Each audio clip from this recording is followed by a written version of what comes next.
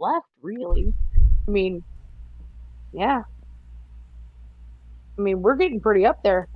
I know. I understand your pun. The quality. Quality. I love that. That is a neat. It is cool.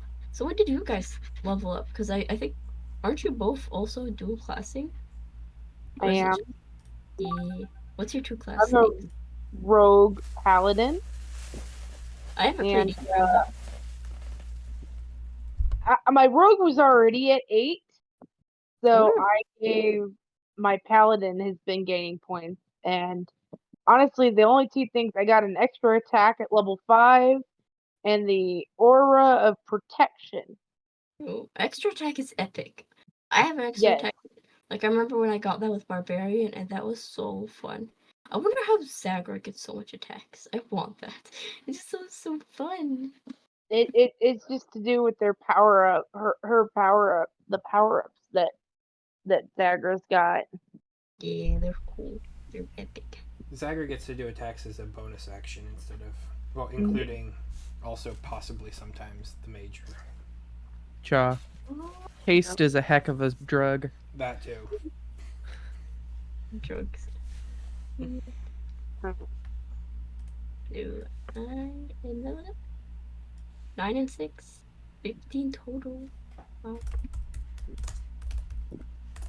And then I need to. I feel so bad for Mario whenever I pick Barbarian. I'm so sorry, my baby. You're Oh, okay. mama. All she gets is HP. Damage. I really want to get more of those primal strikes. And I need to change her character sheet. It's a mess. For me and for other people to read. I can't imagine. Make spells, not war. I No. get the feeling like you're doing both. That's fair. Yeah, I.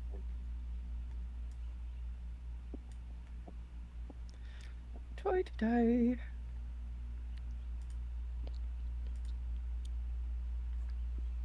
Yeah, well, I'm good though. Yeah, when Uh, Jacob called me, he's like, "Yeah, we get to level up." I'm like, "Oh yay!" Yeah. I just remember Cha. doing game one. Desi has aura of protection now, Andrew. That's great. Beware. I can't wait to.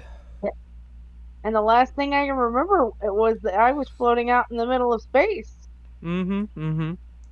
Yeah. Hopefully, I don't die.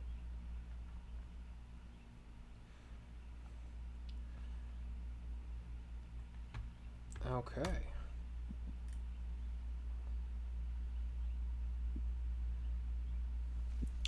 All right. All right. All right. So, uh, I also want to make sure say because I don't know if she said so in the chat, but Sarah most likely isn't going to be able to join in just because of sketchy Wi-Fi in, not sketchy, spotty Wi-Fi in Pennsylvania. Gotcha. That makes So, sense. yeah. So we'll have her back next week, which is good because you guys are all scattered. That is true. We are very scattered, from what I've heard. All right. So I suppose then, when last we left our heroes, Do do do do do do do do. you guys headed towards the Ebony Keep with two capable fighters, one mage, one actual, well, paladin, um, in tow, and did battle with the three wizards who claim that tower as their domain. It Oh, went okay. Can I also clarify something? Sure. Did Mordenkainen abandon us during the fight to essentially take all the stuff from the tower? No. wait. Oh, Okay. okay. I was confused that I thought that's how that worked out. Timey-wimey stuff.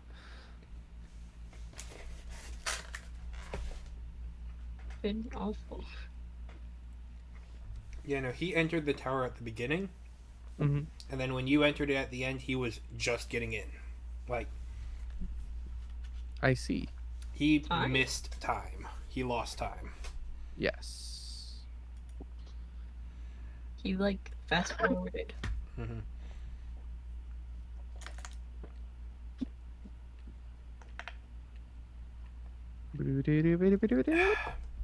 Sorry. So many things going on. So many things going on. Yep, just a couple.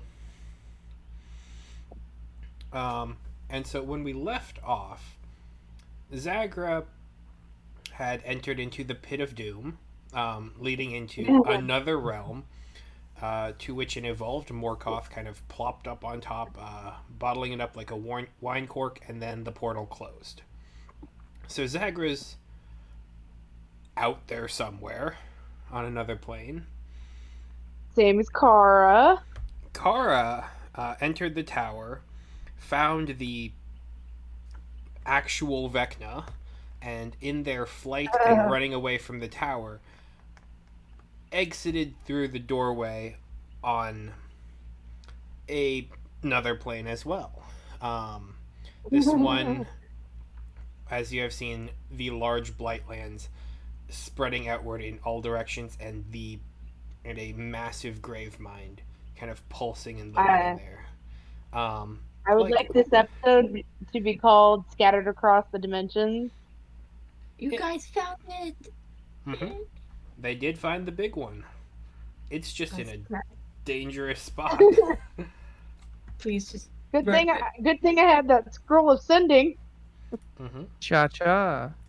Likewise, Kara is on that plane with Vecna right now, so that's fun. I'm screwed.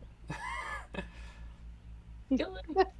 And Echo is on the prime material plane with Mordenkainen and Zace, because you guys are all lucky Why and not? avoided the crazy magic that did all that Please, stuff. 100% skill. No, we were just lucky. Magic. That's just his thing. Oh, So,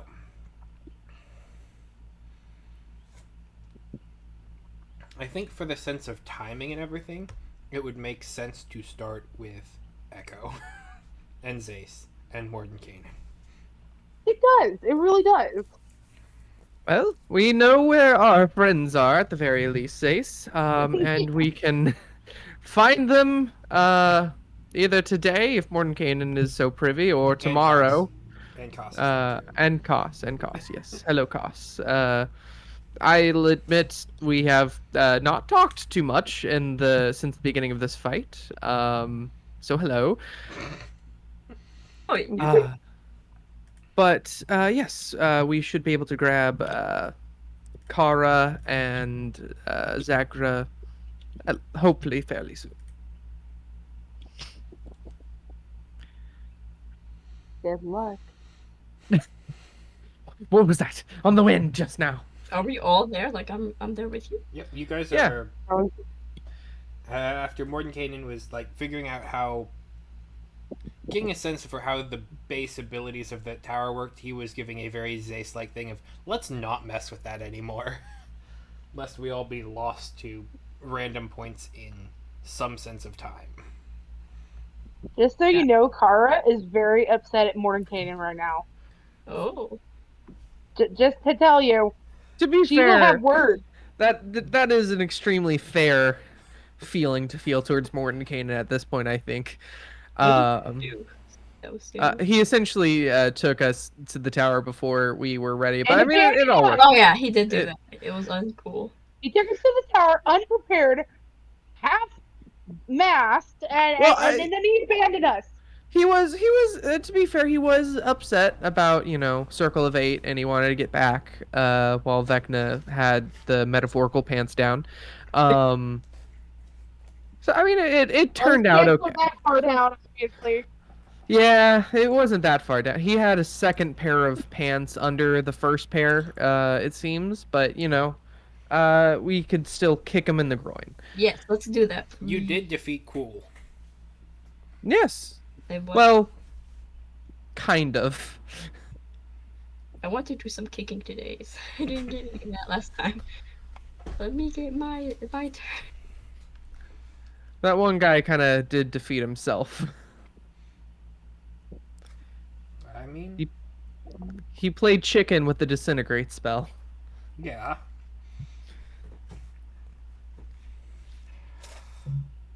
Fear. Oh yeah. I have I literally have a notes section right here. Andrew, Yes. might I ask uh the piece of armor, the couple of gauntlets and the pendant magic items that he dropped. Yes. I will do a cursory identify while I assume Mordenkainen's gonna get us out of here. That's what I'm assuming, but Okay. Um, let me. Oh, that's not helpful at all. if you don't have it prepared yet, I can do it No, no, no. later. It's all good. Oh, okay. I was trying to give the stats and such. Oh yeah. It was being difficult.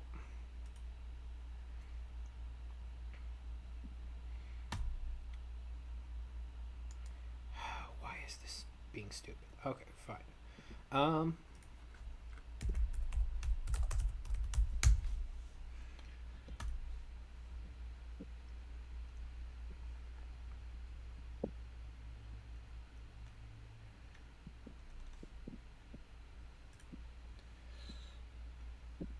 All right. So, the piece of armor is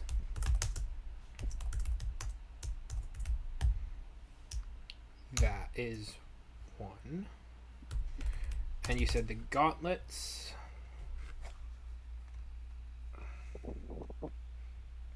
Sorry, I have a large list of all sorts of different things. No, you're good. You're good.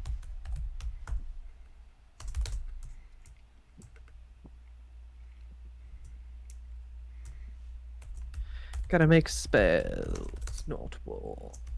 Hey, Brandon's playing Kingdom Hearts. That's fun. Ooh.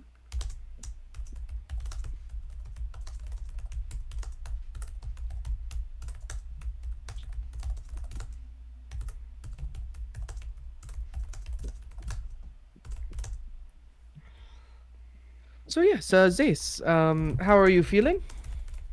I'm very, very confused. Fair. Essentially, kicked. To put it in terms, kicked enemy's butt. Enemy temporarily retreated, I suppose. Not necessarily a victory, as they can regroup, but we have lived. Even Kara and Zagra, who are currently on different planes? Question mark. Although Zagra did mention that perhaps it wasn't a different plane, but this plane, but could just fly up and sort of get back here. It's still unknown. I think more pressing would be to get Kara first, as Kara is In mortal peril. closer to danger. Yes. In the midst of mortal peril. Then let's do that. So yes, Mordenkainen. About Kara. There are. Oh, sweet. Oh, thank you so much, Andrew. Sorry. Yep, no, you're good. So about Kara. About Kara. Roll up a new character. Oh no, that'd be awful. No! That'll be my third character this campaign. To be fair, it could just be Tsubaki again, given everything we. No, I'm joking. I'm joking a little bit. Only a little bit. He says only a little bit because he knows the possibility of it happening is possible. Hey, yeah. Okay.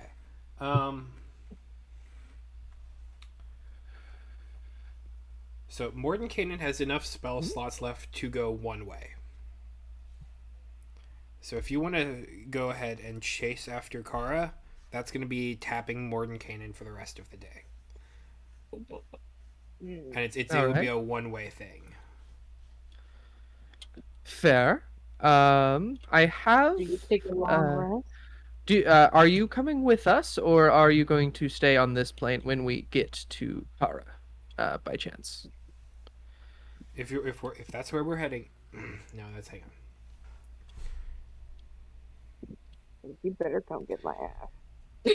You better fucking If come we are get my heading ass. towards your compatriot, I will be by your side until the job is done. Very well. I believe she is near Vecna as well, to my understanding. So let us go. And I will produce the lock of hair from my garb. Okay. I'm gonna give you another one when we get back. Okay. So Oh, just to be safe. Yeah. Fair. Just coming along to defeat that one thing. The So what all do you know about where Kara is? Uh, I Not repeat what Kara mentioned she was seeing around, because before when we were doing sending, she gave a description of the area, but I forget what that was.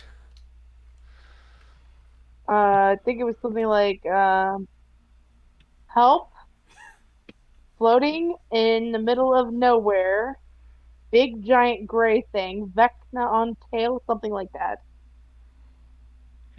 Okay. Sounds like Astral Sea. Did you say you saw sand before? Did I see? No, that was not me. Okay. I am floating. Well, it sounds like the Astral Sea.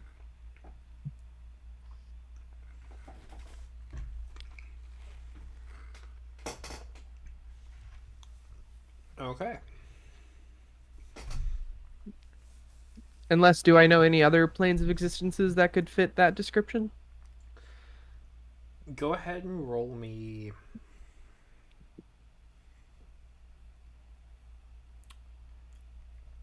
I think this would be lore. For me or Lore. him? Echo. Because there are other planes that do meet that description. There are other Gotcha. plans and planes, but Okay. 11.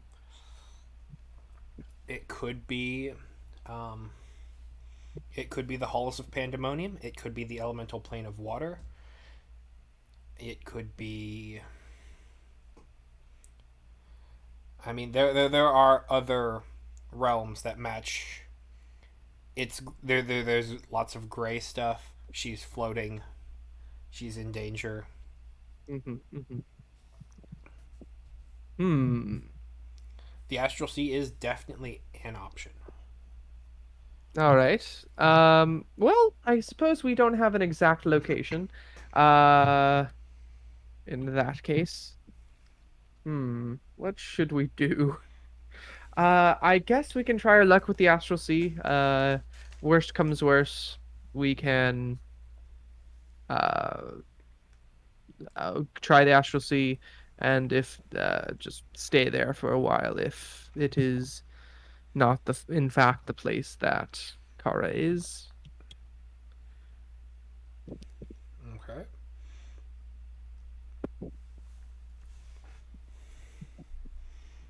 So Mordenkainen will then ready the spell to go to the astral sea.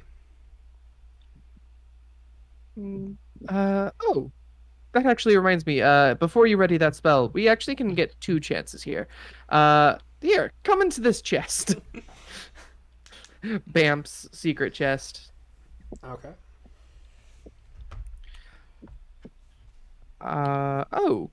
Zace and Mari might be an issue because I don't have. Wait, did I get shrink from one of the spell scrolls? I think I might have. Hold on. Zace may not want to go with you. I know that's what I'm saying. I also don't know if I Zace have shrink. does Or- not like the whole idea of it all, but just really wants to get rid of the grave mind. And if it is a must to do so, then Well, this is to get Kara back. is it? Didn't Carl say Carl was at never mind. Yes. Yep. Yes. The So 2 birds. Yes, I do have shrink now. Awesome. I don't have it prepared though. Dang. Next time. All right.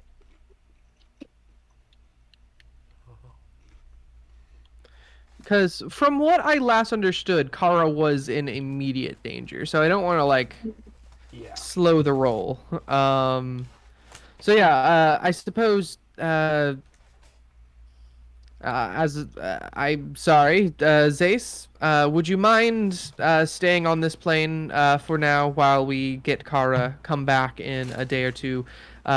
Stay with what was his name again? Frick, I'm horrible at this guy's Koss. name. Koss. Stay with Koss. We should be back momentarily. sure, just try to do the thingy for me. I would really appreciate that. Do the thing.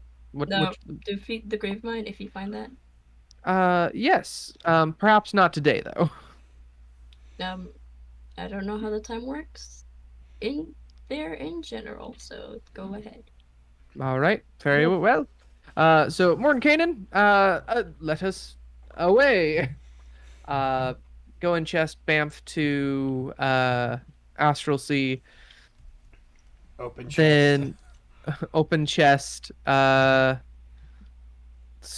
I guess see if I can get a ping on Kara. I don't have any. Frag, I don't have any more sendings. Because do you have teleport prepared by chance? Because if you do, then well, no, you must have a teleport prepared because that's how we got to the thing before. Um, all right. In that case, we could try teleporting now that we might be on the same plane of existence. Okay. Here is a lock of her hair. Okay. So here, as you open this chest, you open up and it is kind of floating in this endless sea of stars. It is like a perfect night sky above. There's occasional rolling clouds of mist on the almost glassy surface of water that the chest is lodged into and kind of just existing in.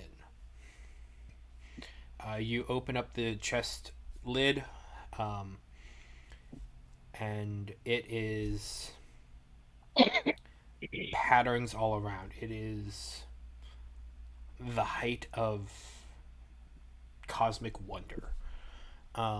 There are some like very faint stone works and stone structures kind of off towards the side, just large craggly peaks that are kind of reaching towards an endless sky, the ruins of some sort of long dead civilization, long lost to history, or perhaps one that was dreamed and never quite came to be. Off in That's the quite interesting. off in the distance there are sounds of just kind of water running, like it's almost falling off of something or joining into the pool, but there's never any ripples. It is a perfect glassy finish to the landscape around. Um, there's sounds of trees falling, boulders rumbling, and just sort of this endless feeling of something about to happen, about to change, about to become. But no matter what happens here, it will not happen. It will not affect the world outside.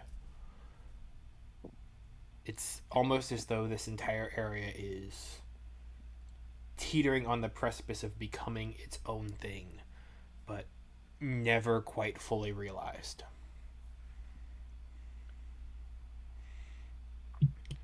Mordenkainen will Well, take the lock of hair we certainly got a roll this time.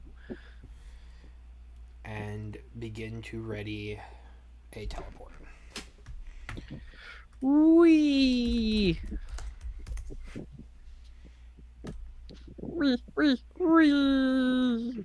Okay.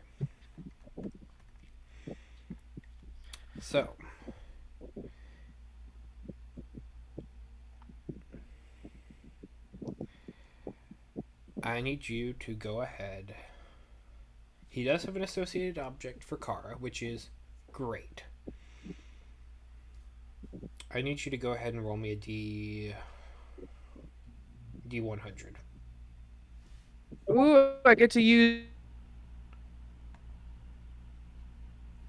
Uh oh, you just completely cut out.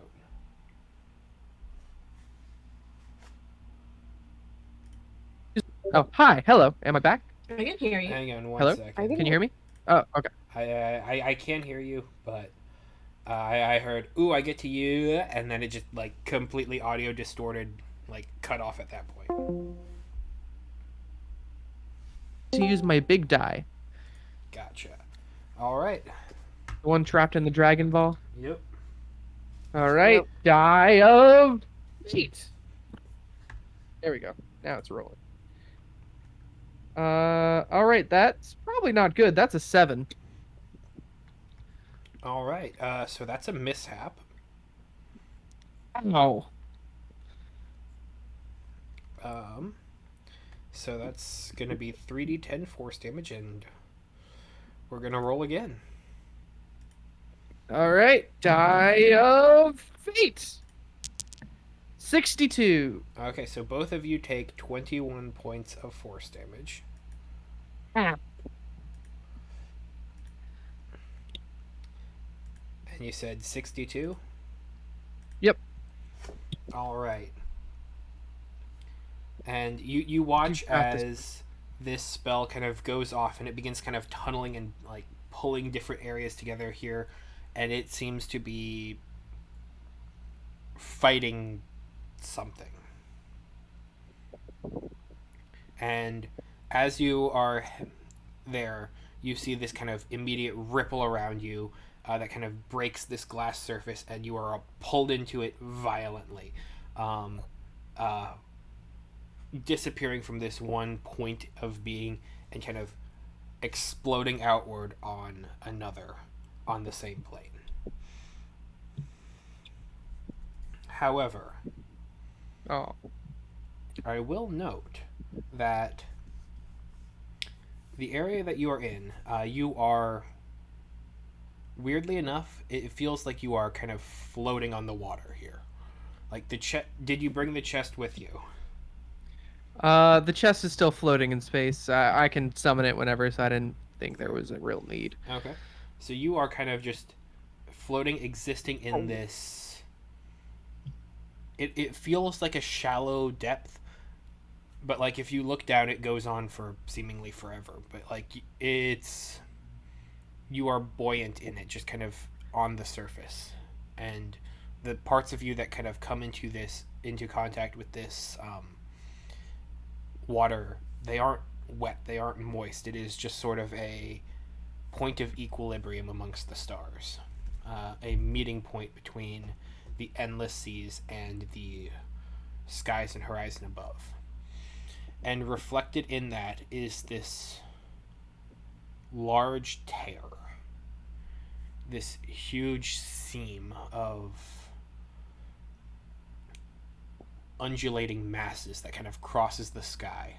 So where at one point you see stars on over towards the left side of the horizon, and towards the other side you see more stars, more of the night sky, things that would normally be together. You see an area where it has been pulled, it has been ripped, it has been torn asunder, and there is this dark indigo and that kind of bleeds out from the black and the colors of space into this sort of pulsing electric blue and like to points almost searing white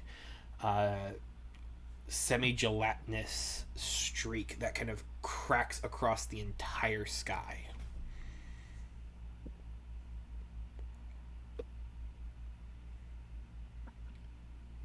It looks in some ways like a very jagged wound, a cut between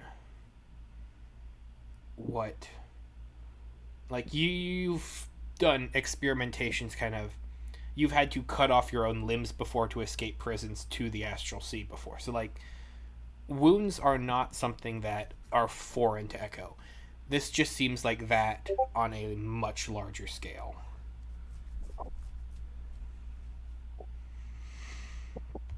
Makes sense. Makes sense.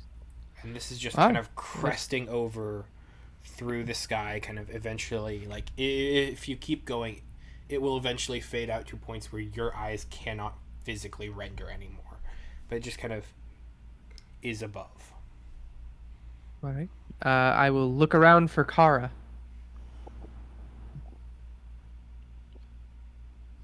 Go ahead and roll me a d12. All right. Uh-oh. This is the encounter die. Oh. Good luck. Be a That one, is be a one, be a one. that is that is the opposite of 1 actually. That is a 12. Go ahead and roll me again. I don't wanna. Oh boy. Okay, 3.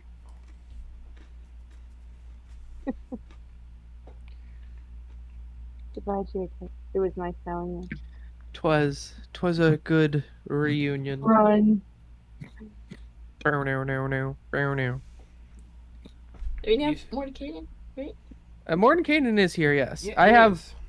I have a few spell slots left. I have 1, 2, I have like 4. Maybe 5? No, I think 4. Yeah, I have 4 slots. And cantrips. And cantrips. Mhm. You feel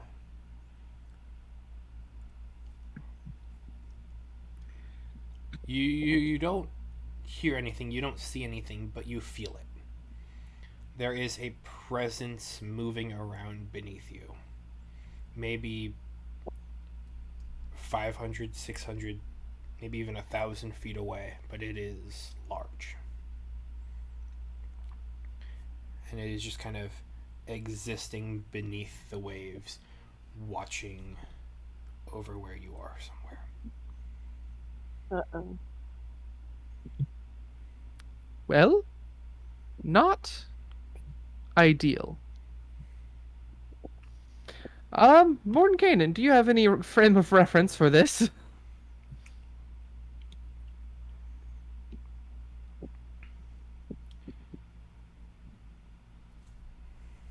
Okay, so the lock. Okay, so the lock of hair here. That was supposed. That would have gotten us to her if she was a stationary being on a familiar plane, which some of those theses are wrong, but it seems to have gotten us to a reasonable position.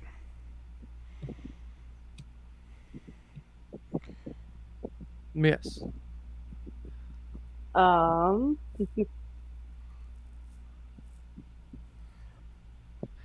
It would appear that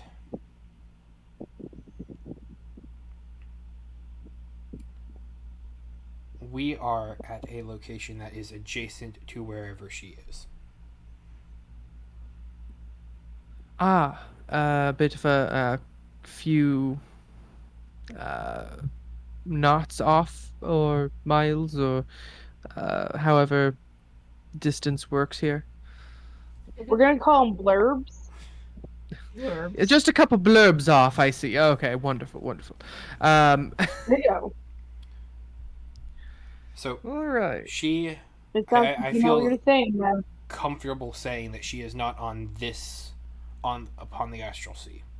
Oh, okay, gotcha. Well, in that case, I guess we should get some rest, if that is the case. Because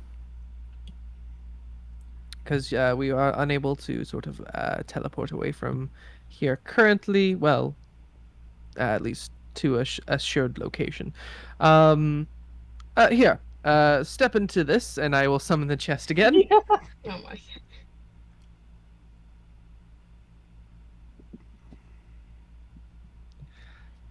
I would be careful Up. about taking inordinate amounts of time here, for we are being hunted. Oh. Yes, which is why the chest is much safer. And as soon as we get in the chest, I'm gonna bamf it somewhere else randomly in the astral sea. Okay. I don't know what that thing was, but I felt eyes looking at me that I could not see. It was not a great feeling. I do not wish to feel that way. But yes, we are somewhere else randomly in the astral sea. Good Uh, wisdom. All right. You enter into the chest, and you watch as it kind of fizzles and appears elsewhere on the astral sea. And you watch as the space of what would be a 9 square diameter kind of becomes shadowed as the chest disappears from roughly close to the center of this, as large kind of fangs kind of begin to close up surrounding that spot, pulling in from all different directions as teeth kind of close up around as this large leviathan. Yep. Yep. Nope. That's a no. That's a no. That is a no. That is a goodbye and no. Yep. Bye-bye. An astral dreadnought, but Yeah. Yeah. That's a no. Big We have deal. we are two wizards, low on spell slots. I will tell you right now, I have 2 first level spells, 1 second level spell, and emergency oh crap button 6th level spell.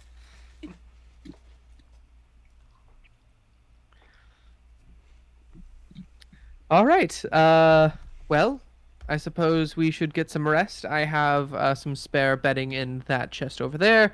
There should be plenty of room for both of us to sleep tonight. Quick point of order: is there air in the chest, or are you gonna have to get out of the camp? Still had, if I remember correctly, air bubble lasts 24 hours. Still have air bubble from when I cast it in the fight, right? You would. Did I cast that on Mordenkainen too? Was that at the beginning of the fight?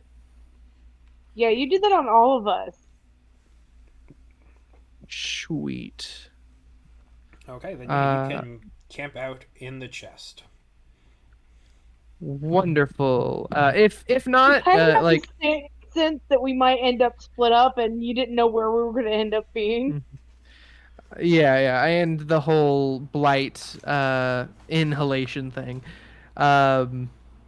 If need be, I also have spare emergency air bubble scrolls inside the chest. I've prepared for this eventuality. It feels good that finally one of these has come in handy. All right. Bedtime. Let us get some, or at least as much sleep as we can. Actually, hold on. I don't need sleep. I have drunk Nah. the all-night potion. I will be awake, but staying still and thinking things, like my thoughts. I can Okay. think of like thoughts. Okay. Mordenkainen lays down for a long rest. I would also like to do this. Well, not lay down per se, but at least get the long rest. All right.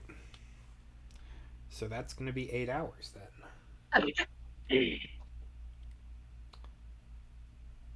Kara. Yep. Sorry, Kara. We tried. You gave from the explanation you gave. I tried my best. I was like, oh hey, Astral Sea maybe. I appreciate you putting in the effort, even though I Yup. don't know that at this point. All right, so tell me, Andrew, what's going on? Okay. So you are floating away from the tower using a levitate spell. Now, That I am. the levitate spell provides no momentum. You have to provide that yourself. So you launched yourself off and then are now floating. Basically, like an astronaut in space. Have you seen the movie Gravity? No, I have not. Okay. Um, because your last momentum was pushing yourself off of the ground, casting the spell. So you are heading out and upwards for the next 20 minutes. Hmm. Wee. Well, And for what it's worth, it's kind of peaceful. Like, except for, I look back and I see the giant, gray thing floating in the sky with a tower on top of it. I'm like, that's so unpleasant. And it's like thinking about them and their, it just, no, no. mm-hmm. Um, The landscape underneath kind of just generally sucks. But, like, mhm, it's sort of like laying down in the pool. Like, you are at peace with everything around you, immediately around you, and just kind of yeah, moving where the wind and the waves carry you.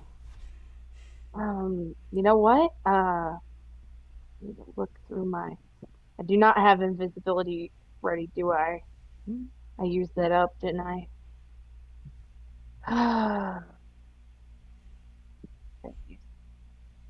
Inventory. That's what I wanted to look through. I- You know what? I have a teleportation circle.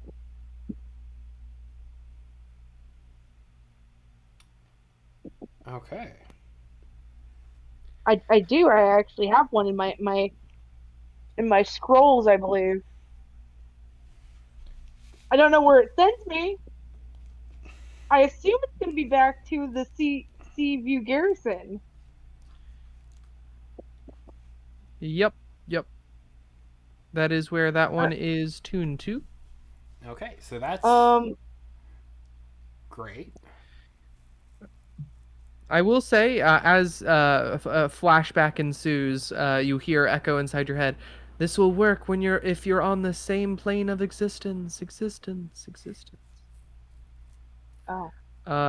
'Cause echo. I also have. Let's see. I also have polymorph and dimension door is not going to really do me good right now. And I used levitate. I can take that out. I don't need to find familiar. I'm good. Um. Hmm. Okay. So polymorph, you can transform basically into anything Beasts. beast-wise. Yes, and Can you I can. transform into something that exists in this plane and moves around naturally? Yeah. Because if I get the chance to explore the space, do I have any knowledge of a creature that is naturally born or exists and that has its own propulsion system available in this realm? You've never been to this place before, but birds do exist. Oh, birds exist? Okay. Like, you don't have to, like, call upon a beast from this world to polymorph. You can go from Oh, anywhere. okay. Which means, Okay. like, if Well, I you're just, on another plane, yeah, weird stuff can happen, but, like, you know. mm, all right. Well, I mean, would a bird be able to, like, this has, like, no ground. I'm literally out in space. Even with the levitate spell, like, I'd still be floating. Yeah, but a bird can provide thrust with its wings. Mm, Like, you can kind of swim through the air a little bit, but your humanoid arms and limbs are not designed to catch air the same way that feathers are. okay. And so as a Oh, bird, you would like be able to fly faster because you don't have to worry about counteracting the weight for at least these first 20 minutes. yeah. Well, I'm gonna think about the bird I want to be.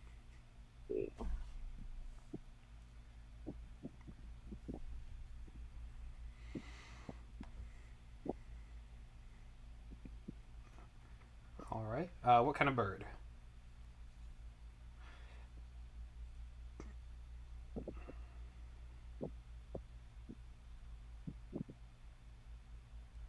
I think I'm gonna be an albatross. Fair. Wait, yeah, they're the Ooh, birds with the longest an wings. albatross, But you say? Okay. wait, what was the Quetzalcoatl? Quetzalcoatl. That Quetzalcoatlus. Can I do that? It's a dinosaur, but yeah, you Yeah, could. big old dinosaur, Okay, big yeah. Yeah, wings. dinosaurs. I'm just a stealth fighter out in space. I look like a Quexel. Yep, that'll work. That'll work. That's right. I forgot we did that. Yep. So and this is for like 2 hours, right? Yes. Okay. So yeah, I'm gonna do that. I'm gonna turn into a Quexel and start roaming amongst the stars or whatever I'm doing here. So yeah. Okay. Yeah, Cool. dinosaurs. Gonna be a long, long time. Touchdown, turn around into time. Rocket Man. All right. You pulled the scroll, and you turn yourself into a Quetzalcoatlus. Um, you now have all of those stats, and I'm willing to say that for these first 20 minutes, your movement speed increases by 40 feet. Oh, nice. Um, so you are now a large dinosaur, flying above an area that is being consumed by this blight. You see large kind of calcified tendrils that kind of wrap around the entire land that are kind of catching in onto different holds. You see it kind of pulsing. This is it having found a very fertile land and just begun consuming as quickly as possible, and it just keeps kind of eating into this Oh. biomass. Damn. Well, hmm. Um, I'm thinking. It's okay. It's a complicated situation. Well, maybe I'm gonna try to look around and see if there are any other life forms aside from the ones that brought me here. That's what I'm gonna look for. Maybe see how long that blight has been in around here. Heck, maybe I can figure out how to cure myself. Hmm. That would be While epic. I travel, I'm also gonna try to communicate with the god that I've recently been in contact with. So the the dragon god. Mm-hmm. Okay. Yep. Okay. So you begin kind of flying away and around from this area here. And you have an awareness of being perceived. Mhm. You get the definite sense that the wizard you are escaping from is watching your every move and just Alright. kind of observing how you behave in this environment. Um, Go ahead and roll me perception as the Quetzalcoatlus to find and see if there are other life forms in this area. Hmm. I got an 11. Okay. Yeah, there are definitely some creatures that are in and amongst the roots and the tangled vines and the veins that kind of emanate outward from the grave mind in all directions. Some of them that you do recognize, some new ones that you are unfamiliar with. It seems as though, in similar ways to how the grave mines back home have begun adapting to you and your party, it has begun adapting to other creatures of this environment as well. Yeah. But do I find any that are free of the blight? That's what I'm looking for. With an 11, you do not see any humanoids in this area. Well, I'm just gonna keep going as far as I can, and if I get to a place where I feel like I'm safe and I can land, or if my 2 hours are up and I don't find anything, I'll probably just teleport out of here. Okay. So as you fly for an expedited speed first and then kind of breaking into a normal pace, you make your way out of the blight. And the world seems to kind of slowly go from this melancholy gray to one of heightened brilliance.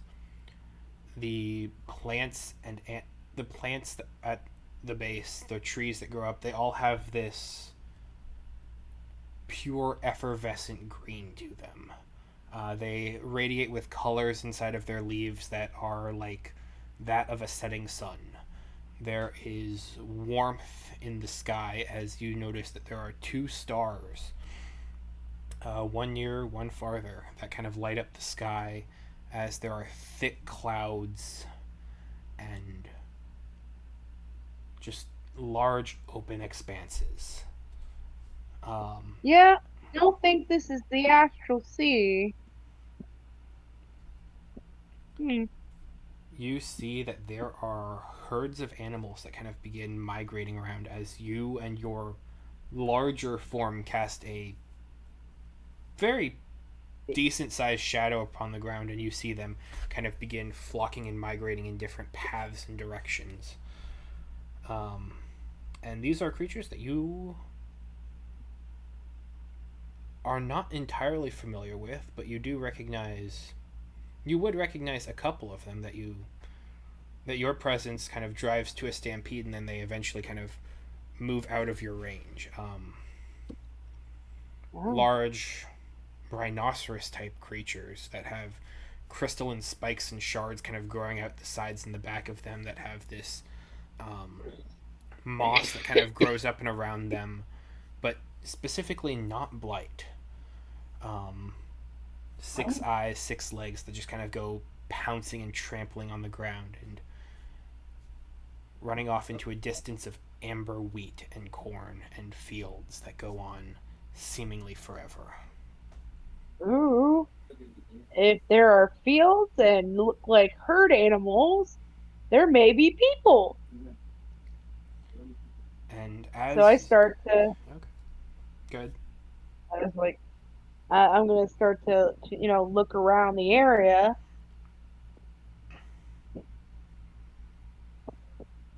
Do I Okay. find anything? As you're flying, I'm still kind of going through the description here, but yes. As you're flying, you also see that there are cragged rocks that kind of seem to jut out from the ground until, like, if you swoop down, you realize, no, no, no, these aren't growing out from the rocks. These are separate. They are floating up, repelled by magnetism, gravity, ancient arcana, some force that are these small islands that just kind of like dot the sky and the horizons as there are large floating lands that just scatter the very edges of your periphery. But as you're kind of making your way through and around here, you hear a. Go ahead and roll me a perception check.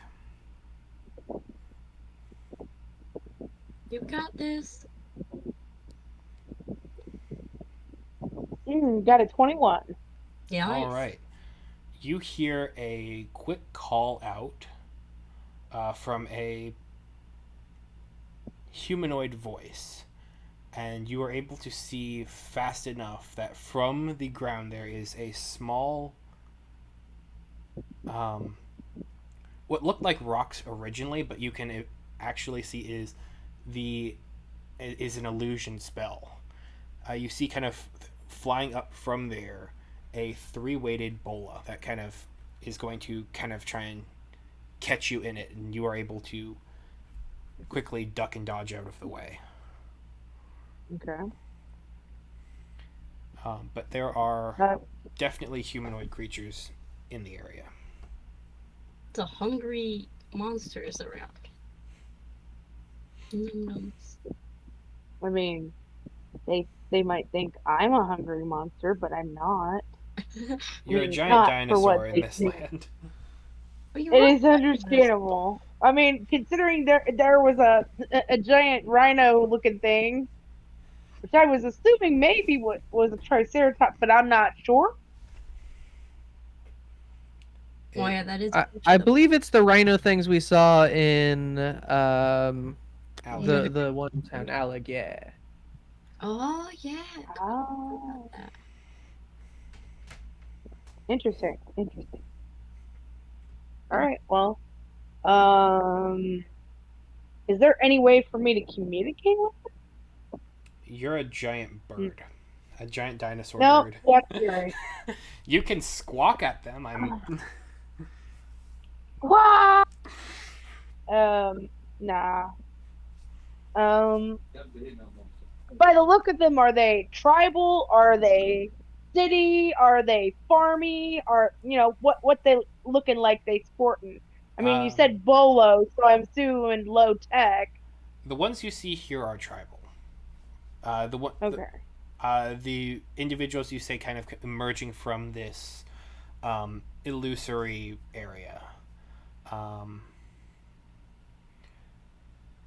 Being a furball, do I feel like they're smaller or bigger than I would be in my humanoid form? they would be a little smaller. Not much, but a little. Okay. All right. Well, I hate to lose my spell. I don't want to, Okay, well, I see where they are, so I'm gonna go ahead and see if I can find any more advanced civilizations or a bigger city than this one. But it's nice to know there's humans around that if I need them. All right, so I'm gonna fly off and keep going. All right. They're gonna throw a couple more spears, kind of trying to capture you, the bird. Um, Mm. Jeez. That's a crit on one of them. Oh. Ooh. If you're on the owlbear, you see it. Like I just threw that die. No, yeah, I saw. The one time I needed it to fail. And the other one's an 18, plus modifiers. Oh, What's your armor class? armor class 16. Ruh-roh.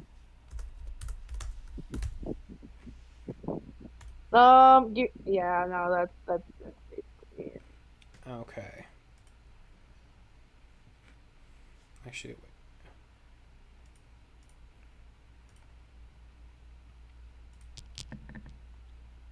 Damn it! I should have totally divine God descending from the heaven and transform into a human and should have done it. I thought about it, but All right. You take 22 points of piercing damage, but you are able to fly away. all right. Ouch. As two spears are now kind of caught inside of your Quetzalcoatlus form. Oh, ouch. Well, I also have the stats of the Quetzal, so Mm-hmm. I mean, what's my HP at? The Quetzal's HP. Yeah, but what is it? I don't know. I sent you a thing, Desi. Oh, did you? Yeah, if you check your direct message, I sent you the stat block and everything.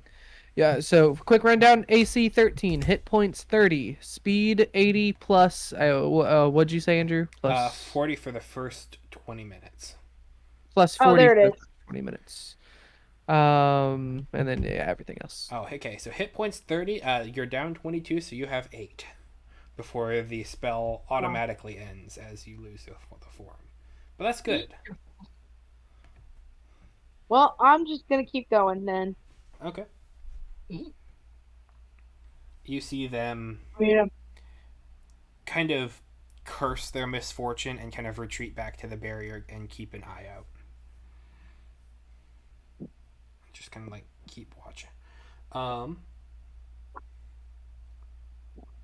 as you continue flying, go ahead and roll me a d12. Wow. Mm.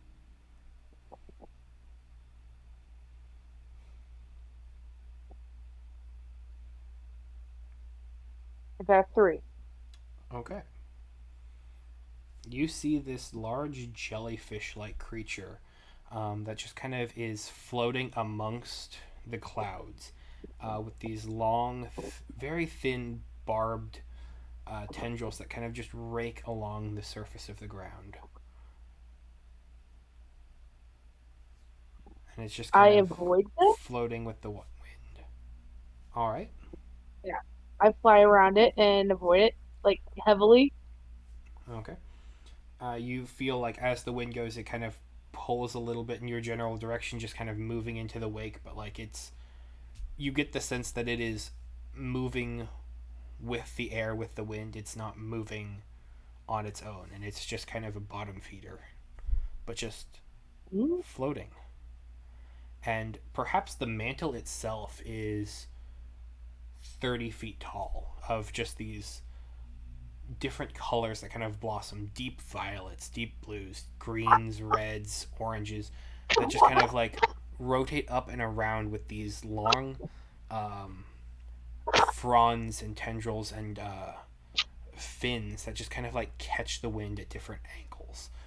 It seems well designed to just kind of capture what is around. Um,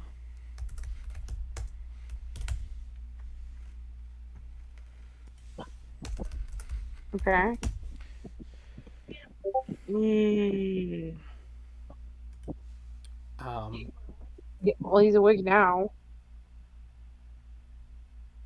Let me see.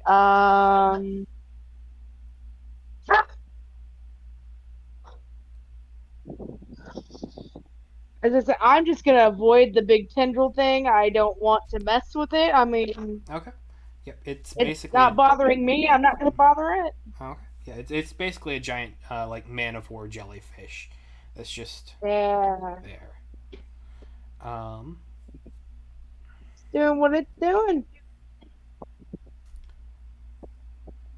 and as you're kind of going past it, you hear this long, ululating shriek as it kind of pierces down from the sky, and you see that your shadow is much larger than it used to be. Oh, do I look up? Oh, hey there. That sounds familiar. I look up. As you look up, there is a large draconic like being.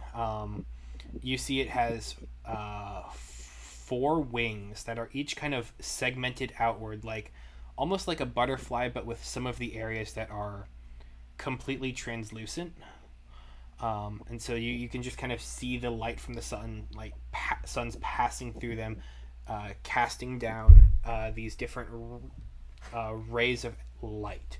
And the rest of it seems to be kind of catching in this almost stained glass mosaic of fire, as it has this, and it has this very large head that kind of cranes down towards you, and its head is probably about as big as your midsection. I just want to fly away. I don't want to be near it. I don't want to go. I am flying as fast as I can. Okay, go ahead and roll me. Coyote is not averse to running away. Fair. Um, Go ahead and roll me your choice of athletics or endurance. Ooh, let's see what I got. I think my athletics. And this is going to be kind of a test to see against this creature to see if it can catch up to you. Yeah. Oh, I'm definitely doing athletics. Okay. With the Okay, that's an Quetzalcoatlus' 18. stats. Oh, with their stats. Darn it. My stats are so much better. Well, good news. You might go back to them soon. Damn. Oh.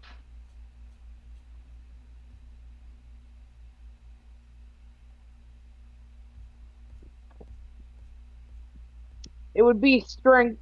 So whatever strength is, right? Yep. All right. Andrew, why did you have to? Oh, I got a 21. All right. I got a Uh, 19 and it's plus two. So, haha. so for this first round, you are able to stay in front of it.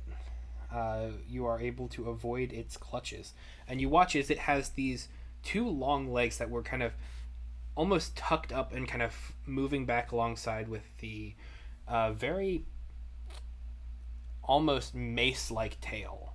And it has kind of pulled them down and tried to snap at you and kind of catch you. And you, at the I basically think last to second, kind myself, of I do duck not out want of to the play with way, you. spiraling, um, doing acrobatic maneuvers, aeronautic, lots of the A words. And are able to Sorry. avoid its clutches. Go ahead and roll me again. Jeez, this thing is rolling terrible. First one was a 7, this one's a 2, plus All modifiers. right, this one was a 17 plus 2, so that's 19. 19. All right. How do you evade its pursuit this time? I start weaving back and forth in the sky, dive down, maybe get a little close to the ground, and then come back up real sharply. All right. You are able to evade its pursuit, and so for the third and final time, what the hell? If you're looking at the owlbear, my dice are not good for this. I'm now I don't even have Albert pulled up. I usually avoid it until I absolutely have to. Like if we're Fair. actually battling monsters, I'd be fine. But like right now, it's like okay, I can just do this. You're good. I rolled a crit fail. Oh, So yeah, you Yay! Kara's day. It is Kara's day today. it is. It's your day, Kara. you are able to. What environment do you end up in to evade this thing Environment. fully that would basically cause it to retreat? How would you kind of hide or like move yourself away? Like you're not faster than this thing, but you're able to get away No. due to clever wits. You know what? Great. Maybe it's like giant rocky pillars, and I'm like weaving in and out, and maybe he like bonks his head on a couple of them, and he's like, "This isn't worth dinner. Dinner should be easier than this." All right, you are able to make your way through these large, kind of reaching pillars of stone, and you in your smaller form are able to kind of tuck and dodge, and kind of weave your way through this, whereas it has to kind of begin kind of piercing down from the top, and it can't get in with its much larger wingspan, and so it eventually flies off, heading back towards one of the setting suns. Yay And it me! and as you're kind of making your way through here, the spell, you feel its magic beginning to wane. So I definitely get a little closer to. Do I see any more settlements in the area? I remember I was looking for a bigger settlement than the last one. um Go ahead and roll me perception. using the Quetzal stats. Okay.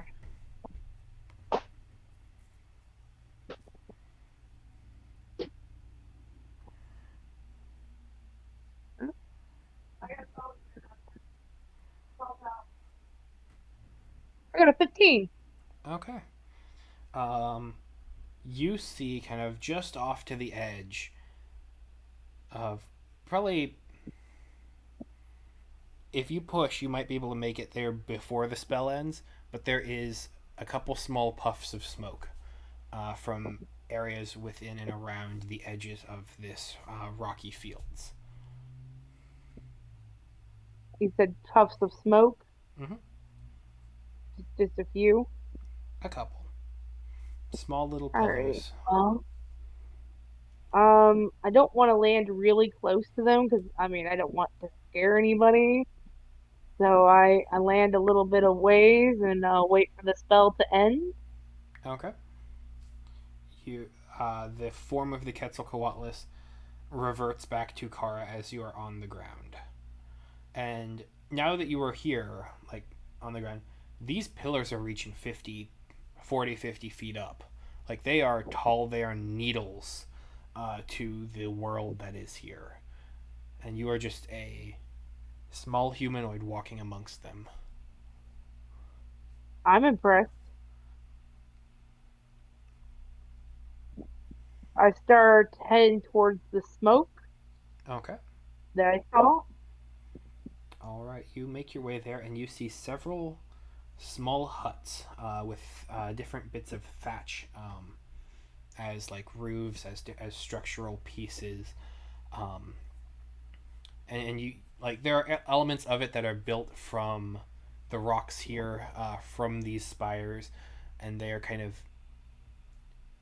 It almost feels as though the land wants to kind of create a small hill over top it, but there are buildings, there are people, there is dirt amongst the rock. It is gravelly soil, but like it is land, and there are people um, in this environment. Similar as far as Mm. like height, as you had mentioned previously with the others who were out in the fields there. But they are they are elven, but Ooh. Wait, I more think I so. actually have. Wait, Uh, wait a minute. Hmm? yeah, You have there. a thing. I think I speak Elvish.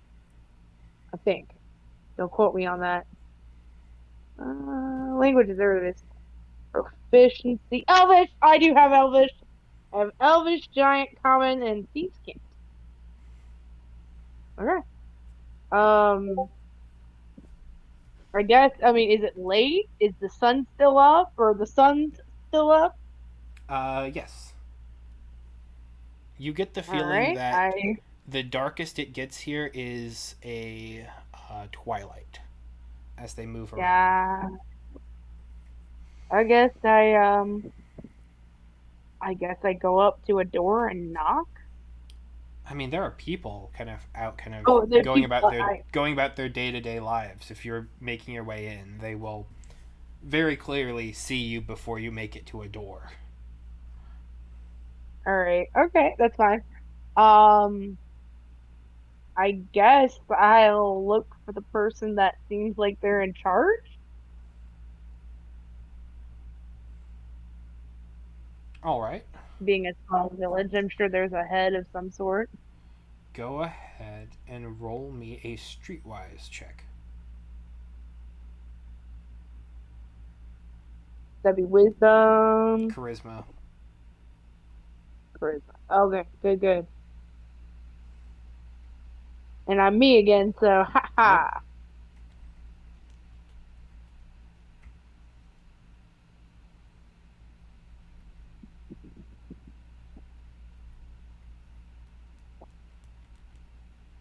You got a 19. Okay.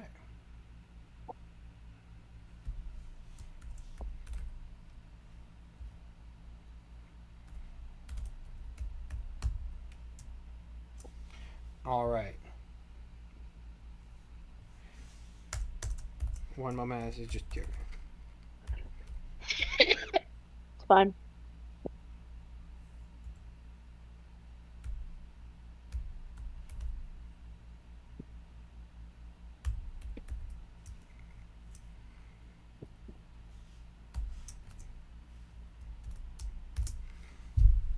All right. So you make your way to this settlement, and you do find someone who looks to be perhaps an elder amongst the community, but once again, elven. So they seem maybe in their early 30s. um, um, they are. You would recognize them. They stand out from the remain from the people around them, and you would recognize that they are drow, or at least have draidic relations. Like they have kind of more ashen gray skin that you see kind of marked up with different patterns in white paint. They have long white hair, um, but like a very stern and stoic face, um, deep blue eyes. Um, as far as like facial features, body, they have. There are. It almost seems like Oh, they're okay. like it's a low polygon count. Like they are very Basically a sharp dark elf. features, right? Um, There. very sharp features, very angular in nature. Um, you notice that the way that their ears are situated, that look, I mean, they're very different than yours, but it almost looks like they have 4 points and kind of different flaps to the side, like different ear holes, so that they can hear at different frequencies. Um, yeah, Do and I they're once find again, anybody of uh, importance? this person would seem like they stand out the most. And I, the people around seem to have an air of respect towards them as they're just kind of making their way in and around, but they're living in a communal environment, and you come upon them kind of serving from this large cauldron, and there is different stews and breads that have been made in this area, and that they're kind of serving up for everybody, and this is the person who is leading that effort and kind of making sure everyone gets nourishments. okay. Um, I I put up my hands and I guess I say in Elvish, uh, I my name is Kara Kuma Kuma. It is nice to meet you. Uh, can I get your name?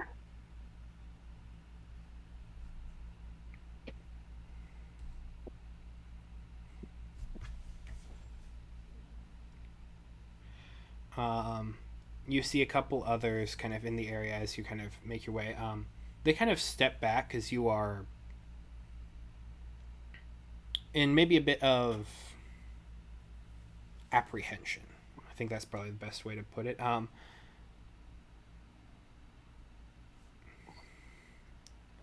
They look towards you. Um, well, Kara, you are a welcome guest of ours. Come, we will take care of you for the time being, and I'm sure you have much to tell, and we have much to ask. But Uh, okay. let's not unpack everything into this moment. Uh, I could appreciate a good long rest. And you watch as one of the other elves pass you a bowl.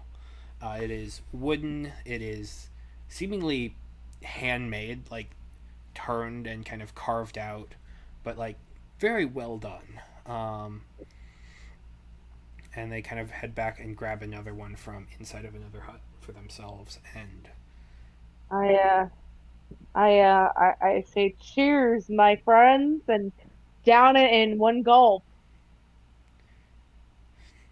okay, And I'm literally content to be amongst these people.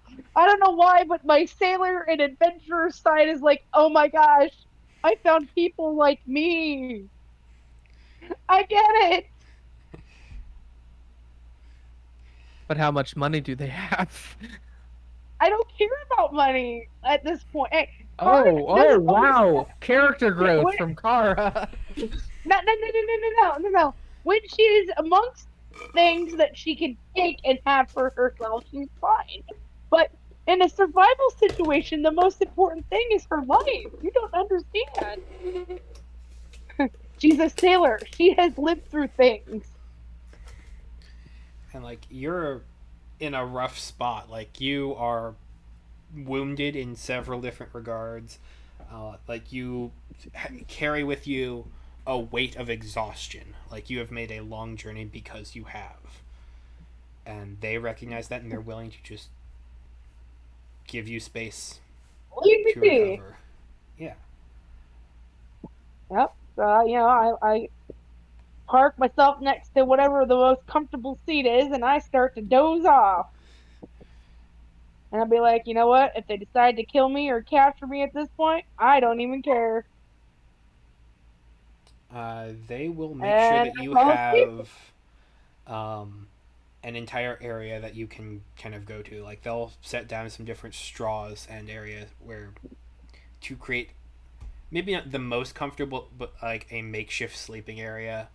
I know you have your gear and your such on you, but if not, they would provide for you.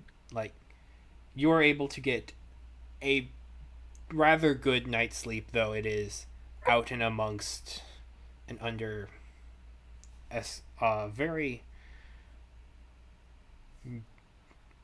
it is a warm twilight sky. Like it doesn't get dark, but like the darkness would come from shadows that kind of roll across as the sun's kind of dance around in the skies and cast shadows from the different thorns that reach up and will eventually like rotate over and around you based on the time of day, like a sundial.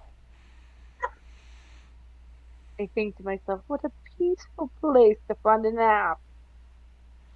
And I go to sleep. All right. We rotate back over to Zace and Koss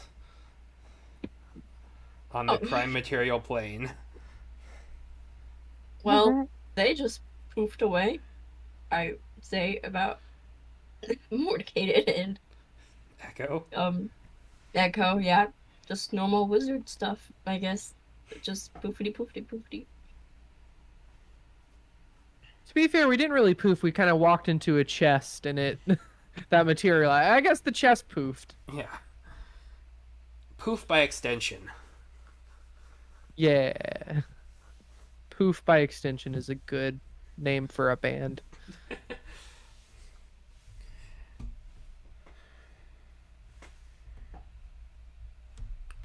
So,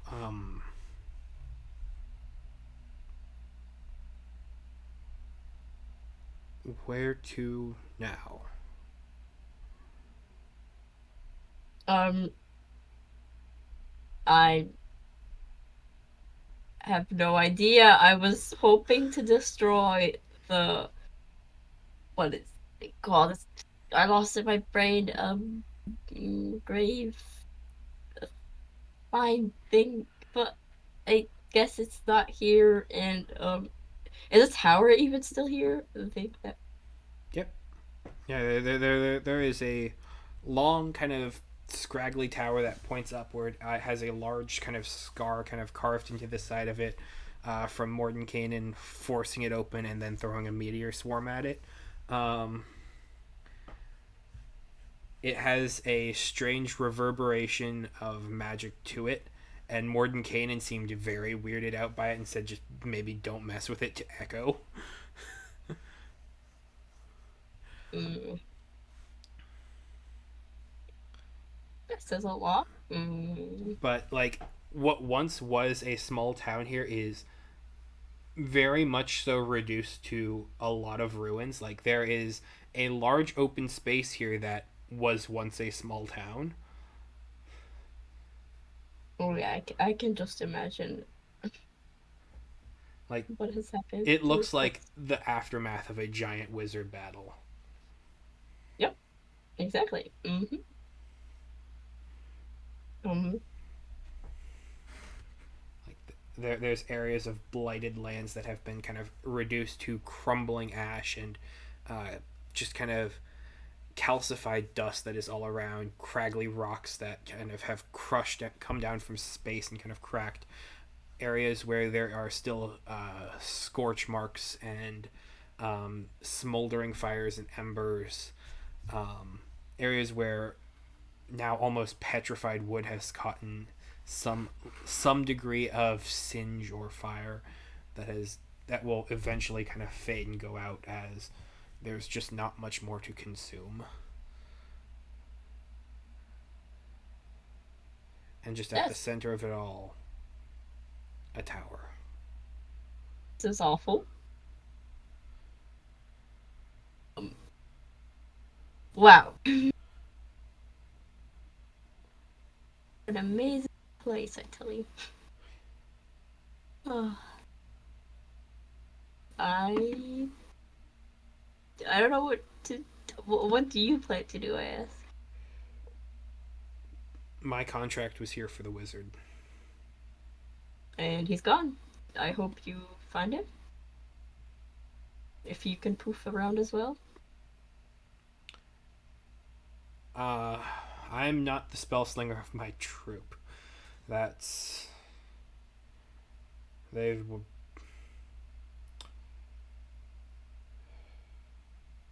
they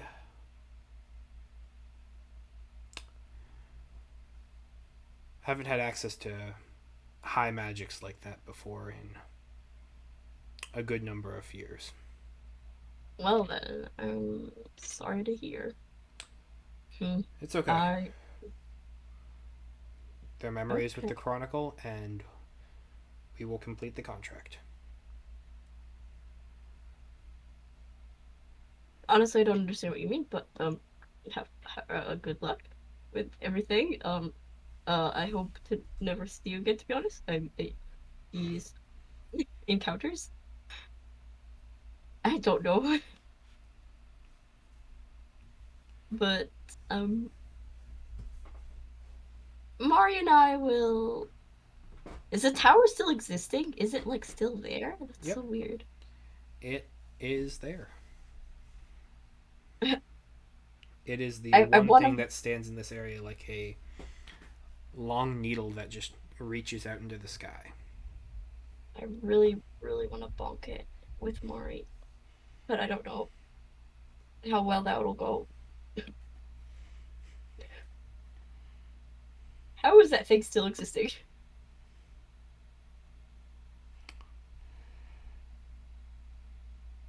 He pulls a small journal out. Um, it has different words. It is able to exist in multiple places at once, and so if it is compromised here, it's compromised in many spaces and locations. I think I think it grows in strength the more lands it proliferates and exists within. So it held strong against everything your wizard friend did to it. But it just I mean, someone put offset up right. that to other lands. Hmm.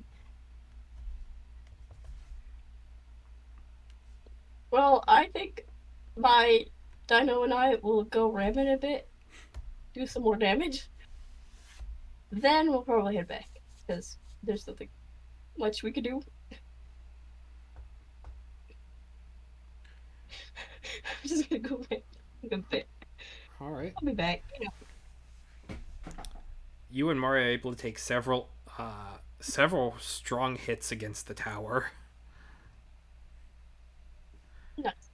Um, you're able to make some headway, but this is a very dense tower. It ate one of Mordenkainen's fabricates to get maybe a small uh, cubic um, cubic foot of material kind of pulled and pried back.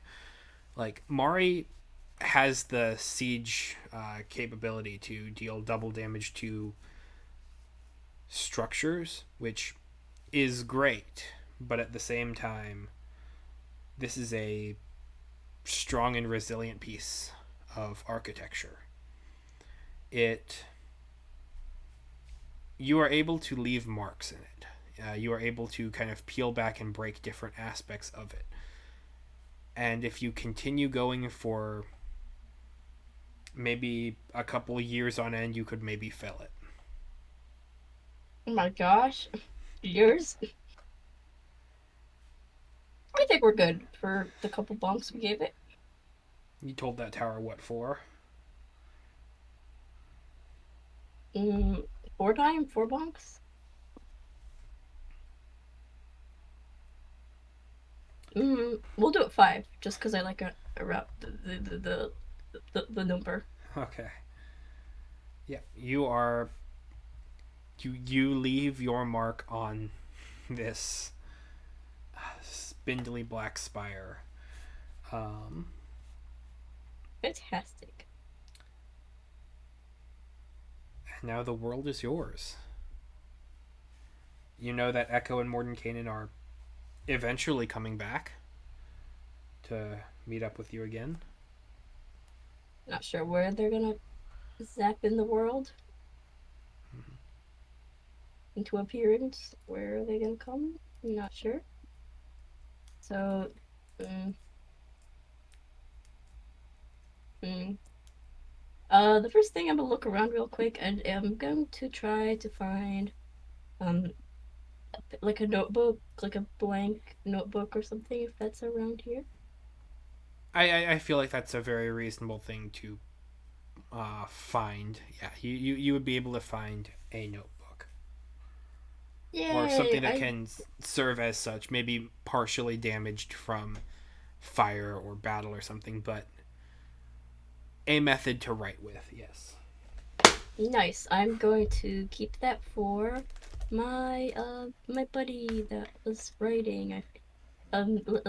Saddle person, saddle dude. Yes, Yeah. this is for them. Give him a gift. They were definitely in my mind, and I had to do so. After that, I guess we can't do anything. How am I going to do anything? Ah, truly kind of thinking of like, um, gosh, there's not much I could do. I really want to get the grapevine, but I guess I can't do that with this one. But maybe I can get another one. Maybe, perhaps. Um, I guess. Gosh darn it, just frustrating. I don't know where to do or what to help with. And I think I'm literally the only one out of the party that is on this plane, and I have no methods of teleporting around like the others, as far as I know. And yep. So I I guess that we'll probably have to head back. I mean, Alright. or at least start walking somewhere. We can't just stay seated. Uh, Koss will lead you back to the hollow if with the others if that. Yeah, we'll do that. Follow. All right. You make your way back to the secured area. Mari kind of is still too large, so they kind of have to remain outside, keep watch. but you are able to head in where there are the 4 or 5 others who are infected but persisting, fighting it. Oh, I'm gonna go up to Cost. May I ask what the drink thing you gave us in the start was? It pushes back the blight. It's for those who have been infected and are pulled by it. It serves as something of a treatment. May I ask how it's made?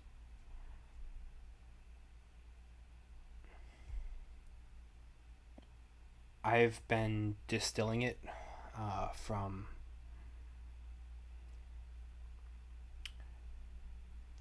give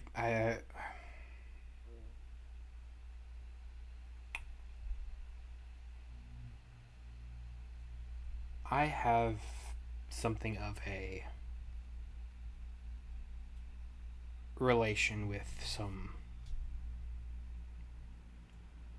greater power, and it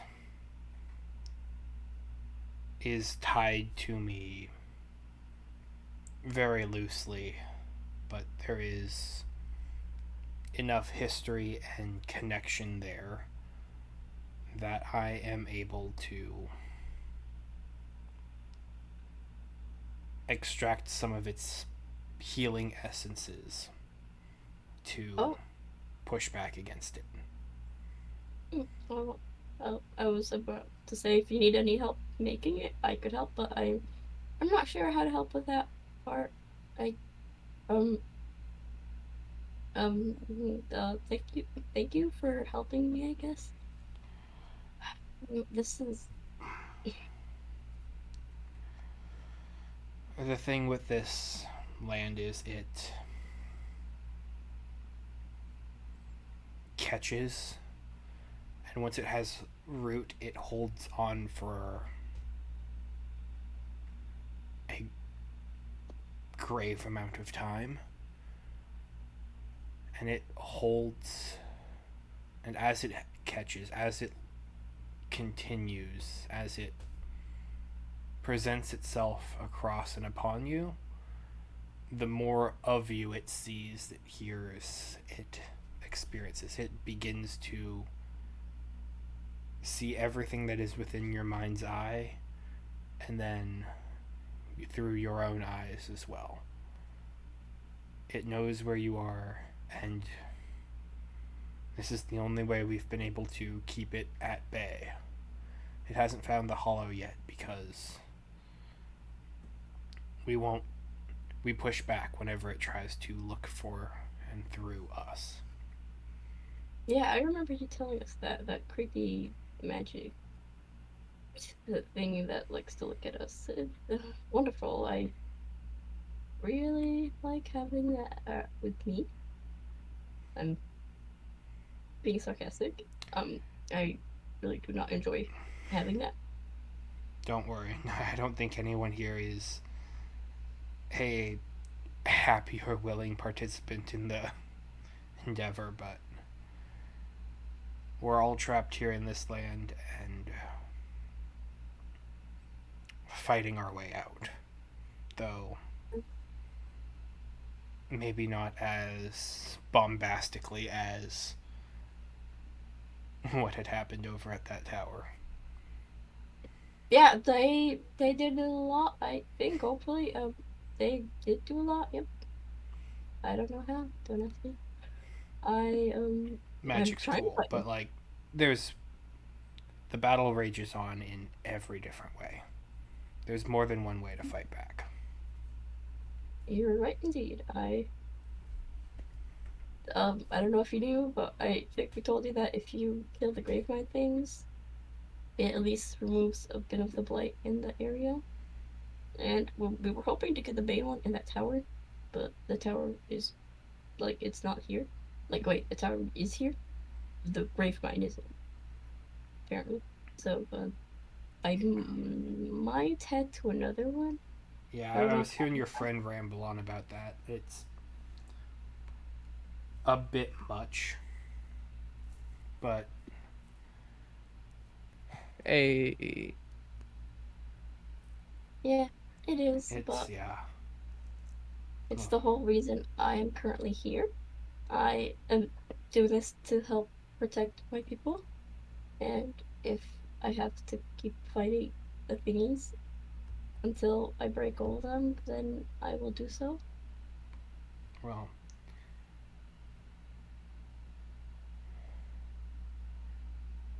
then we're here for the same reasons.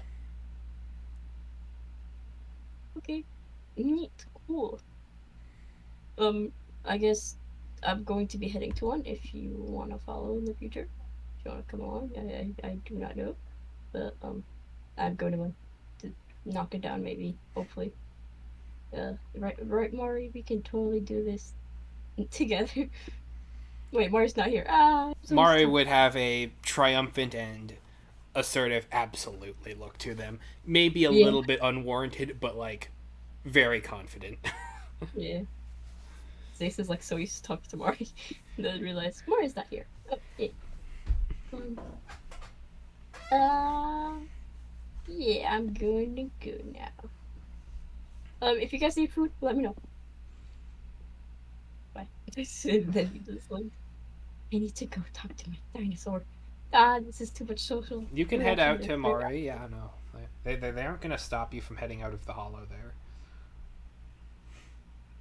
So long as like the blight hasn't, isn't watching through you there. But Yep. I don't want it to watch through me either, so you know that's normal. If it's watching through me, I'll be like, give me the mid. I don't like it. all right. With that, night will set. Go.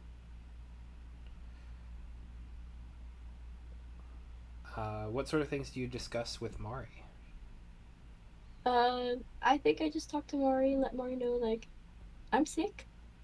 I don't know how long I'll be sick for, but it is not a very good sickness. And I want you to be safe, so please don't go super duper near the flight thingies. Or if we do go there, I will try to like unmount and go into the fight myself, and you can stick back, you know. Uh, um, you're doing a great job, Mari. I'm really proud of you. Pat pat. Looks. And some num nums, of course.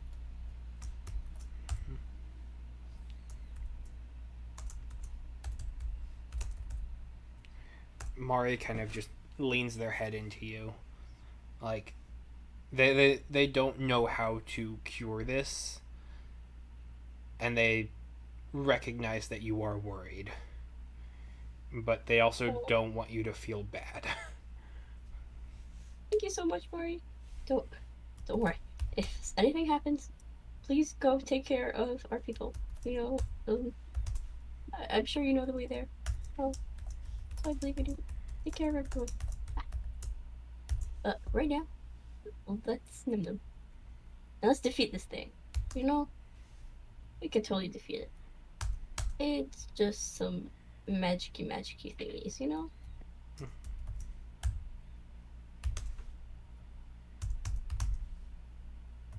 Nothing we haven't dealt with.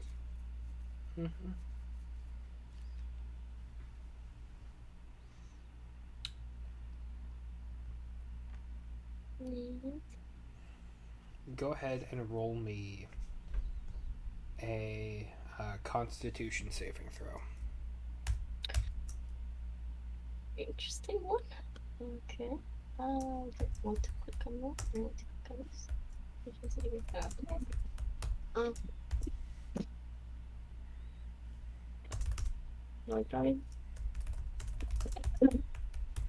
that is a 19.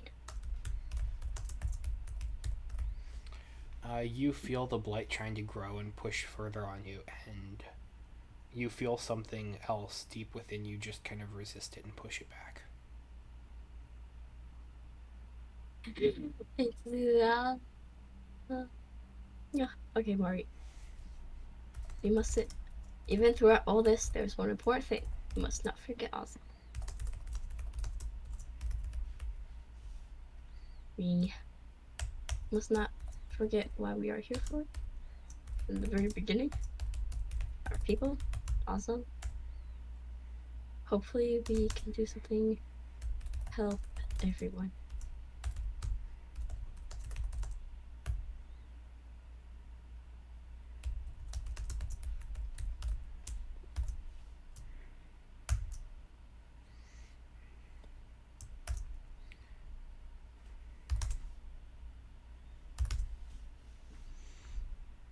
Alright, and the night passes uneventfully. As we rotate over to Echo and Mordenkainen in a box on the Astral Sea. Well, at least a bonus for coming here. I now have attuned this tuning fork to this plane, so that's a thing. Now I can, teleport in the Astral Sea, or plane shift, I guess is the proper terminology. Anyway, Alright. I'm just sort of making scrolls while Mordenkainen sleeps. Eventually, you feel the effects of the potion beginning to wane.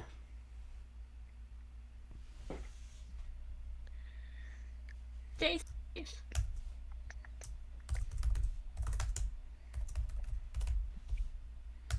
Finishing up the scroll and everything. Honestly, I don't want to go to sleep anyway tonight, just to be safe. If it's waning and like the long rest isn't over, I'll chug another one. They last what, 24 hours, right?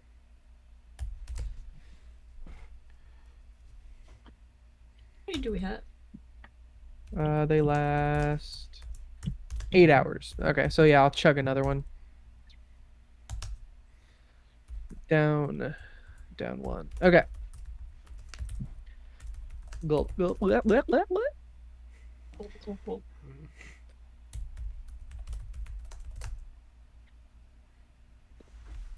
Ice cream flavored.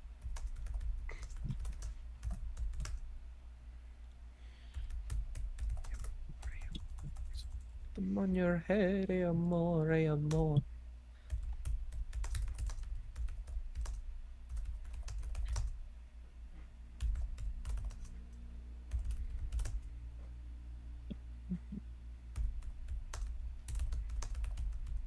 Alright. Eventually, Mordenkainen wakes. You don't really get a sense of Good. night or day in the Astral Sea. It is perpetually both. It is this. Makes sense. Yeah. It's always a night Oh. sky. Mordenkainen, or should I call you Morning Kanan? Please that's don't.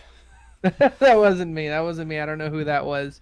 Some wandering spirit engulfed me. That sounds like All an right. actual substantial issue here. That's very reasonable. Yeah. Very, very possible. Fair. So do I get a long rest? Yes.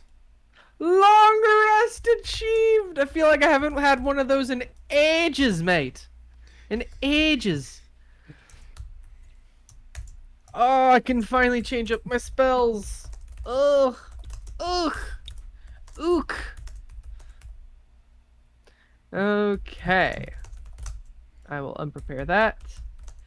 I have that prepared. That is what? Honestly, I can unprepare that. I don't think I'll need that. Don't think I'll need this. It's a nice get out of the jail card, but I don't think I need it. And I can do that later. All right. There we go. Now we just add Yes. Changes is going to be definitely one of the ones.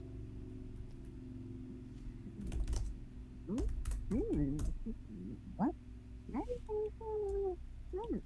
Oh, I forgot I got that spell. Okay. Barking hand.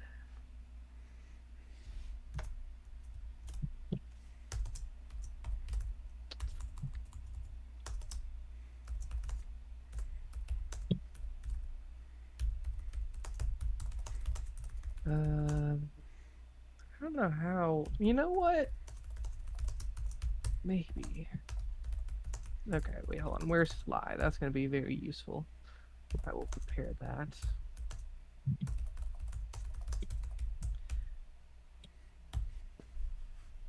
Gonna keep fireball. Gonna keep disintegrate just for safety precautions. Um, you know what? Yeah. So up more. Okay.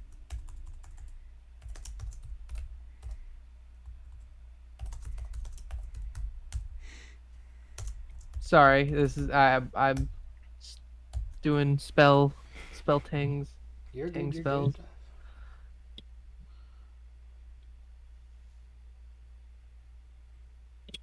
Sha-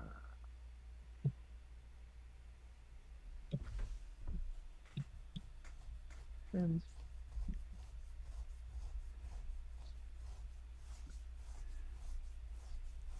Uh, sure. Okay.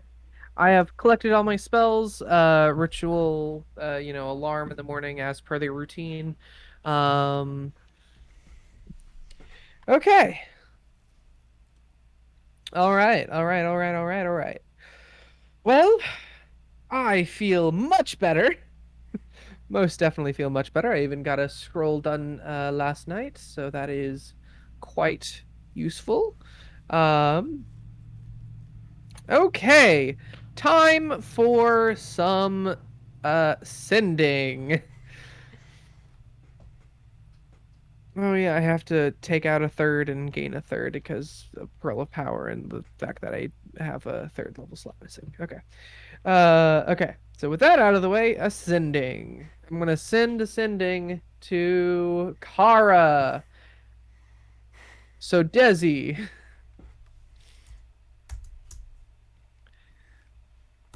Uh, are you here, Desi? You got yourself muted, so I don't know if you are away from Sorry, keeping. the dog's been barky, so I paused Oh no, I get myself. you. I was just But making sure yeah, you were here I hear before you. I send you a message. I am here. Message All right. away. Kara, we have taken a power nap. No, Kara, we have rested. Do you have any more details on to which plane that you are currently on? We are looking for you post haste. You may respond to this message.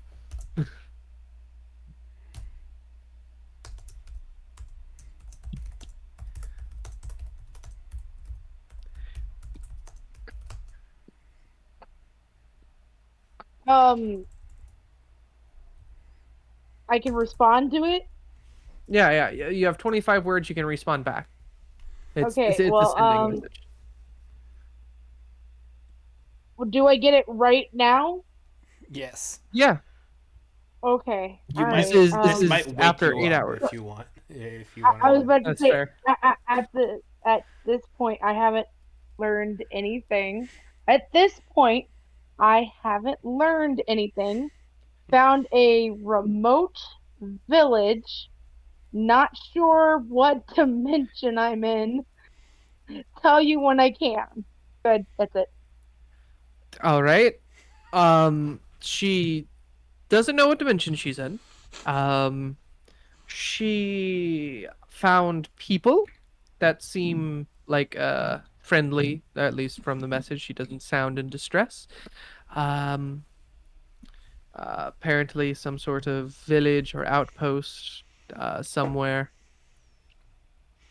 She did not mention pretty much anything else. I guess we can check back in an hour, see if she has gathered information by then. P.S. Sleeping. P.S. Wake up. We are trying to find you in the multiverse. Please. P.P.S. Need long rest. PPS or PPPPS. It has been 8 hours.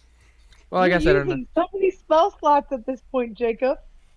No, no. I'll wait the hour. Um, Uh-huh. I guess I don't know because You get your long rest. Shut it.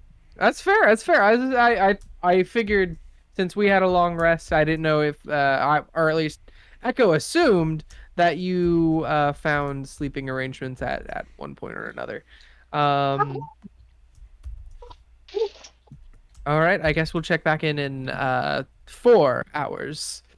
Hopefully that'll be enough time for the finished long rest. Um, I suppose in the meantime, we can. I guess I plan on just making scrolls until then. What about you, Mordenkainen? She didn't give you anything? Upsettingly, no, she did not. She seems to be safer now. As I mentioned, she found a village of some kind. Uh, I'll just repeat the message like one for one of what she said.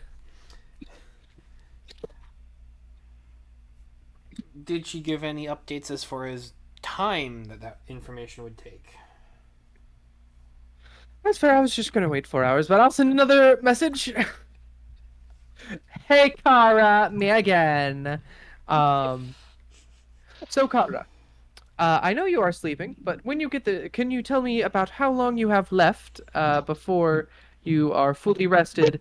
And when you do, could you also uh, ask around what dimension you might be in, or what plane, or a general understanding of the location you are? Okay. Got here. Friendly people. Crashed as soon as I landed. Literally. Um, as soon as I wake up and figure it out, And send to me in about 4 hours. okay, so she has 4 hours left on the rest. I'm just gonna say 4 hours, even if that's not true, 'cause I just want 4 hours of peace without you guys sending to me. Okay, maybe we don't need to get you, Kara. I'm sorry I for didn't say it out inconveniencing loud. you.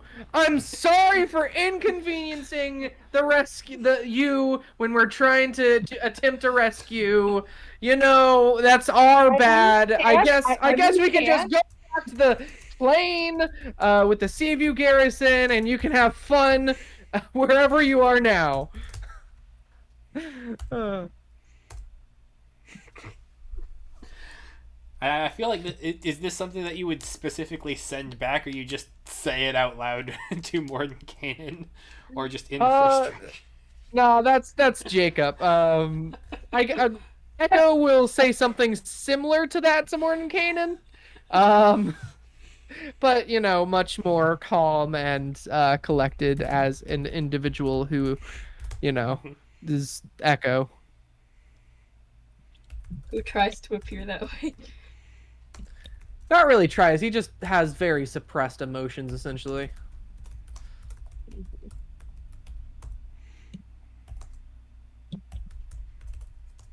All right. Well, Kara's gonna go back to sleep until her long rest is over. Okay. Eventually, it does. Good. Good. Okay, 4 hours pass. Give me a minute Oh to wait. Okay, within that time, let me talk to people. Okay. Yeah, I yeah, go don't for know it. Go where for I'm it. at. I can't actually tell you if I don't know. Yeah, go for it. Go for it. That's why I asked for 4 hours. It's like that's enough for the long rest and for me to talk to some people. Okay.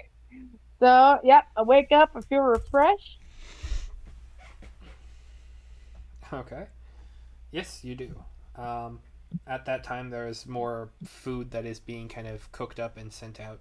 It smells quite good. Um, Nice. Yum. I take me a bowl and blow on it all right. like hot, hot. It is hot. Ah, burn myself. But it was good. Mhm. Belly's warm and full, and I assume somebody comes over that wants to talk to me. Yeah. There are people like you see people watching you very closely. Um, and like maybe they're having some slight conversations to themselves, kind of just keeping watch on the new person who has come by. But eventually, once they stop taking care of the others, the drow will come over and uh, make their way, and then kind of take up a seat next to you. It's been seems like it's been a bit of a long journey for you. Oh, it has. I uh I went into a tower, ran into a mad mage, jumped out the side, and landed in a dimension that I have no clue where I'm at.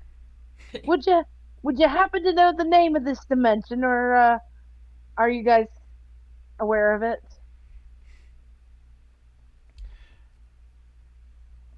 Charted many a landscape in my time as well, but nonetheless, Ugh, this is a land called Deavos. damn. All right. Mm. Or at least that's what the So, locals here know it as, but I can't see what the are difference you would not the be. local? I suppose I give myself away in saying so, but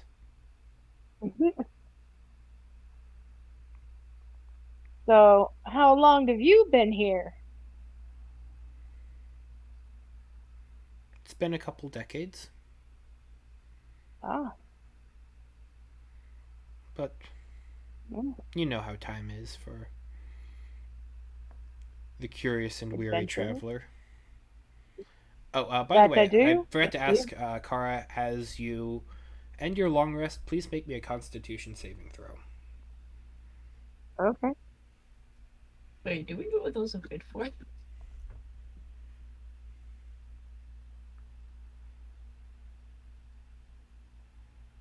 I got a 31. That's more than enough. Okay, I'm sure. I was like, if you need some more, Andrew. you're good. Um, the land itself here, there is a higher gravitational pull on this world. It is strong, and there is an intense pulling on the different parts of you that can be tiresome or fatiguing.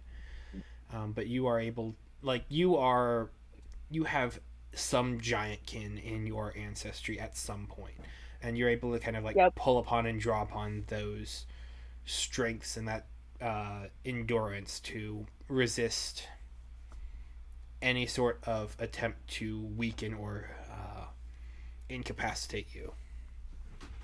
Yep. Oh, I'm gonna have to do some working out in this climate here. It's dragging on me bones.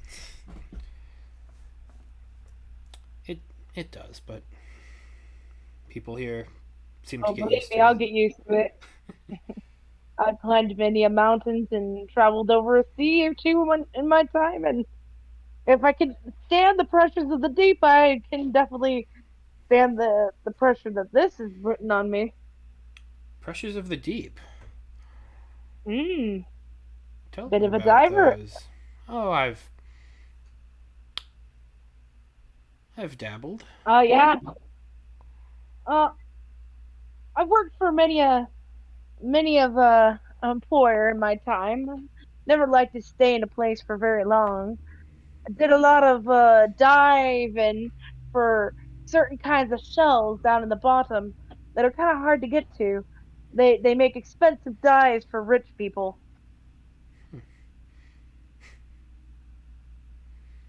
Towers would be happy to hear that, I'm sure. But that can't be all, can it? No, that's not all. I mean, huh, there was the time I law. Well, I'm currently working with a group of people right now, and we're we're looking to get rid of the blight that's been spreading around. It seems as that it's been spreading around here too. As I came from the direction of that tower up above. Yes, there's been this gross perversion of nature, this Hmm. festering shadowlands off to the east. Sorry, to the. She Yeah. wouldn't have said that. She would have said to the west because that's the actual direction it is. Um,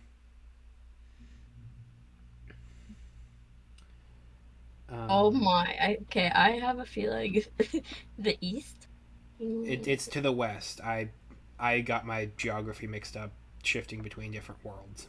Do Oh, you know I'm in a different world from you? So oh, I was just what's okay? What's left for me may be right to you. yeah, I was just thinking these people were the elves that were once in of Veracet, so I'm like east. That would mean they would be like but never mind. Or you went wrong place. Come back. I've been wandering around here for a bit, looking for a way to cure that ailment. Have you known of anybody who might have come across anything that might help with it?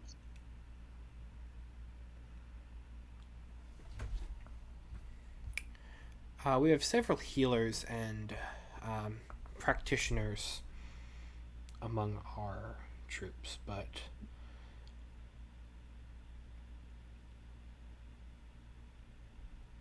those who are infected Right. Yeah. tend to stay that way. Mm. And Well, I might stop and talk to them at least. Maybe get some pointers, but I'm looking for a way to get rid of it. It works. I don't know how works more like a parasite than it does an actual disease. It doesn't invade, it just takes over and transforms. And that's the best I can tell you about it. I am I think yeah, it'd be nice to see if there's a way to get rid of it without because maybe we could do something about it. Or not. It's up to you.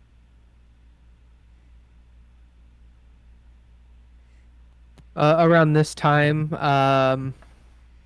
Echo will send a message to Kara.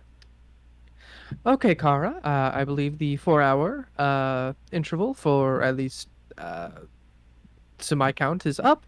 Do you have any additional information as to where we might be able to find you?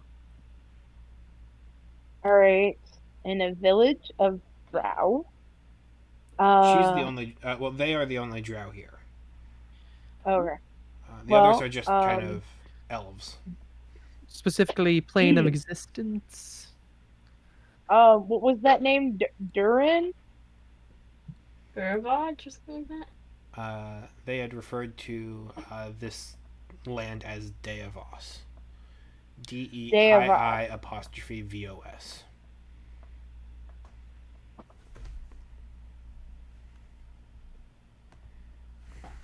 Yeah. So in the land of Deavos. I'm in an elven village. Davos, Elven Village. That's about all I can find at this point. If they know anything else, I'll let you know. Well, you can send me and then I'll let you know. All right, understood. And I will recount that to Mordenkainen. She says she is in a plane called Davos, within an elven village.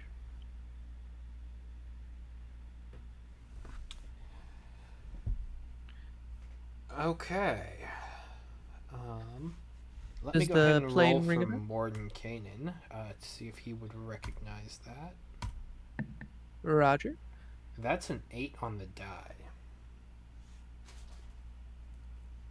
Does the name ring familiar for me that I might, figure out any other Go. names that might go by? Hmm.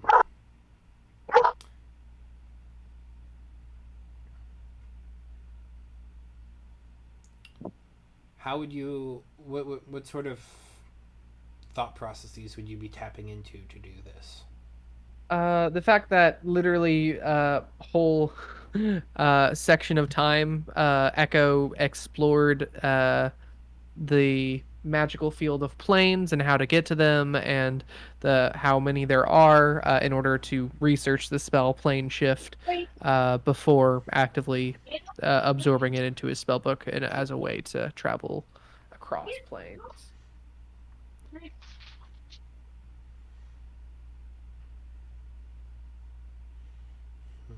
Okay. That's my thought process behind Yeah. it. If that's not good enough, I understand. Go ahead and roll me history. History. History. I'm pretty good at history. Actually, I'm going to roll this die instead. All right. That is 26. Okay. With the information that Kara gave,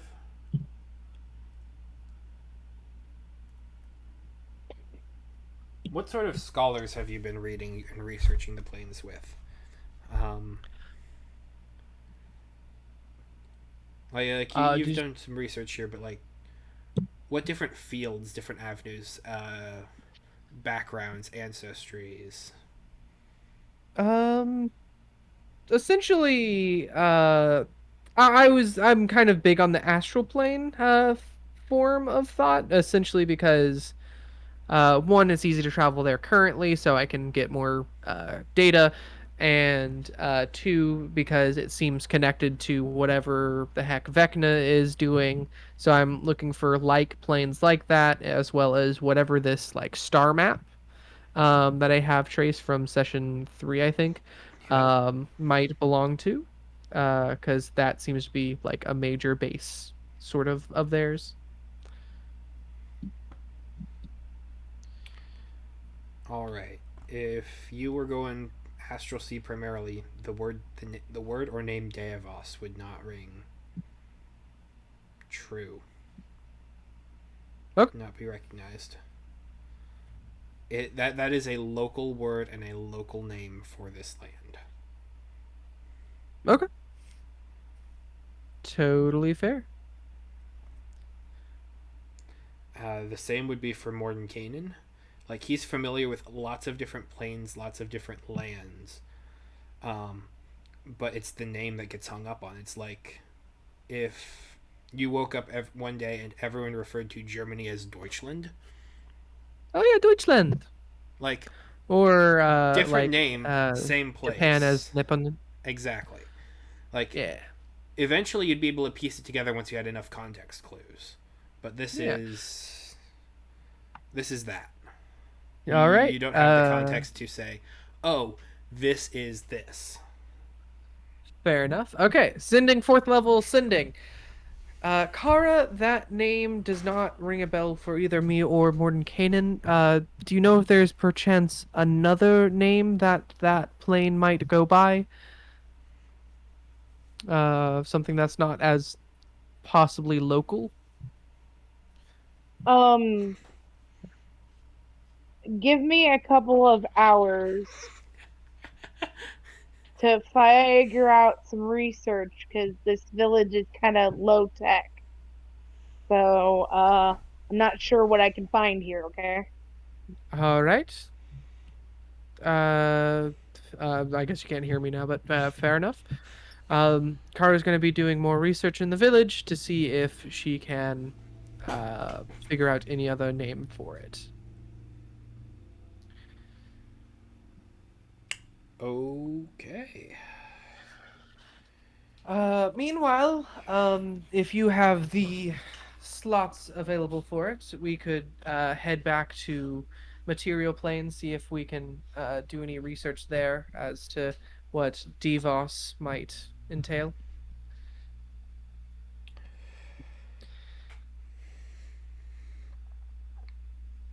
I can get us there if that's if that is believed to be the proper course of journey. Sure. Very good. Again, wherever we can research more planes and more ways of planar travel, if we come across Devos, that would be for the best. But if not, I to keep in contact with Kara, or at least I shall attempt to keep in contact with Kara for the time being. All right. All right, He and away we go.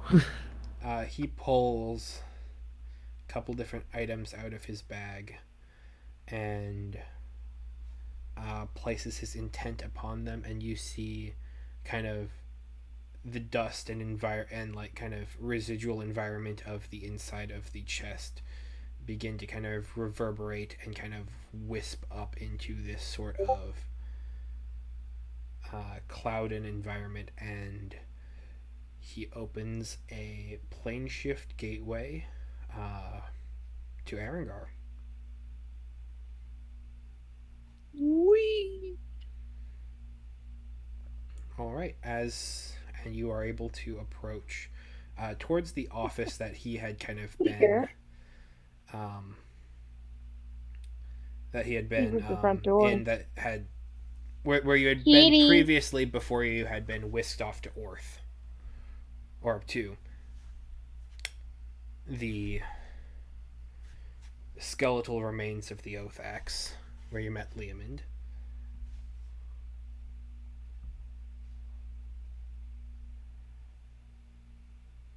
Hello? Yeah. Oh, Hello. okay. I'm here. All right. You arrive back in uh, that room, that nook. Ah, wonderful.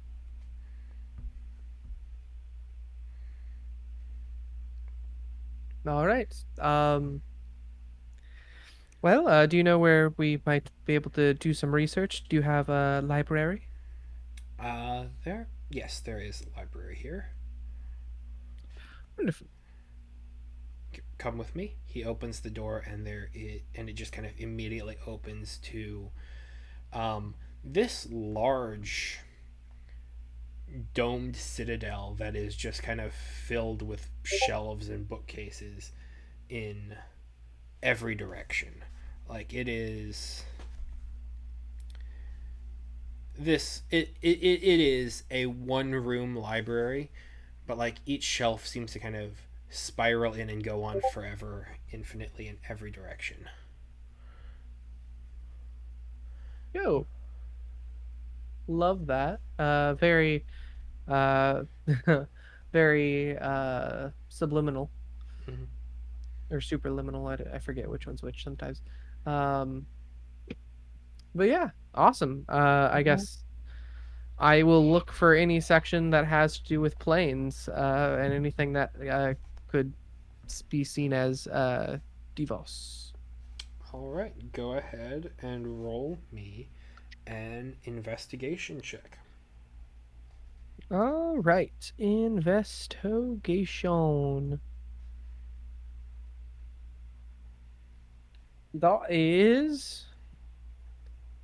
That is 12. All right. It takes you a while to even find a section on cosmology. Like there are so many different areas here exploring different cultures, exploring different facets of reality, exploring the different natures of the world at large, the different draconic beasts, the different manifestations of power. There are sections on different languages, different. Like this is a wizard's like dream library. Absolutely. Yes. So But much knowledge in one place. Must you absorb it all. you do eventually come across and find a section on planar travel, and there's only maybe 1,500 books here. Well, 1,500 books gives a lot of data points, so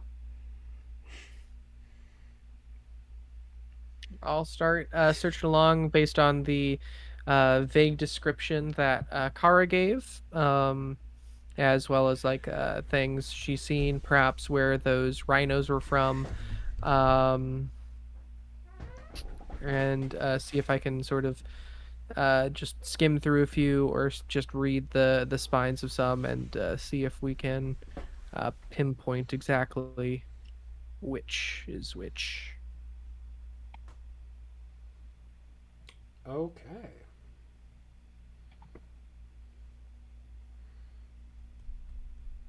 So I'm going to say that this is going to be an extended skill test.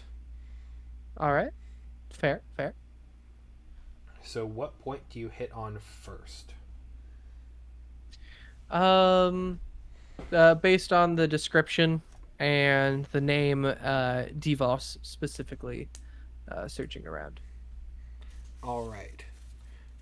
So go ahead and choose a skill that you think would be appropriate to that. I feel like investigation. It was fairly accurate. If not investigation again, then perhaps uh navigation. But I feel like navigation's more searching for maps and stuff, not books. So uh perhaps endurance, just to keep at it, Okay. maybe. Let me kind of put together the rules of this challenge. You have to get 6 successes before 3 failures. You can't repeat. For this one, since you are a single participant in it, you cannot repeat skills. Mm-hmm, mm-hmm. Um, upon 6 successes, no matter how many failures, you will find the answer. Upon three Got it. failures, you exhaust all resources for the time being and will have to try again another day. Makes sense. All right. Okay, let's do this. Would navigation be acceptable? Navigation would be kind of like charting your way through wilderness. It might Okay, it might that's have what I been thought. reasonably like finding this bookshelf here, but you have already gotten to this point here. So I'm willing to say that that was Makes not sense. a part of the skill challenge, so you would still have investigation as an option. Oh, okay. So I you have a will start blank with slate from here investigation. on. All right, investigation. Go ahead and make me a check. 15. All right. Starting off strong. And this is looking for, with the vague descriptions and the name Deavos. Yes, Davos. All right. You are able to find different books on conjunctions of spheres, on um, otherworldly gateways, on theses of how to stabilize dimensional rifts. Um, there is a, I wouldn't call it a news article, but it is an archived piece of an observer on Arungar who took note that there were creatures who came through at Alig from another realm that were decidedly not native to this land. Um, they didn't have the skills to identify where they came from, but they had kind of put out there that this was unusual and demanded further research. All Um, right. as far as like there, the frustrating thing of what Kara had given you is there's elves everywhere. Yeah. Um, like elves originally did come from another plane of existence per some of the literature, but like that was their crossing over point was a long time ago, several generations past, and so you'd hear by interviewing stories with by like interviewing elves like stories of like how grandparents might have come across a bridge or had found themselves whisked to another world, but they didn't link like different manifolds to one another. They didn't link diagrams, but eventually towards the end of this first period you do find a reference in one of these interviews where the word Deavos was used to describe home. All right. I will continue with like that line of searching, um, and try to find sort of another book that sort of connects to this one. Um, is there a religious aspect to this I could use? I mean, I can also try Arcana, maybe athletics to get to like a top shelf book, I suppose. Um, something like that. It's your call. How would you continue in Uh, this line? Would you angle for a religious aspect? Would you? all right. I think first of all, with this now sort of unlocked, I will try history to see if I can connect that with any other book here in a way. Like, oh, I know this, and I know this obscure fact about history, so that would connect me to this over here. Okay. 29. Heck yeah, almost got a natural 20. All right. As you continue through, eventually you find something that begins to. It seems to start reading kind of like you had found a gold mine. This is a comprehensive analysis of elven family, elven families and family units who had crossed over. There were tests on biology done to determine if there were any detrimental effects from the transition from a mass transition of planes through whatever this was. Um, and as you get to the end of the paper, there are noted concerns and secrecy, like just deliberately mentioned. Like the primary researcher here, they are a human scholar. Um, you notice that they would have put their name, but they have since like kind of redacted all information that would lead back to them Mm-hmm. because they had started having to back up their research with other individuals here after being either contacted or threatened by a an order or organization. Um, they would they would have noted in there that it was called Shadar Kai, and it seemed to be Mm. wanting to keep information about this private, wanting to kind of Is this obfuscate book this. handwritten? Um, yes, this is more like Can a doctoral thesis. Like this is someone who is Okay. doing like a biological and cultural analysis of basically elderly elves. Okay. I'm not very good at either of these two, but can I do two at once for perception and insight? To sort of recognize this handwriting and look for other books where maybe this author didn't redact their name and try going from there. Okay. Um, let's call that. Do you have? Let's call this a check with calligrapher's tools. Oh, And so okay. that would be just dexterity or proficiency with that if you are proficient. I am not. Okay. Let's do this. I'll just do that here. 14. 14. Okay. Not the worst. I think I'm teetering on the edge of losing, but I don't think that's bad.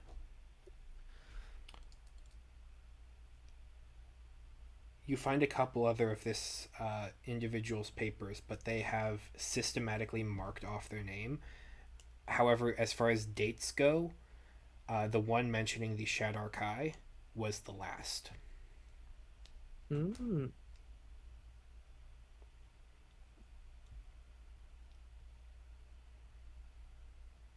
Okay, okay. Have I already done history? Um, it was investigation, then I believe it was history, Okay. and then it was. I should have been writing these down. I am now.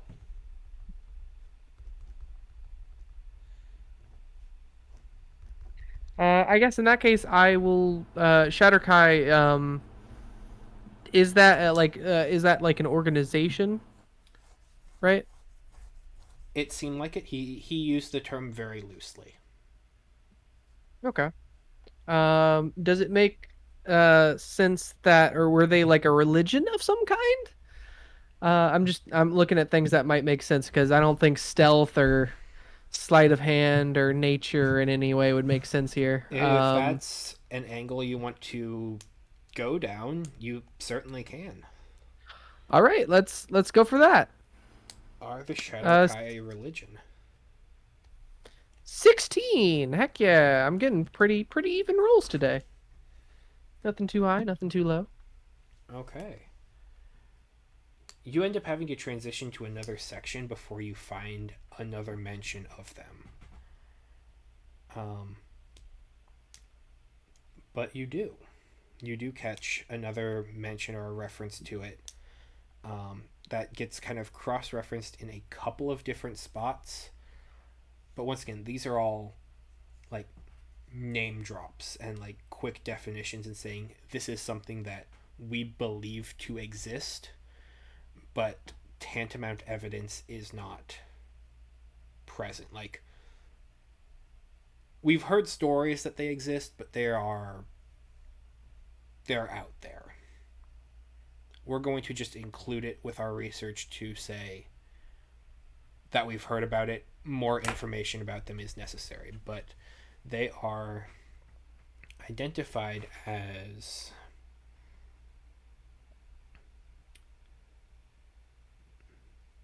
they are zealots of the elven homeworld. They are fanatically loyal to the elven identity and to keeping and maintaining a certain amount of mysticism about them and their histories. Okay, okay. Promising. I have two more to go, right? You would also get that a lot of researchers um, seem to tie this amount of mysticism to a culture of necessary death. That information needs to have its own expiration date where it just naturally falls off the radar so that new information can take its place. Where the people who research memory, like who store information, it needs to have an end date. Gotcha. And so Okay. you could probably pull that they see themselves as the keepers of this information and the setters of some end dates.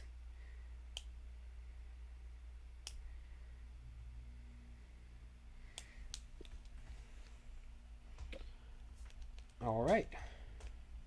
Makes it a sense.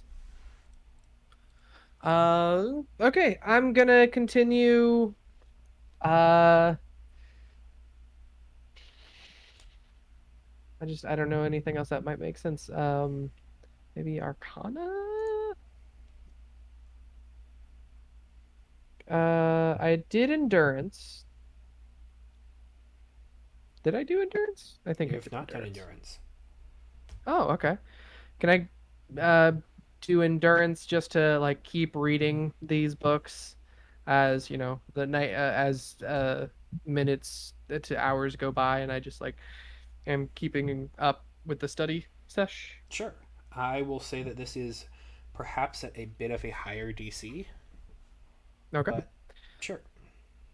To be that's fine. I'm pretty good at Endurance. That is 17. Okay. I am nailing these.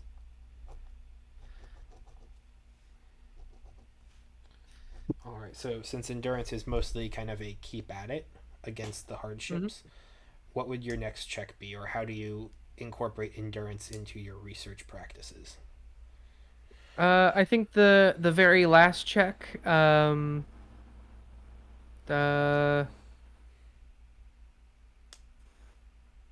you know what? Just for fun, and I'm not really good at it, and this is gonna be risky.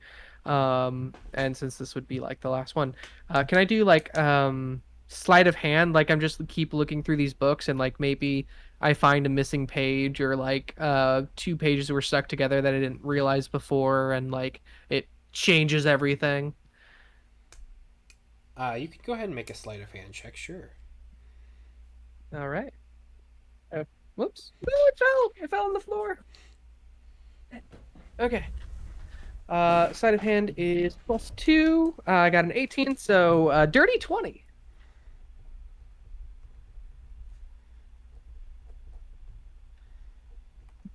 Unless we count the floor one. I usually reroll ones on the floor, but that was a 3 if you wanted to count that one. I'll, I'll, +2, I'll, 5. I'll go for a dirty 20. That's okay. All Um, right. you do have one failure, so this is not a completion of the test. However, Gotcha. as you are flipping through your books, um, it doesn't seem like there's much more to the Shadarkai tree to bark down.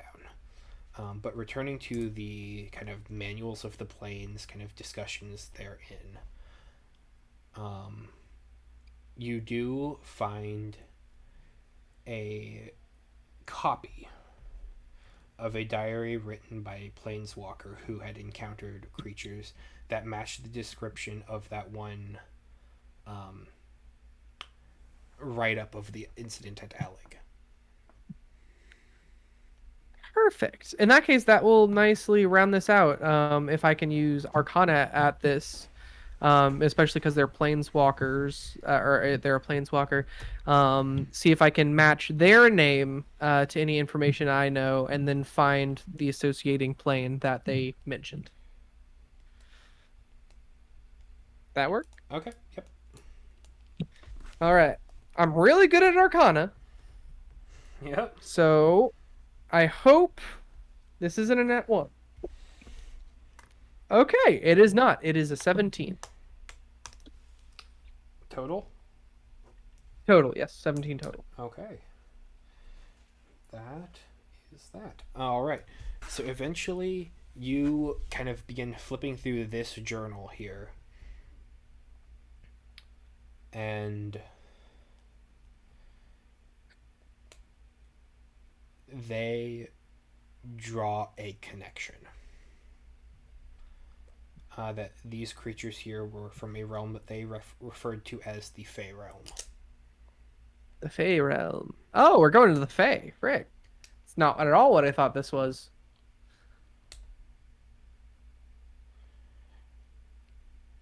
I knew it. They would have I noted. had a suspicion that we were in the Fey realm. Damn it. Just knew it. Um, yeah, they would have noted several different cosmological charts and such that kind of put it at different times when it is more where its expression upon the material plane is greater, where they would use the phrases waxing and waning like the moon, where it is more prevalent, where it is fading, where it is less prevalent. Um, they talk about how they have to cross a region of astral corrugation in order to get to it, so it is decidedly on another manifold. That they just kind of generally refer to the manifold as the Fey realm, which Okay. very narrow view of it, but because they've only traveled to one of the planets within there that was recognized as capable of harboring life. Um, but they would have enough diagrams to allow a allow an aspiring planeswalker to attempt to chart their own course there. This is like finding within the library, like, here's the general way of how to like book airfare to New Zealand. Like, you can do it, but like you're gonna need some things, and like here's some precautions, like. I'll go up to Mordenkainen and be like, Eureka! Um, and simply put, I think referencing this book to this book with the same author that this book goes to, and mentioning this organization that got me here, as you can see, and then finally figuring out this planeswalker who had a similar trip, essentially booking like airfare to New Zealand, if you know what that place is. Mordenkainen looks at you weird, like he doesn't know what that is. That was me trying to. Yeah, I know. Yeah. Um, but then to get here, and it gives us a name right here. They called it Fey Realm, but also the what was it? Arcanic. What was it? The other name they called it?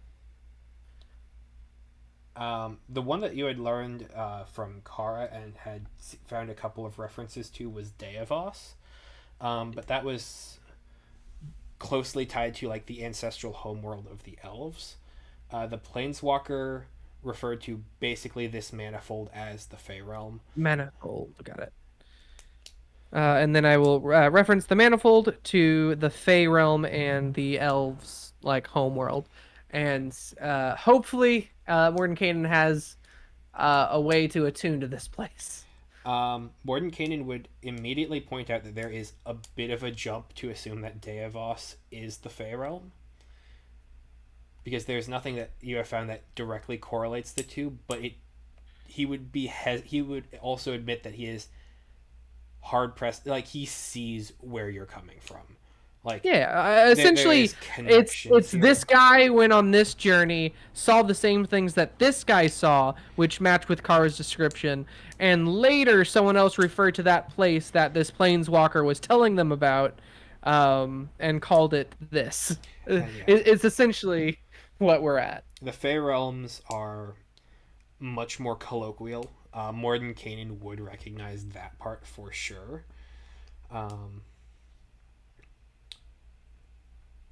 All right, and so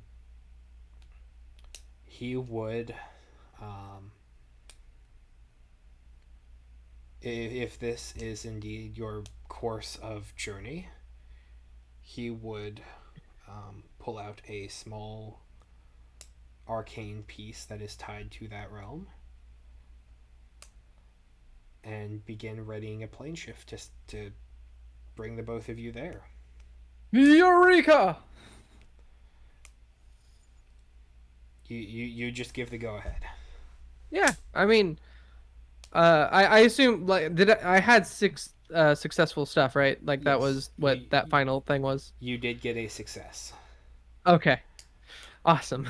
So yeah, I feel like I think Echo feels fairly strongly about this, and will do the go ahead, having the hair ready and also having a tuning fork ready, so we can later come back to this place. Um, he would ask you if it would be a good idea to reconvene with the rest of your party as well, since they are not here. Yes, that would be quite wise, I think. Okay. Um, he doesn't know where the hollow is, or where Zace would be. That's the thing. I don't know where the hollow is either. Um, because I never went there. That's true. Um, can I don't have a lock of Zace's hair, so we can't really teleport to him. And Zace doesn't like uh connecting telepathy, sending, and doesn't know how to respond, so I can't do that either. Um, This is very difficult to talk with, is it? maybe we pick up Zace on the way back, because we can go to the Blightlands and then search around for Zace after we get Kara. Because as of right now, I have no way of connecting to Zace uh through arcane means.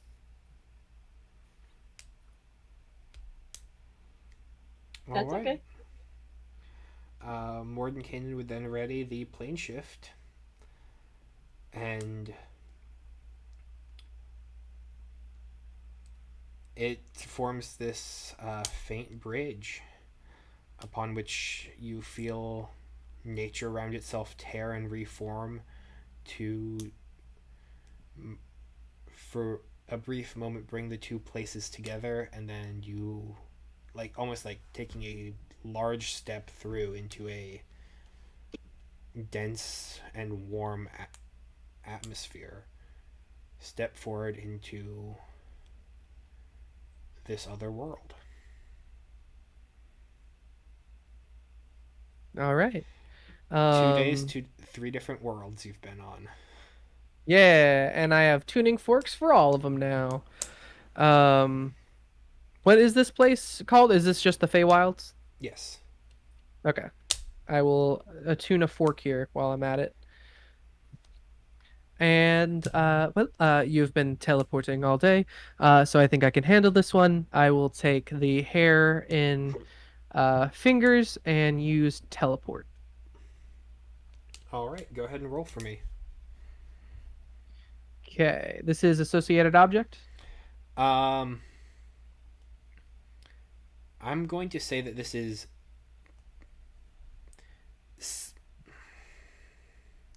It would be more of an associated object with a location, so I'm going to say very familiar.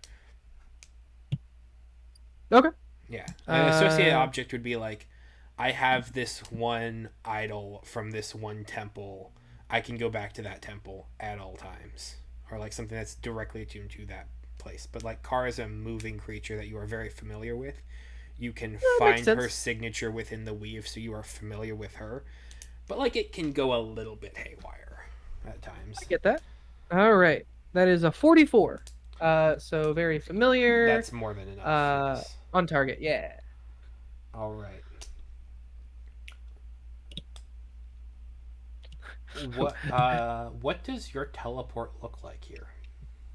I posted it before, but have you seen Umbrella Academy? Yes. Essentially, number what was it? 5. What was his number 5? Yeah, number 5, like with the shimmer and like it sort of consumes around you, except it's more like a purplish thing. Like we essentially implode and like explode somewhere else. All right. In just a quick bit, you just kind of, and then kind of get this kind of cosmic swirl out around from you, um, with just like different series and rings of glyphs that kind of immediately collapses and then pulls out as you appear at another location. You are I will be right back, guys. Okay. You appear at a location that is maybe 100 yards away, and you can see Kara talking with an individual. Ah, Kara, hi. Why are you walking away? Kara, wait. Come back.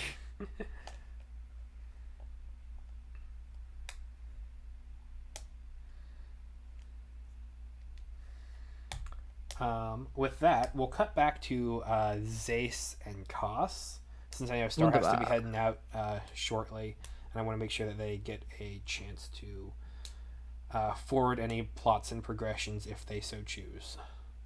Why? Um, we're here. Yep. You are currently at the Hollow. You have taken a long rest. You have gotten the benefits of your level up. Um, is there anything more that you would like to do or work with? Or... Uh, well, I talked to Mari. I I sort of just blabbled about how my next step was gonna go to be another thingy, just because I going to try. I mean, at least walking there, try that. All right. I'll try walking there, and this is the next level 2, I assume. Because I mean, this one looks smaller than this one a little bit. So this one, level 2. I'm gonna go to level 2. All right. That one there.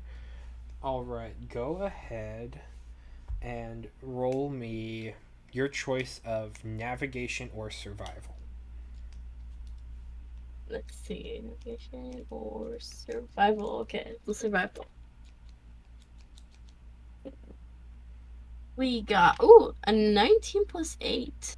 It's like a 2. Me math. 19 plus 8. 27. I would 27. All right. That is incredibly high and quite good.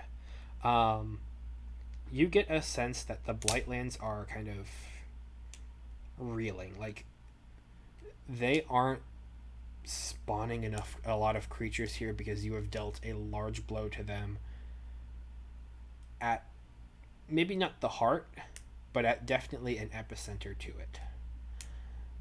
And so you're able to make this journey relatively safely. Yeah. I figure you like passed word along like where you were going just so that others could follow you if they met up with the Yep. Hollow. I said up to like the Kaz ass and everyone else like I'm gonna just keep getting rid of these blight things because so they don't spread. I don't want them to spread and hurt more people. Might as well just do what I can to get rid of them, and then I'm just gonna get out of my way. All right. Um, so as far as journeys go, this one would probably be about 2.5, 3 days, given your elk speed. So I'm willing to say that first survival navigation check was enough to get you about halfway, and with another resounding success on a similar check, you could arrive in the regional vicinity of another grave mine next time. Boy. Oh, okay. Yeah, that would be very interesting and spooky. It's terrifying indeed. Uh, should I do another survival or? Your choice of survival or navigation. Yep. Well, I'm better at survival, so I'm just gonna keep doing that for as long as I can. How would you go? Okay, 12 plus 8, that is 20. Dirty 20. Okay. Um, by the time that night falls, you I am back. are within maybe 2.5 miles of where the maps and kind of diagrams that you have seen would have plotted out where the next grave mine is. Oh, well, we're near here, Mari. So I suppose I would like to get into how this land is different, but I feel like that would probably be better suited for a next time thing. Just so,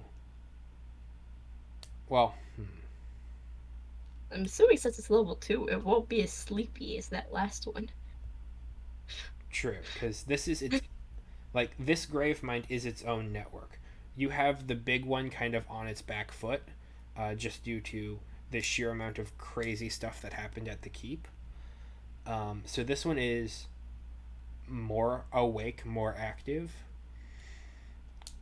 but the way it is mobilizing its units is going to be different than the way the first one did. Oh, interesting. And I think that might be served better working.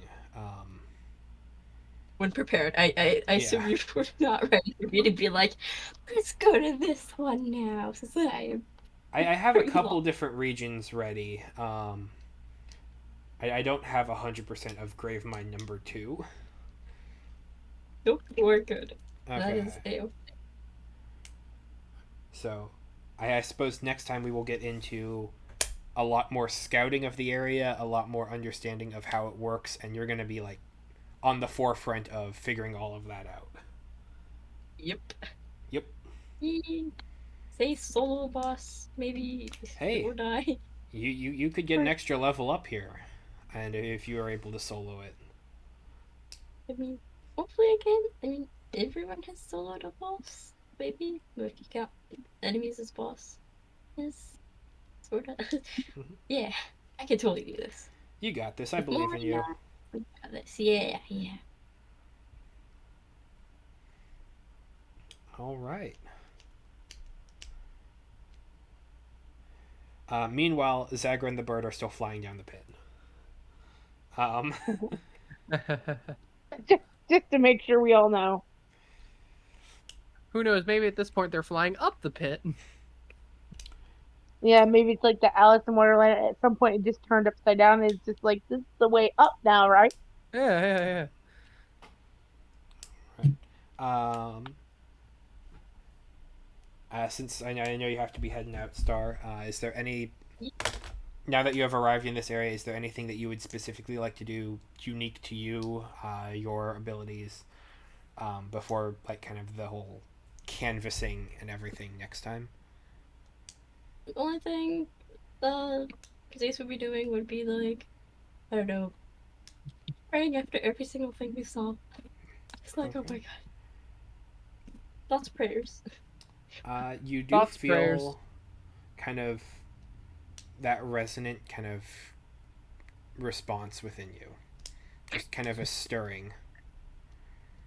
And that makes me feel a lot better. Yay. That comforts Zace a lot. Zace has been comforted. And you would know that it's kind of the same feeling that was pushing against the blight. And that Zace makes Zace extra duper happy. Happy Zace. That's good. Have a good day, guys. Yep, have a good Bye. one. Hope you have a nice Bye. Have a night. good one. Okay. Echo. You have Echo. arrived at the amid this large field of what look like stony porcupine quills that reach up into a two-sunned sky. The weight of the world kind of feels heavy upon your shoulders. The air is dense. I will adjust blood flow accordingly. Fair enough. And you see Kara kind of having a conversation about 250 yards out. 100 yards, 200 yards. Like, a little bit, but, like, enough of a jog that, like, you can get there reasonably. Kara! Oh, hey. Hey! We've done research in the library and were able to Yes. find a few connective threads that got us here. Did you know you were on the Feywild? Oh, didn't know. Nope. Yeah, that explains some things. Have That you, explains some things. random question, have you seen any talking rabbits around? Not as of yet. Uh, I've only been to this village. I did come across one other, but I didn't stop. They started shooting, trying to shoot me down as I was transformed into a Quetzal at the Mm, time, I and see. I see. they thought I was either lunch or, something meant to be a pet. I'm not sure. Oh, also, I hail and well met to everyone else. I am Echo. Or I guess I'd say Catch, not Echo.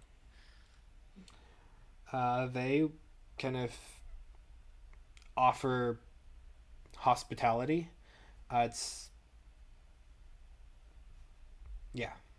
You get the feeling that they are warm and welcoming, if not a All bit right, that's nice. apprehensive at the sudden onslaught of new people coming by. Yes, yes. Well, thank you so much for your hospitality. Sorry for dropping in like this unexpectedly. Um, uh, well, Kara, are you ready to go now, or? I don't know. Honestly, I I kind of wanted to stay and explore this area. Now that I know it's the Fae, I mean, how often does one get the chance to explore the Fae? And there's a very big gray thing here, too. It's the big one, supposedly. Ah, well, I'll tell you Like what. the one that killed them all. Why don't I stay here and explore? And when you Uh, guys are ready to come and beat that thing up, come get me. well, that's the thing. We're kind of headed that there sooner rather than later, as soon as we can I get mean, right now? Zagra. Pretty much. I'll tell you what. I now have attuned to this plane of existence. We can come back whenever. All right. You sure we can't stay and explore a little? Honestly, I think it might be for the best if we hurry along. Um, Darn.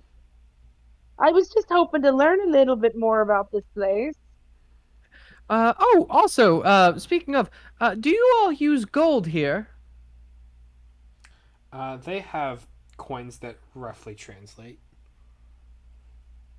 Very well. Hmm. Let's see. You know what? Instead of gold, how about I do this? They're already elves, so they won't need night vision or anything. Uh, here, a gift for taking care of my friend here, and I will give them the hatchet that, if thrown, returns to you. Okay. And I will demonstrate it like this here, And this gift is a magically enhanced hatchet. If you throw it, observe, and I will throw it nearby away, and then return it to my hand. Okay. Uh, who do you pass it off to? Just anybody, Uh, or the one Kara was talking to. all right? They will take it from you, and you see them have to kind of like they kind of have to adjust, kind of getting used to the feel of the handle, Mhm. but they are appreciative of the gift. Very well. Then shall we away? yeah, guess we ought to. Uh, Bye, guys. I'm going home, but I'll be back. I'm going to Whoa, have so Kara, it much feels fun. strangely like easier to breathe in your presence all of a sudden. Well, that's because I'm. I don't know. I don't know. Oh, I had it and then it was gone. very well. Anyway, I am out of teleportation, sadly. Mordenkainen, would you please do the honors? Absolutely. he will ready a um, a plane shift back to his space at Arungar. You Gotcha. return the one to that one office before you went to the Blight. Wonderful. Okay. Now we just have to figure out Zagra's situation. Although Sarah did tell me she had a way out, or so she thought before. So she might technically be out and back in the Blight. I don't know at this point in time. Um, Uh, so well, that's the thing. There are two things I want to accomplish before we go back and fight anything. First off, I want to punch Mordecaian in the face. It may or may not happen, but I want to. what's Mordenkainen's reaction to this? Um, do you say this or do you try to? Oh, I didn't know he was in the room. He literally just teleported us here. Oh, mm, I'll keep my comment to myself. Okay. The second thing I want to do, I want to go get radiant damage Oh weapons, yes, our magic item should be specifically done swords. tomorrow, I believe. What? Our weapon should be done by tomorrow. At What least the weapons? ones on back order. Yeah, but those aren't the ones I want. That's fair. Those are the ones you ordered. You haven't found anything that I wanted yet.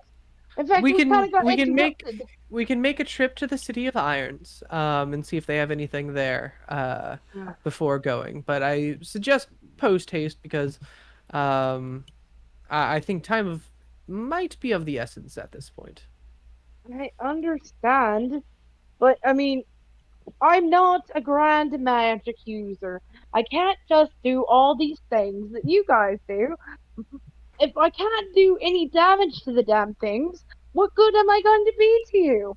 Oh, back up. And I'm not a fucking healer. Just because I got one healing spell Well, you does have not make it. yeah. It I may know be a little bit you more than have healing. others.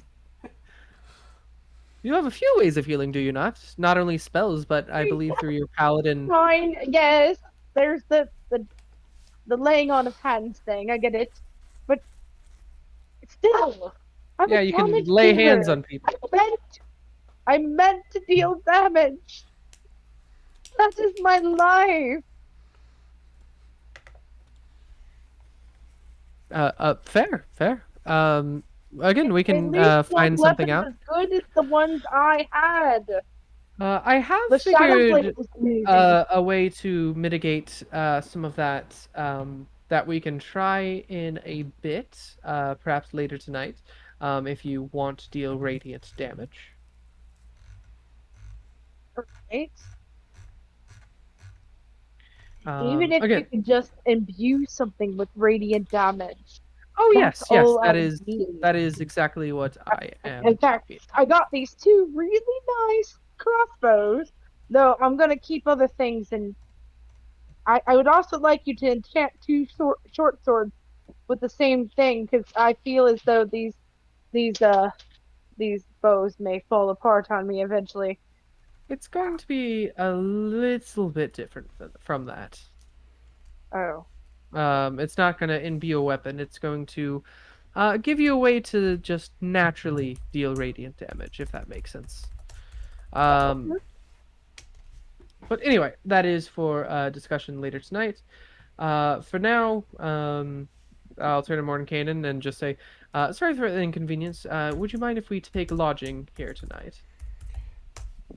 I can have it set up that you can find rest here. Yes. Wonderful. Um, And you have been most hospitable. Thank you very much. I will admit I was not for teleporting right into the heart of everything going on, but it seems to have worked out for the most part. I will send a message to my other compatriot shortly um, and figure things out from there. We should not rely on you for planar travel uh, anymore, as I do not wish to inconvenience you. I appreciate the concern. Um,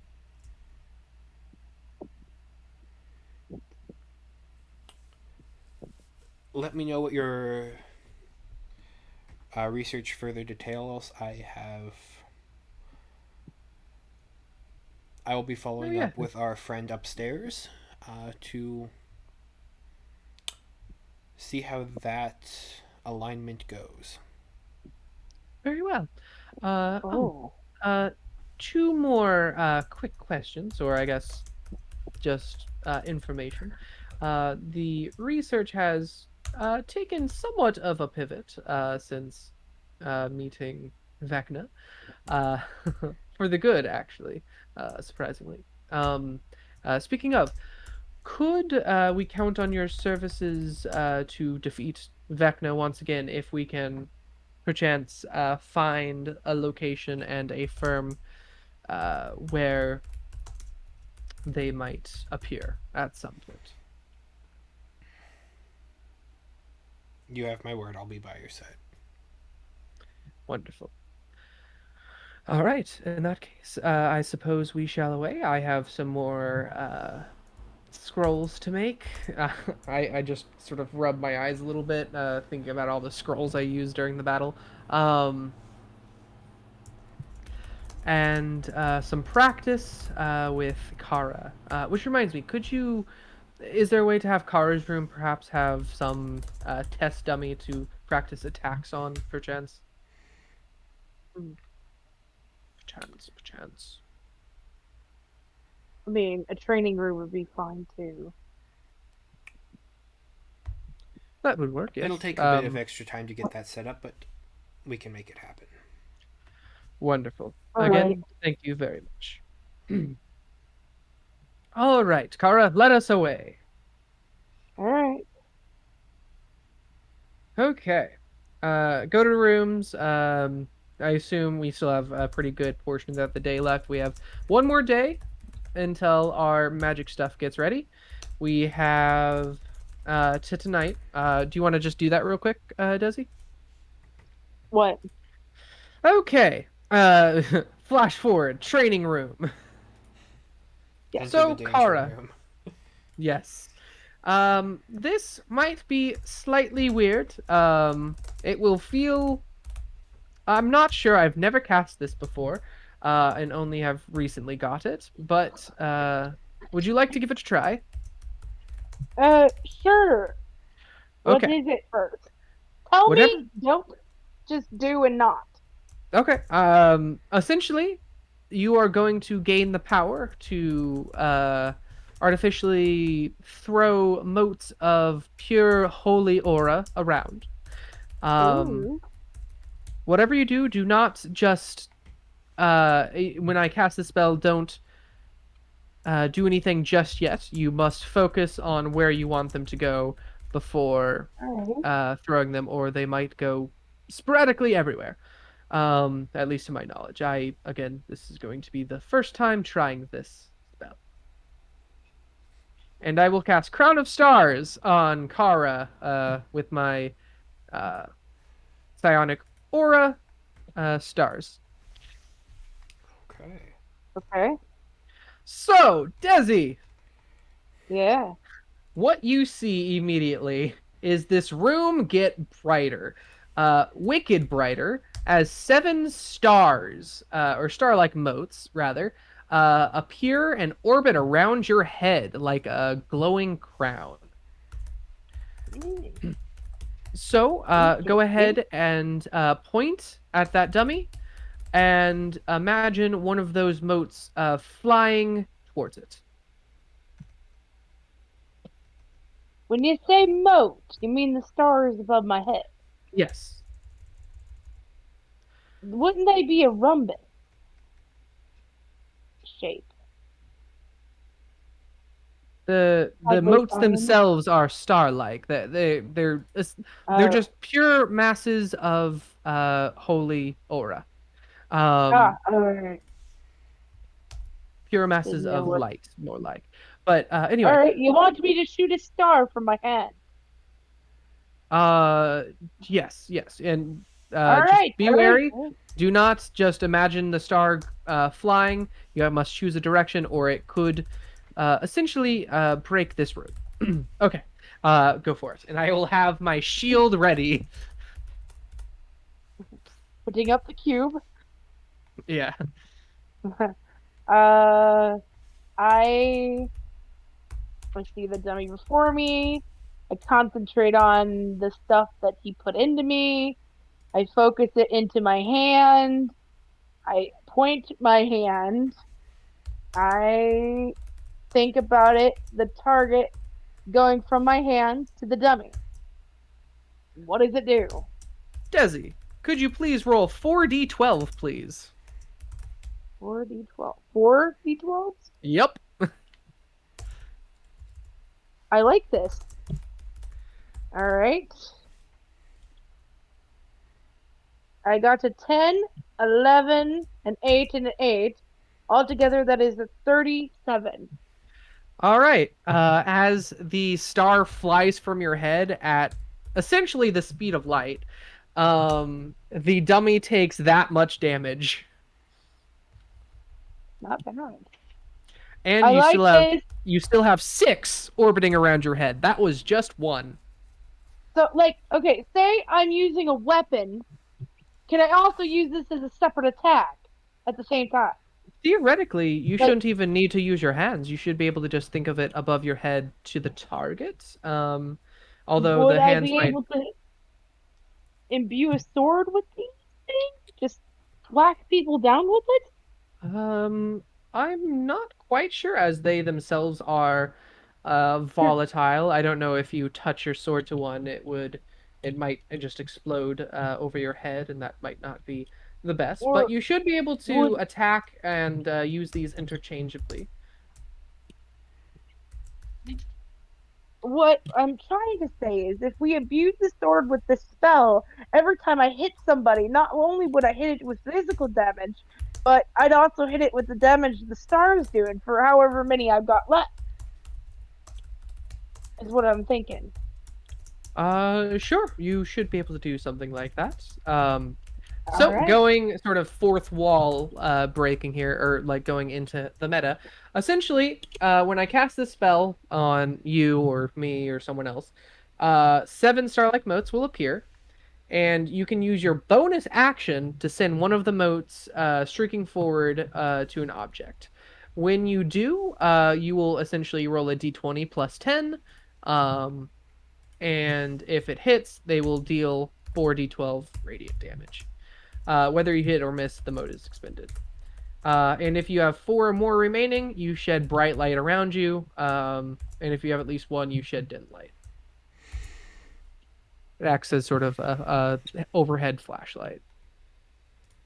All right.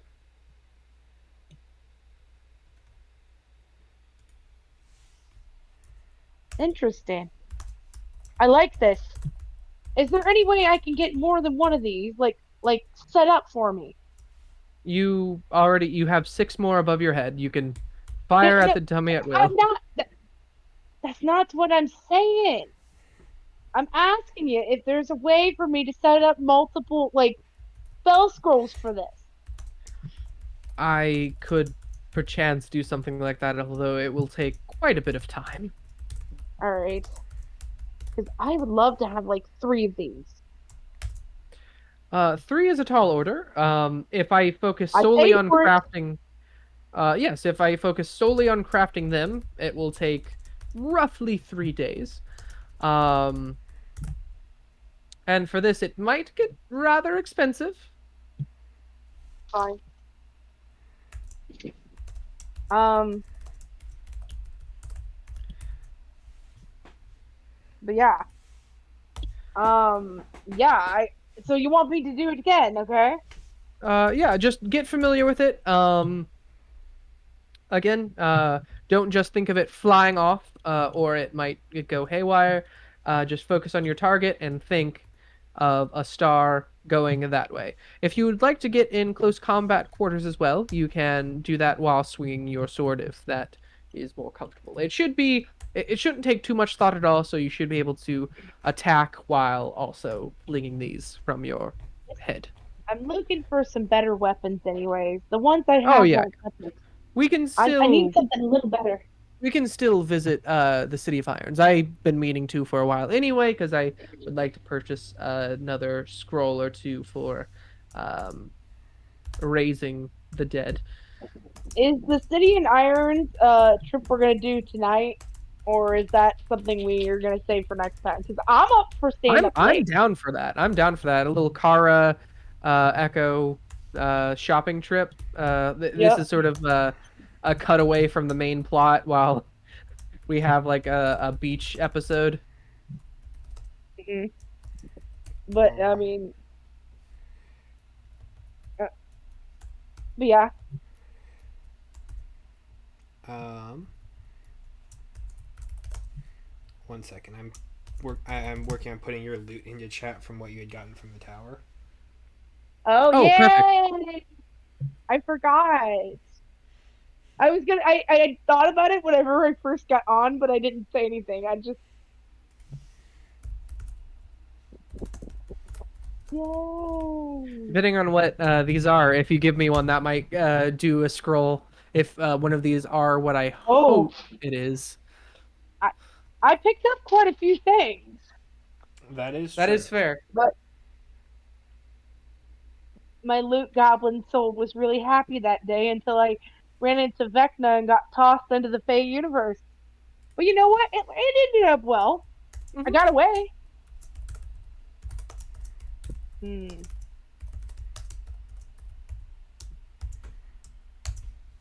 Yep.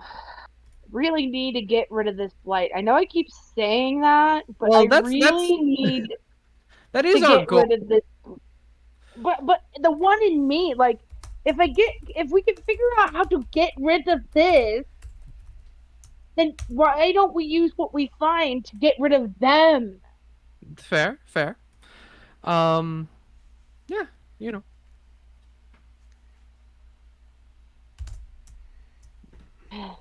That's just my thinking. Oh, careful, Kara! As one of the lights just zooms into a wall. You have Oh, to oh, concentrate on them a bit. sorry. I'm just distracted. Focus, focus, Kara. Remember, these do travel at pretty much the speed that light travels. Oh man. So You know what? I'd love to shove one of these down Vecna's throat. I'd love to fair. see what that would do. Perhaps he would start glowing like a glow stick. Or in our case, it would be glowworm because we don't know Yeah. what a glow stick is. There's probably something similar. I don't know. A glow rock that you smash and it starts something. I don't know. I've heard of a glowing mushroom. I've seen several of them. Hmm.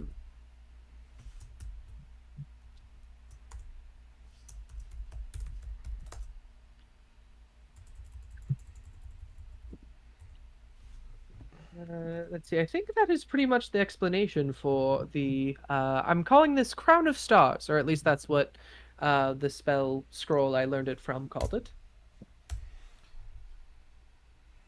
Mm.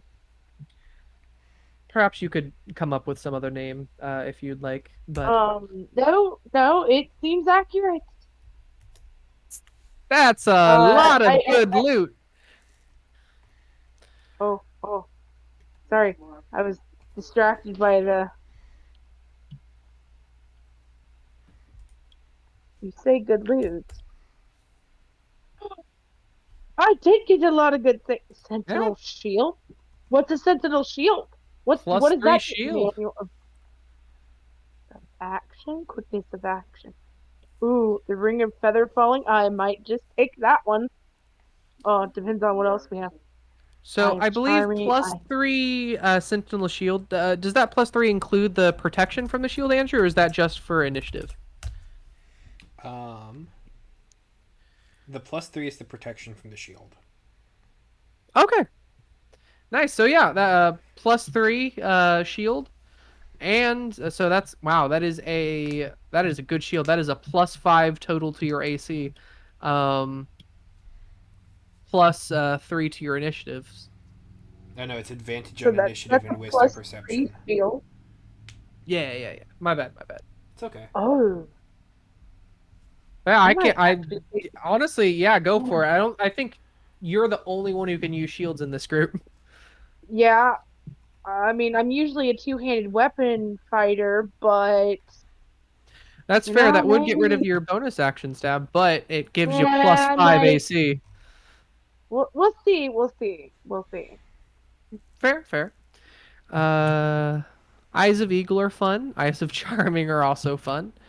Could I by chance get uh perhaps two of those good potions? You The can have the scroll of conjuring element if you want. Ooh, okay. It's down there at the bottom. Conjure Elemental. Yeah, I haven't got that one actually. I figured you didn't have it, so I'm like, you can have the scroll. I really Any went for the scrolls, Abjuration one.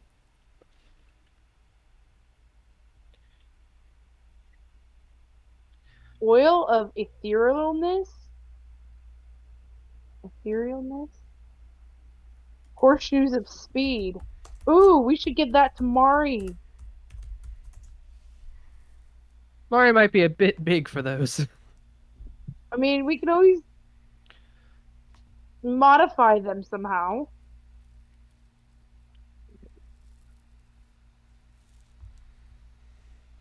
Hmm.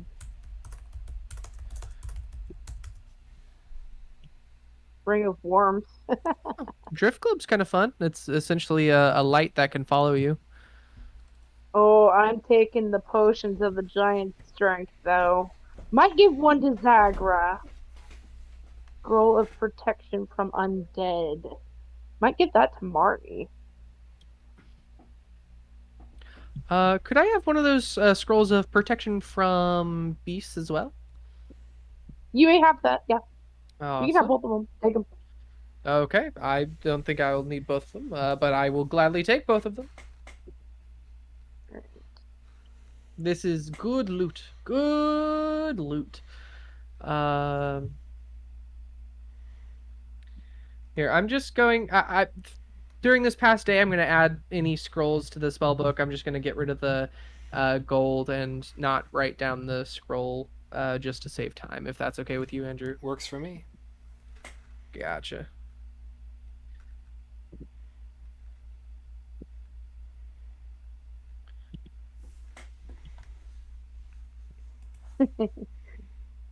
I love that it says cars loot. Alright. Whoa, Cloud Giant strength is great Yeah, for I'm someone. looking for both of them.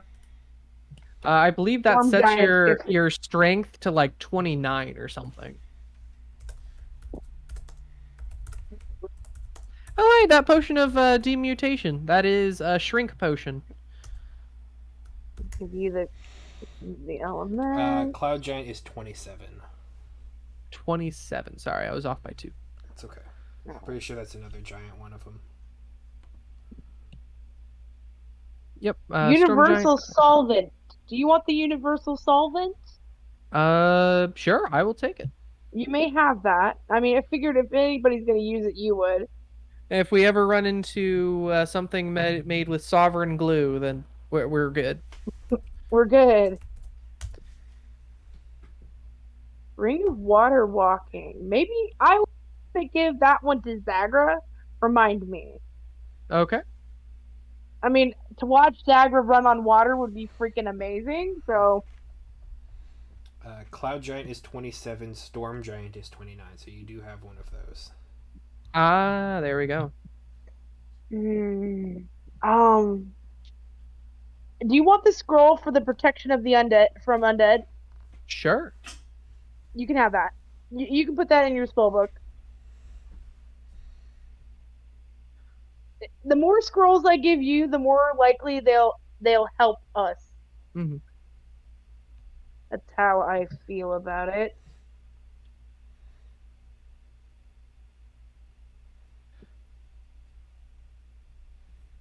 Oh, non-core. Interesting.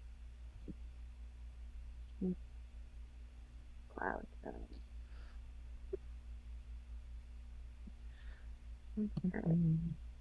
Protection from undead. You can read the scroll, encloses you in an invisible barrier. Uh, okay, so these protection froms are interesting. They kind of work like the Gloomstalker potions that we had. Yeah. Essentially, if the spell gets cast, undead can't see you and can't really affect you. Cool.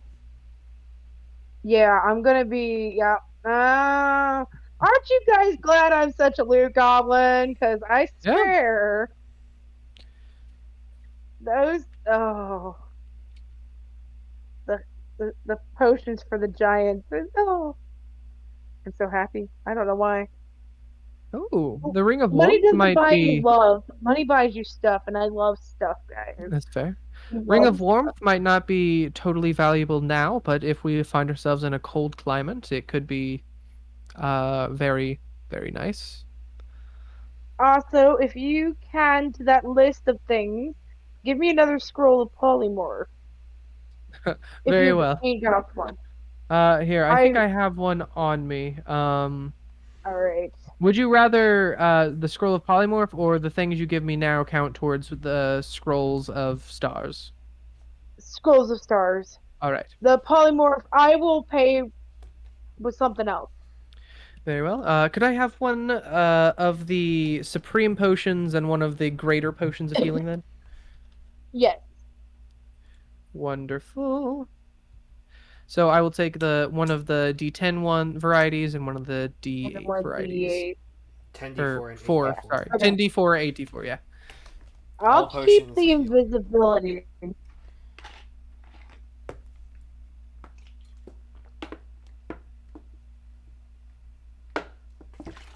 a And good potion.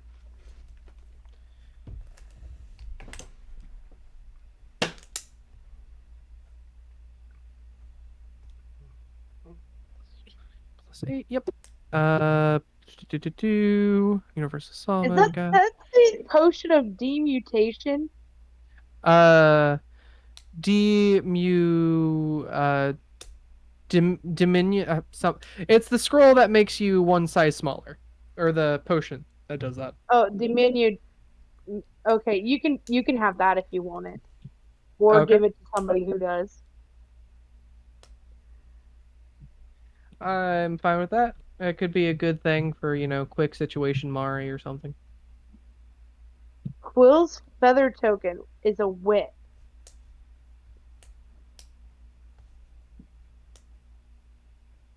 Okay, what does that do? I guess yeah, this is part of the night, just identifying all these. Yeah. Um, could I have I this actually? This is I would sit be. there and I go, look, I have a bag of loot. Oh yes, I can let us get the identifiers cracking. I'll make the small circle and like just one at a time bring things in. Um, I might switch to the scale mail of nar neuro the scale mail of necrotic resistance. that's good. Resistance to necrotic Ooh, damage is very nice for especially with what white we're going lands. into. Yeah. Yeah. So the feather token essentially lets you create a weapon that will for how much time? For 1 hour, you can use as a bonus action to hit something else with force damage. Okay. Honestly, if you want to keep that because force damage might become pretty nice, you can do that. What was Uh, it? the feather token, whip. You Okay. asked about it. Qual's feather token. I was looking for some. It is a consumable, so it's like a you use it once and Yes. then it's gone. But Oh. while it's active, you basically get a spiritual weapon that does force damage. Yeah, and force damage for the blight is gonna be pretty nice.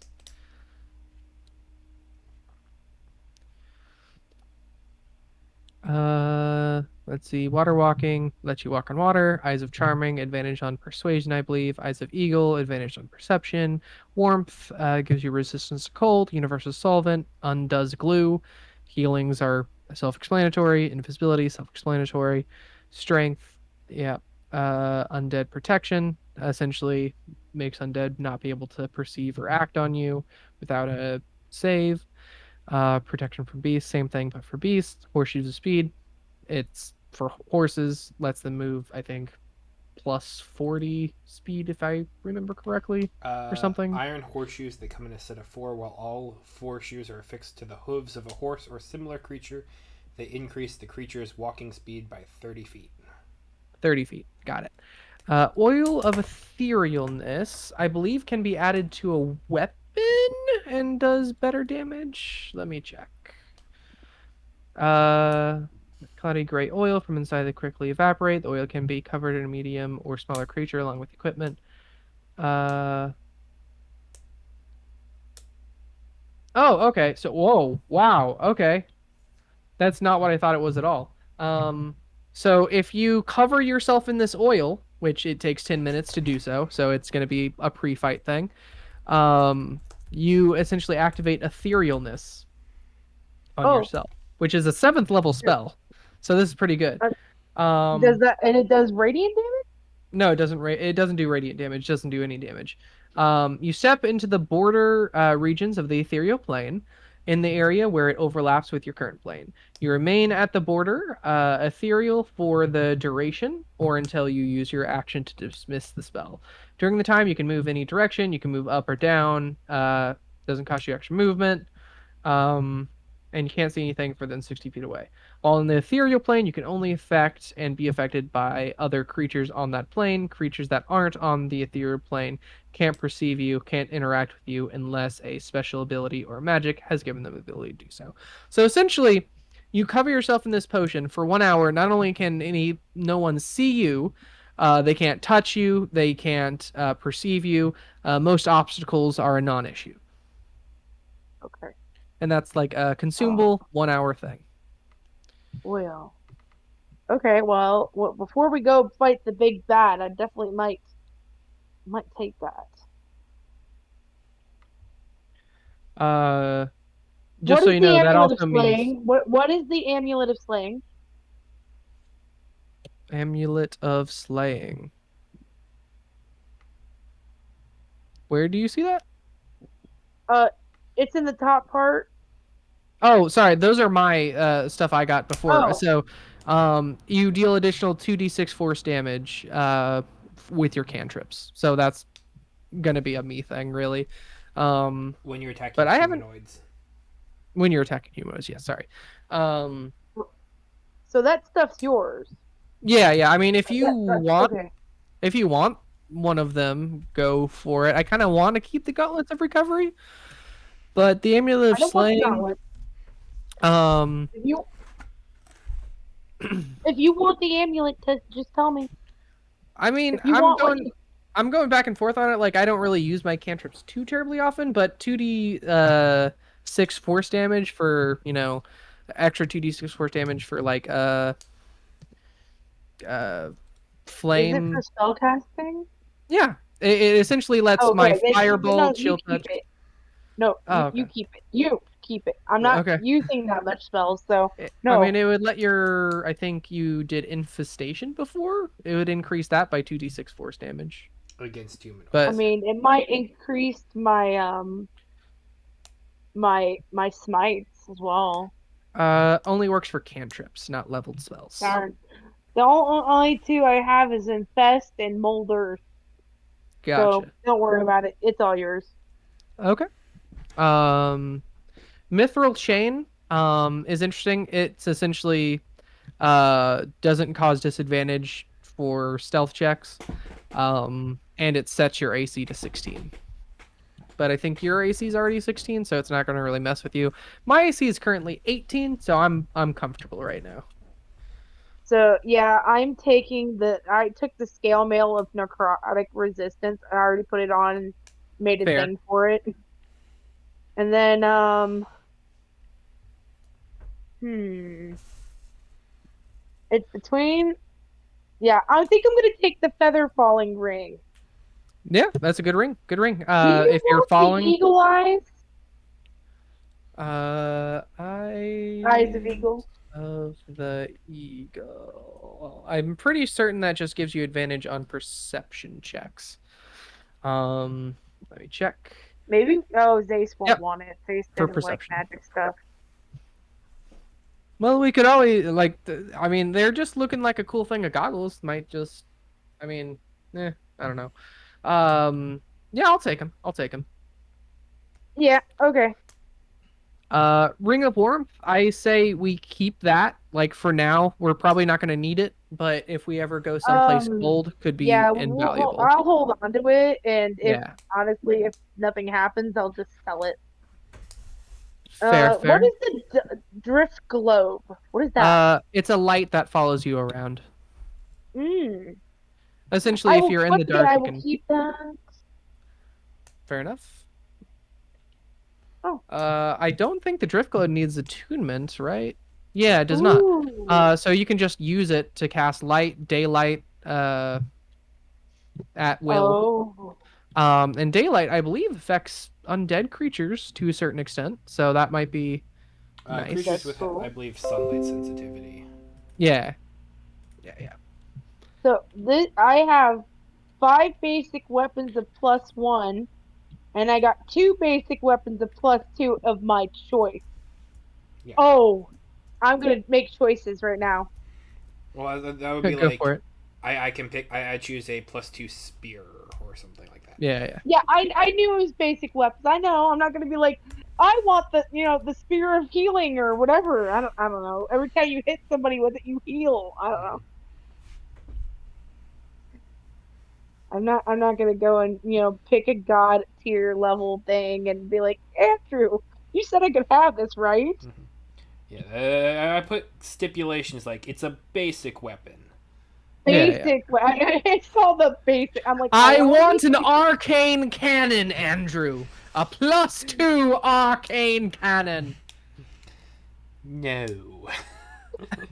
My one weakness. No. you sound like a rowdy puppy that didn't get his snack. No. Mm, Fair. +2 are gonna be mine, but the +1, I'm gonna get a few things.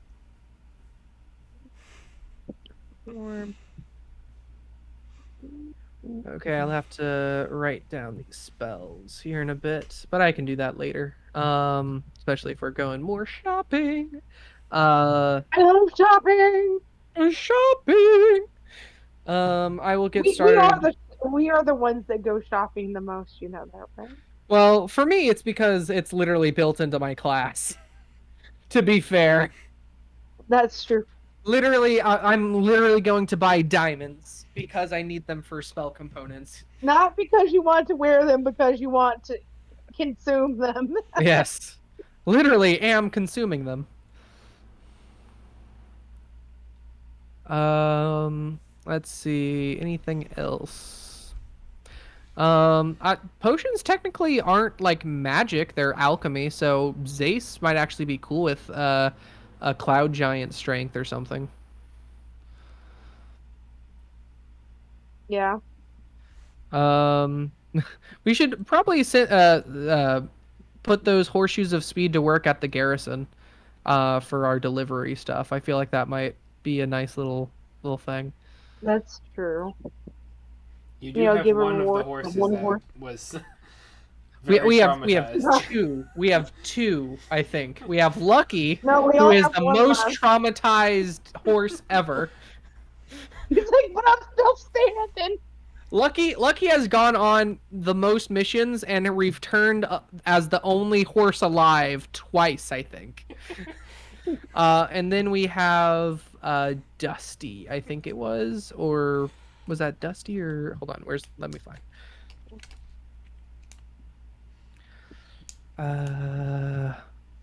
Buttercup, Lucky, Dusty. We have three actually, which was Buttercup, Lucky, and Dusty. Oh wait, I no, bought never one. mind. I Just Lucky replaced and it. Dusty because Buttercup died. That's right. Yep, Buttercup died. We got it. We have 2 of those horses left. Honestly, Lucky deserves those horseshoes.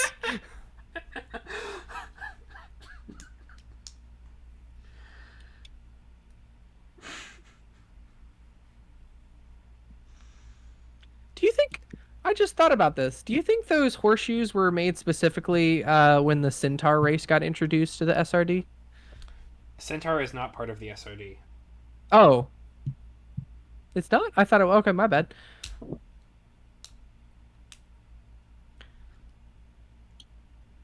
Yeah, I think that's pretty much everything. So I will grab the Eyes of Eagle, the scrolls, one of the D10 or 10D4 potions, one of the ooh, excuse me, 8D4 potions, uh, the oil or no, sorry, not the oil, the universal solvent, and I think that was all. Okay. I'm putting things in my inventory right now. I've decided I'm going to go to basic sickles. I want to find a place to imbue them with radiant damage. I'm not leaving this city of irons until I get what I want. I will. Can I also say, because I just saw this, the manual of quickness of action. That if you give that to me, will count for one of your Yes, scrolls. you can Okay, have it. I was wondering because what that was. it essentially gives you a little more dexterity, which honestly is pretty nice for me. If I You can find have it. another armor set that can use more of my dex. Both your Um, dexterity score and your maximum to your dexterity score increased by 2. yes, which would be pretty nice. Pretty nice for me, a wizard. You can use all the dexterity you can get. Yeah, yeah, yeah. I I can mean, run away from my problems. yeah. So that's gonna be a fun read. Yeah. Oh, that's gonna be a real fun read. Hold on. Yeah. 48 hours over 6 days or fewer. Yep. That's probably gonna be my nighttime reading for a bit after I get my scrolls back up. What is your dexterity? It's +2. It's it's nothing to write home about, but it's nice. It's 14. It'll go to +3 then. Yeah. As I said, like my physical stats are actually pretty okay as a wizard because I got them from being a barbarian. Um, Mm-hmm. it's essentially just my wisdom and charisma that are tanked right now. Makes it nice and easy to banish you. Yep, I know.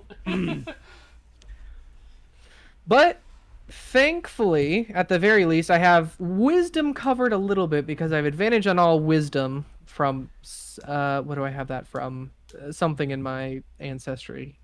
Dual mind maybe or something. That sounds right. It's just honestly, I need a way to cover that charisma gap, but whenever I level up, I don't want to invest points into it because it doesn't make sense. Echo has not learned how to be charismatic, so I am not going to put points into that. That's me. I'm charismatic. Yes. You are harder to banish than I.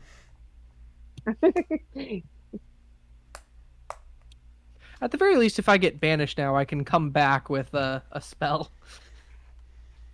That's actually a good question. Andrew, if I'm banished, like in the middle of being banished, and then plane shift back to the fight or whatever,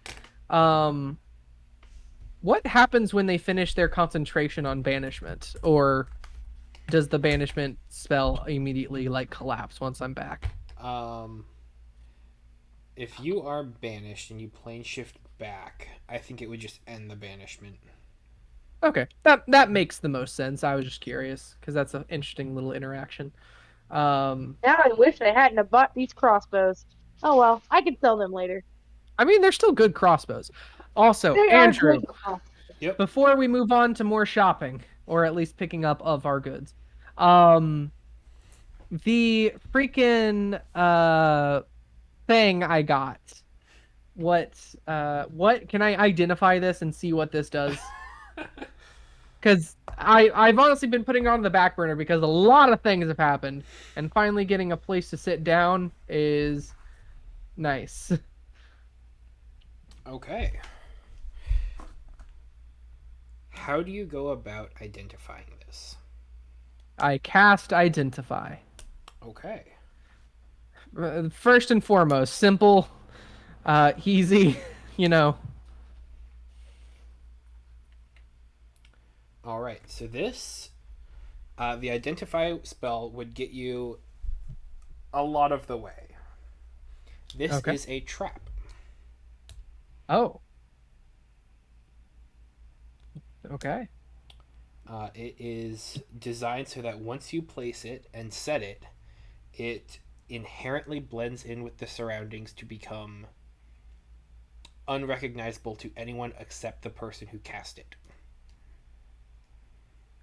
Interesting. Wow, I just got rid of my bear trap. That's so funny. That is ironic. What it specifically does when it goes off is a bit beyond the identify spell. But Ah, it yes, is the a identify spell. it is a spell effect that is higher level.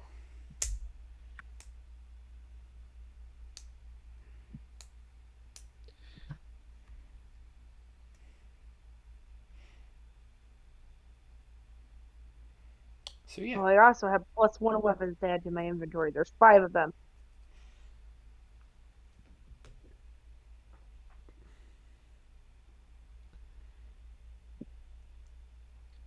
Okay.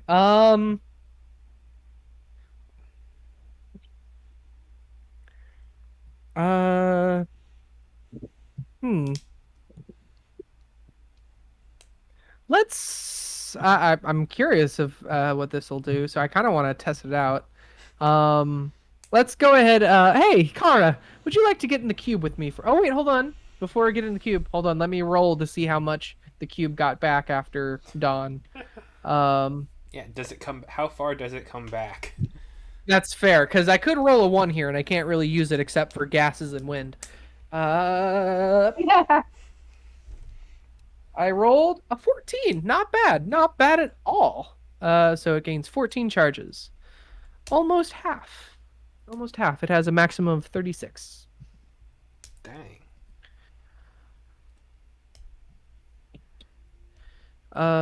Okay.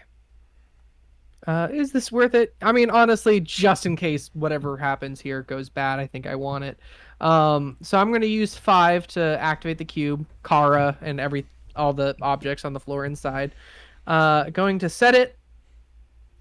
A chunk. Um, Kara, do you see that on the ground right over there? Do you set it? Yeah. I will set it, yes. It disappears to you, Kara. No, I cannot. Wonderful. All right. I will summon Aristotle. And it's like, I'm sorry, buddy. This is for scientific inquiry. I will remake you better next time. The form of owl doesn't really suit you anyway. Um, and I will let Bamf Aristotle out and let Aristotle trigger the trap. Okay. One Oh, moment. science! Let me check and see what this spell does. Oh, God, no. Does it target familiars? Um,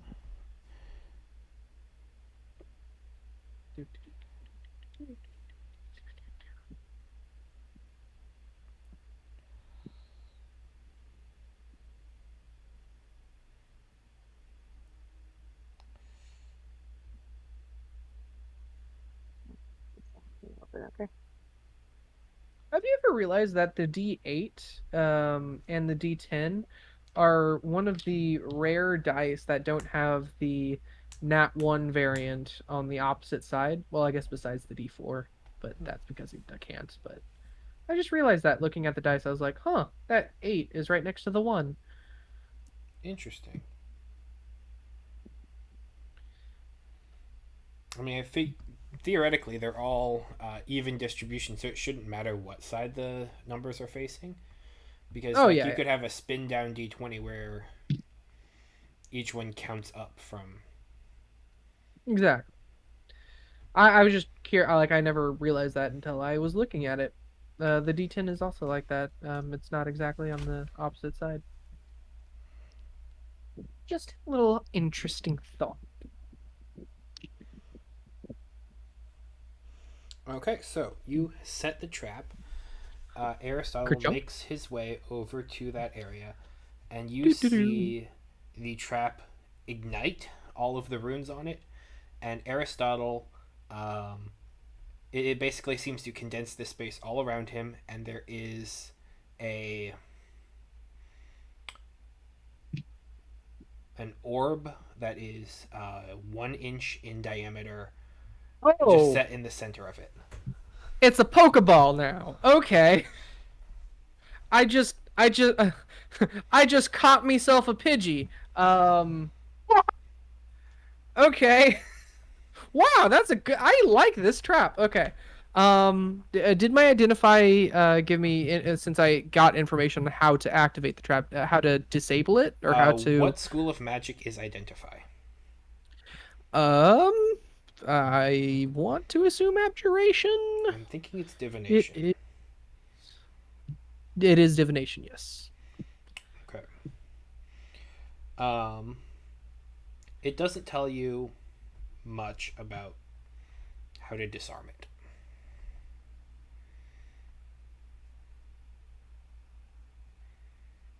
Hmm. Can I don't want to touch this thing. Um, can I see through the familiar's eyes real quick? No. Okay. Yeah. It's its own pocket plane right now. This is literally a Pokeball. Um, huh. I really, really don't want to touch this. Hey, Kara, touch this. You can't make me. That's fair. Um, You don't want to touch it. Why would I? You want to catch me? here, Kara, just to Yeah, be I safe, choose I am you. I am going to give you this spell scroll of Dispel Magic. If I get stuck in there, attempt to cast Dispel Magic. I will also have my counter Alrighty. spell at the ready. Um, I am going to grab the Did ball. we catch us the Vecna in this? All right, you go to grab the ball. And I do Uh, so. you pick it up. Go ahead and roll me a dexterity saving throw for you personally to avoid falling into No! it. No! Dexterity saving throw. I'm good at these, I think. Okay, that is a 16. All right, you don't fall into the trap.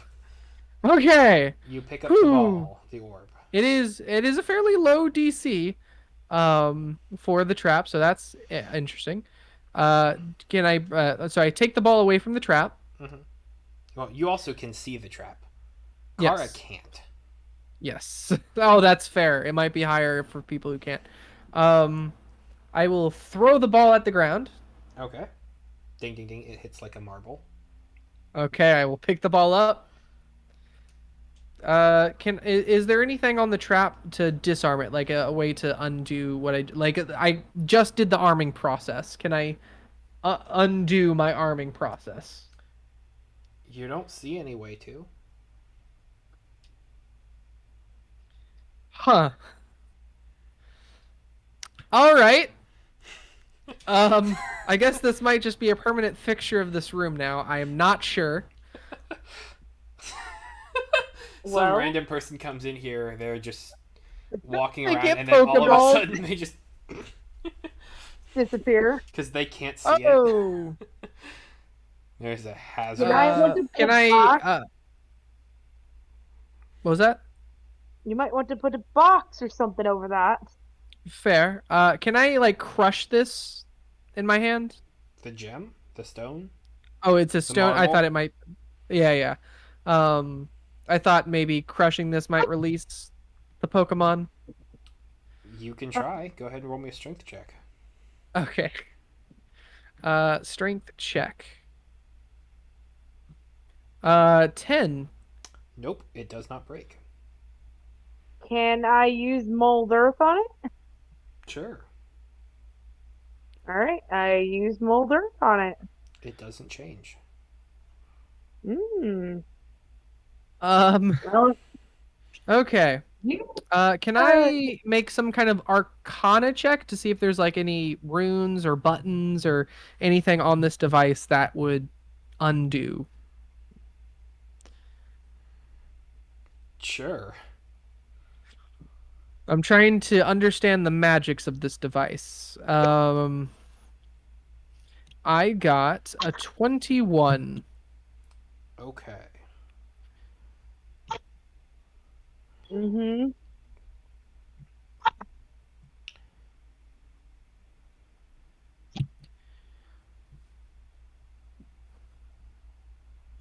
With a 21, you would know that you would be able to figure out that once the trap has been fired and a creature is imprisoned, once that creature is free, it will be armed again. It Okay. can only imprison one creature at a time. Oh, okay. So the dexterity saving throw was a misnomer. You didn't know. I did not know. I'm glad it was. I'm glad. Um, Thank you, Andrew, O benevolent DM. Uh, I'm gonna start pressing miscellaneous edges to this thing. Maybe fold it back up and see if that releases the creature. Yes, please. When you fold it up, you are able to do so, but it does not release the creature.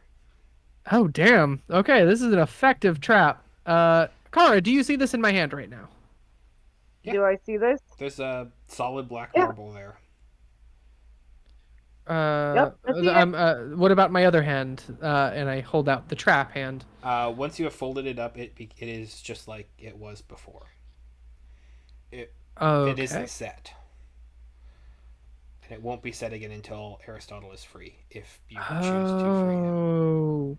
What was the one word that released the shackles when I was in prison? I say that word. It doesn't work here. Okay, The person who commissioned this did not know that word. that's fair. Um, would casting identify at a higher level do anything? Nope. Huh. Divination spells cannot locate or perceive the target. Okay. I gotta get the spell legend lore, frick.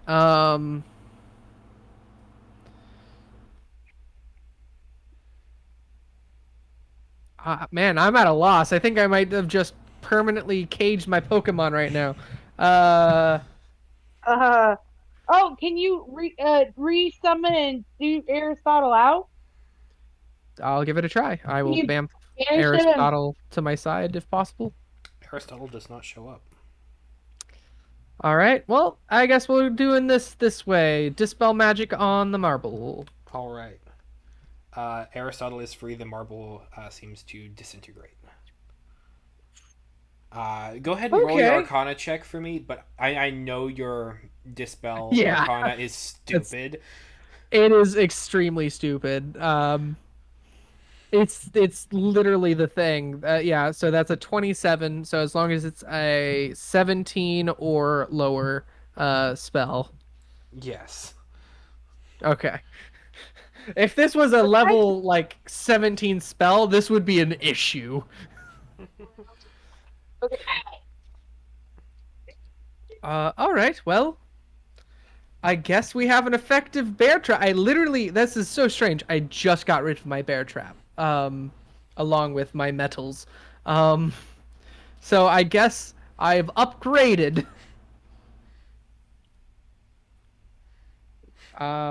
Very well. I'm going to assume there's a command word to activate or deactivate this. I don't know what it is, so for now we'll have to keep up with the dispel magic. And I will just pocket that contraption back into holding. Well, that's very good to know. Um, Aristotle, how was the experience in there? Aristotle seems confused. Ooh, how long do you think you were in there? While affected by the spell, the creature doesn't need to breathe, eat, drink, and it doesn't age. Interesting. That's actually pretty. That has multiple components to being both advantageous and disadvantageous. So that's interesting. Okay. Okay. So, I will pocket that. I So Kara, I now have a Pokeball maker, Pokemon catcher. You can call me Ash Ketch now. Uh I'm sorry, I had to. Nope, that's it. The trap Uh, stops working. no. um Okay. Yeah, I guess that is the end of what I wanted to do tonight besides making more scrolls. So, if you're good, Kara, I might retire to my room for the remainder of this evening and night in order to recoup my scrolls. Yeah. I wanted to ask you, besides the radiant damage, what other damage were we looking for? Radiant damage is neutral to it, so it will damage it like regular. Force damage, it is vulnerable to. Okay. That one was. So that feather Favorite token. force. What'd you say, Andrew? That one was. Yeah, that's what I was kind of worried about. Like, maybe if we put our eggs too much in one basket, that force damage and like everything might be an issue because the next one we come across might be vulnerable to like ice or fire or something. Um, we don't know how these things evolve. Okay. So just keep that in mind when looking for weapons, maybe something that can deal more than one damage type or something like that. Well, I've got 2+2 um sword or weapons that I'm drawing on. I'm just looking at my options and trying to see which one might be good. Fair enough. Fair enough. But yeah. Yep, we can just go to sleep for the night. Okay. And then we go in shopping in the morning. Shopping. Do do do do do do do do do do do. That's fine. All right, let's do it. Shopping episode. Let's go. All right. You wake up in the morning and are able to meet up with each other to head out if you so choose. Let's go. Okay, first stop. I'm gonna go to a jeweler before I forget again because I forgot last time we were here. Um, and I'm just going to walk in and ask, "How many diamonds do you possess?" All right. I think I'm going to do a little side trip of my own, and I'm going to sell some of the stuff I have to a shop. Fair. And then we I meet will back also up at do the that. place, And I could wait with you if you want me oh to. no, go for it. Do your own thing. Again, I just want to stop by here, grab some diamonds, perhaps go to a blacksmith, grab some more raw ores, and then we can go to the City of Irons. Yes, that's what I want to do more than anything. All right. You're coming to a jeweler here, Yes. and you're looking for diamonds specifically. Yes, I want. How many diamonds do you have in your establishment? They have a large number of diamonds that are primarily on the smaller side. This is a wizard city. Perhaps an arcane like store might be better for this. Okay. So, how much for every single diamond in your store? I will ask point blank. 5,000. All right. Deal. I will purchase every single diamond. So you have 5,000 gold pieces worth of diamond. Wonderful. For some reason I have them labeled with like I have so I have a section of diamonds in my inventory and I have parentheses 50 GP and then amount. So I have um uh hold on. I have 12 50 GP diamonds. So I have 600 GP of total. I don't know why I did it this way. So 5,000 you said, correct? Because you can fabricate. Yeah. Yep, you could create one very large diamond that has all of that Yeah. wealth on it. It would make you a target for a lot of rogues. But That's fair. So I now have 112 50 GP of diamonds because that is how that works out. Yes. Wonderful. All right. Thank you for your business. You know what? Do I have my how many assorted gems do I have? Because I've been running low on those as well. I've essentially been relying those on like rubies that are worth this much, sapphire, etc., etc. So I don't know how many I have. Hold on. Buddha, Buddha, Buddha, Buddha, Buddha, Buddha. Buddha, Buddha, Buddha, Buddha, Buddha. Ah, yes. I have 1,120. Can I just get like 5,000 more of assorted gems as well, just to make it easier? sure. Thank you. And I will pay full price for those as well. I'm not going to cut deals. I'm going to come in and pay for what I want. A lot of gold for a lot of diamond, for a lot of gems. Yes. 10,000 total, from what I heard. I feel like I just made this shopkeep's overhead just amazing. Yeah, he's gonna get a promotion at the end of the month. Yeah, yeah. And you know what? I will pay just to be safe. I'm gonna pay in like multiple platinum, gold, silver, and like some copper, just so it doesn't look like I'm gonna pay it all in platinum and look like a big spender or whatever. Um, I want it to look like I'm essentially using all of my money to buy this. Okay. All right. I mean, you did you just wanted. spend a lot though, so like they I keep track did of spend that. a lot. Yes. I am tracking everything. I promise. I still have You're good. some left over from mostly the scrolls. I'll be honest. The scrolls with selling to Mordenkainen really helped out a lot. Although I'd like to imagine I helped out a lot too because there were a lot of abjuration stuff in this trying time. Um, all right, onward. Kara, let us go and sell some of our excess wares. Yep, I'm ready to go. Oh, that also reminds me. Last night I worked on this for you, and I will produce Crown of Stars spell You got scroll. Yeah, just one? Okay. I could only do one. They take 7 hours to make. Ah. You could do at least two. If you start at the I, beginning of the day. that 7 hours was the time I would have slept. You don't sleep, you have those potions. I know. I use those potions in order to make this. I appreciate your efforts. Thank you. I technically had 4 more hours left to go, but I also need to recoup my sending scrolls and stuff, so I also made one of those.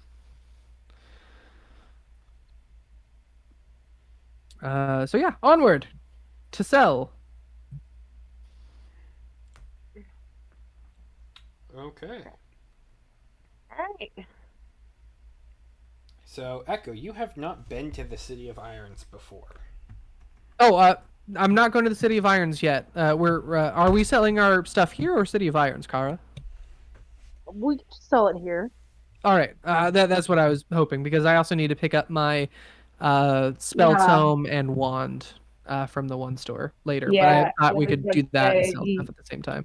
I knew he wanted to to get rid of some stuff. Yes, yes. All right, what sort of things are you selling? All right, so I've got all the +1 weapons that I'm selling, All right, they which will are charge 5 you. rapiers. They will put a price for that at 75 gold pieces per. Okay.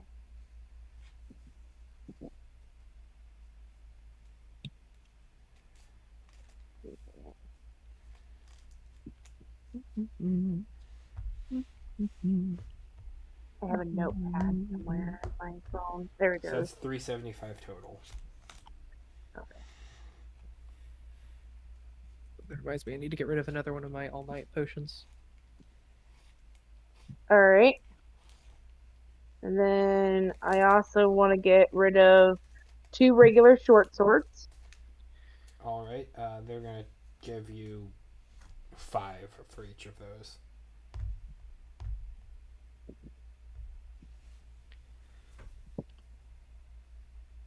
All right.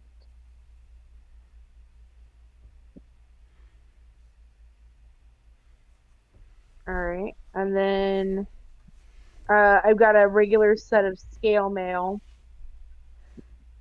Okay, they will buy that off of you for 45. All right.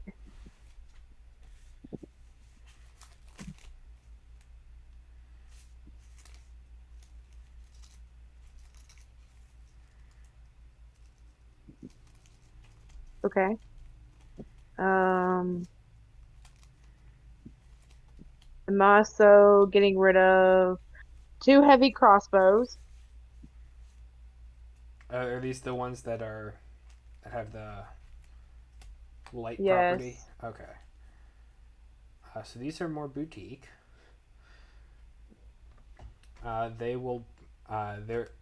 You can sell those for 55 each. I know you paid more for them. I was about to say, can I can I get it negotiate Well, for 100 each? Um, Go ahead and roll diplomacy.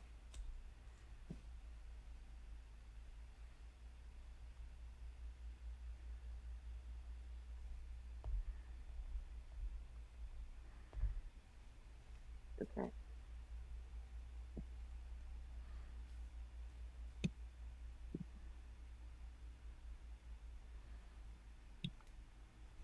I got a 17. They will go to 70. Okay.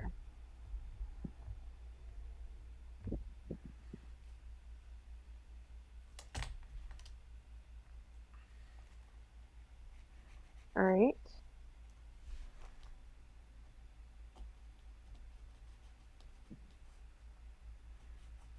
Mm, oh, I forgot about that. So that puts you at having sold those items 570 total. sorry, my inventory is loading and it's being dumb.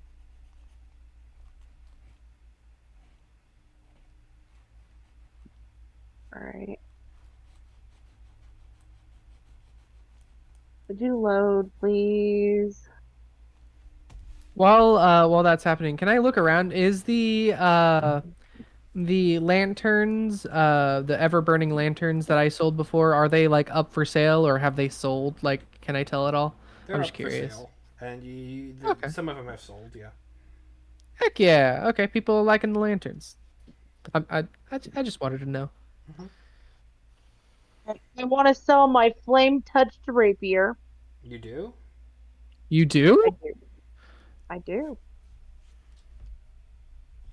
Okay. They will purchase that from you for 125. Can I negotiate for 2? Can I make a suggestion actually to Kara real quick? Like in case one of our apparitions eventually wind up being vulnerable to fire, it might become a very useful weapon. All right, I guess I'll just keep it. I mean, again, you can sell Right. it if you want. I was just saying, putting that out there. All That's why right. I'm looking for things that deal specific damage types and like specifically keeping those until after the blight is gone.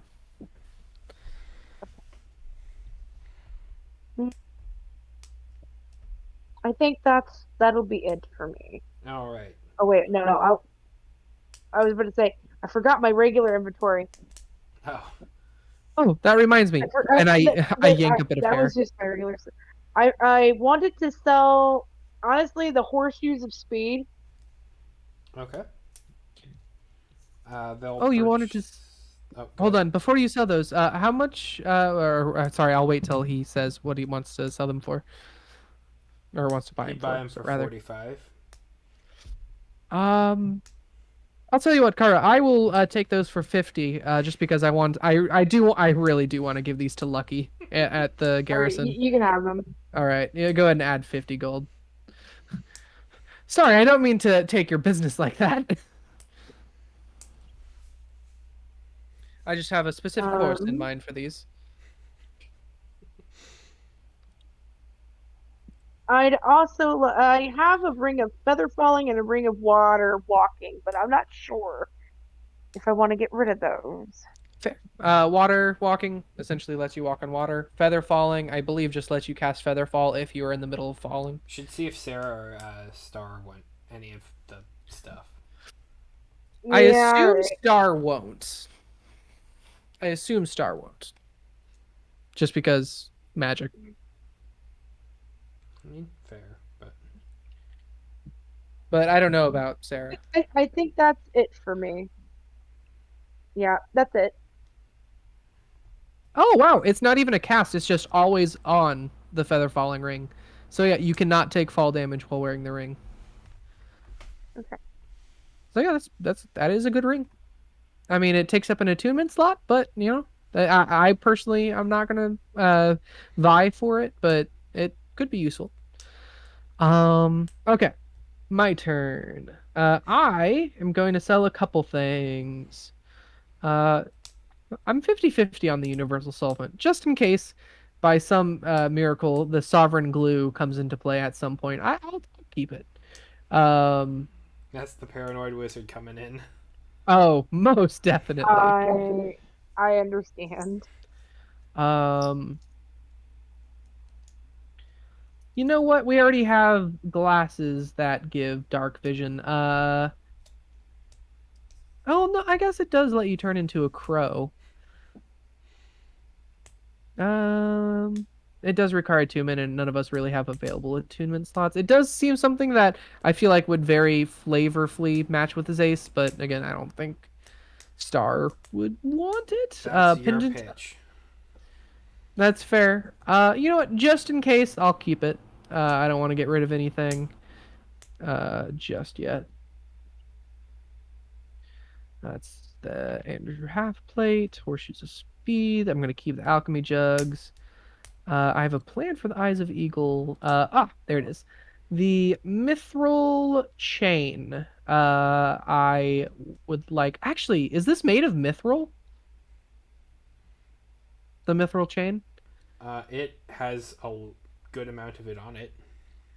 Ooh, I might actually keep that for fabricate stuff then, because it is 55 pounds worth of mithril and whatever components it is on. Typically Well, I mean leather. it is chainmail, so I don't know. Mhm. Um, is there Like leather on there's this? some leather in there, yeah, but Okay. it is chainmail, so it is predominantly mithril. Okay. Actually, I'm gonna keep that then. For future stuff. Honestly, Kara, if need be, I can fabricate this into some other type of armor that might be more towards your liking. But I know you have your new If you set could, right there. if you could, I don't mind the damage. Like mine does give me resistance to necrotic now, but if you can give me higher armor capabilities, Mhm. than what I've got. That's fair. In that case, I will sell a +1 short sword. Okay. They will take that for 75. Okay. 75, recouping some stuff. I will sell. Keeping that. I'm never gonna use it, and I have +1 varieties. Do they take just regular stuff, not just magical? I just want to They sell can, a yeah. dagger. I'll sell a dagger. 5 gold. That's fair. Honestly, I'm surprised I got that much for it. Perfectly reasonable. I'm sorry. I'm so used to uh core mechanic like gold thing. Like, oh yeah, 1 year's where it's different in your game. I know. I'm sorry. Yeah, you're good. You're good. Um, I really need to kick that habit. Um, Gauntlets of Recovery, I'm definitely keeping because that is a way to heal passively at the very least. Well, I mean, when you take a short rest and spend hit dice, it gives you the Yeah, maximum result of the die, or basically that's whenever you use a hit die. But like, it's not yes, a passive heal. It's just yes. you get better I healing. yeah, I understand that. Uh, I consider that more passive just because, I mean, I guess we haven't taken short rest, but it's better to have it than not. Again, paranoid wizard. Yeah. Okay. I'm keeping that. Definitely keeping my spare spell books. Well, I guess I don't even have that on me. That's currently in the secret library. Uh, you know what? I don't really want to be associated with this. I'll sell the Talisman of the White One Okay. Oh, from the Dro thing we had a while back. From the It's drow. just clogging Okay. up. It's just clogging up inventory space. yeah, that's kind of what I was at. Today is like, it's clean your inventory day. Yeah, yeah, yeah, yeah, yeah. Yay! Um. Okay, so the salesperson does not recognize it. Does it have any magical effects? It doesn't. It's literally a signifier that you. It's essentially a holy symbol that you can use for the white one. I think is what it was described as. They'll buy it off of you for 10. Okay, that's fair. Oh, I've just realized I was at for the last few cells, I've been putting them under lose 75, lose 10 because I put it under the same stuff I just lost from buying stuff. I'm gonna Oh, have to remember that. I'm gonna draw a line right here and say this is adding. Um, okay. You know what? I'm gonna keep the Genki Hero Feast Bowl, even though I can't cast the spell. Remember that? It made like Oh, I waffles do. that Yeah. Yes. tasted like eggs or something. Um, I It gotta makes get things that Heroes are Feast weird. at some point. Yeah, I gotta get Heroes Feast at some point just so I can use that. Um, Studded leather +2. I kind of want to keep just because I want to give it to someone at the garrison. Um, I have man, I really thought I'd sell more than I currently am. I'm sorry. You're good. You're good. Keeping Cinnabril in place, we have Vermeil effects. I forget I have a potion of comprehension. Do simple water. Uh, hmm, Should I? Should I? You know what? I want to have a fun conversation with this later. I'm looking at my brass ring that I made fake conjuration aura to make it look like a ring of wish.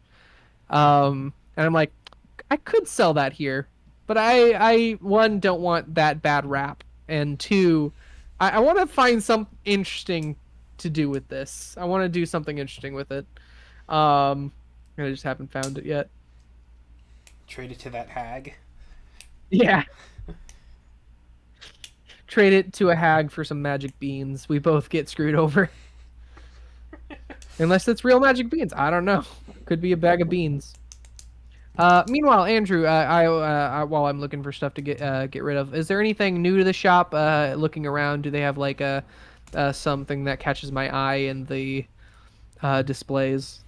Let me go ahead and take a look here.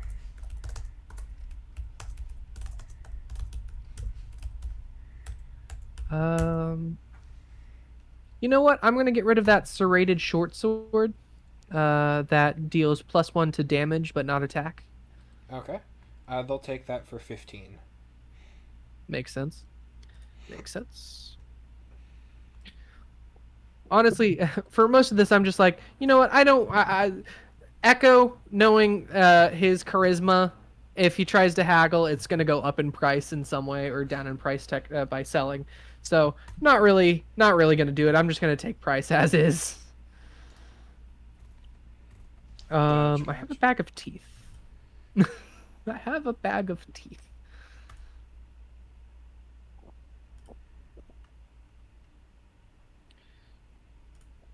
Uh, I've never used it, but it is a very nice last ditch thing. The Ring of Mind Shielding. Mm.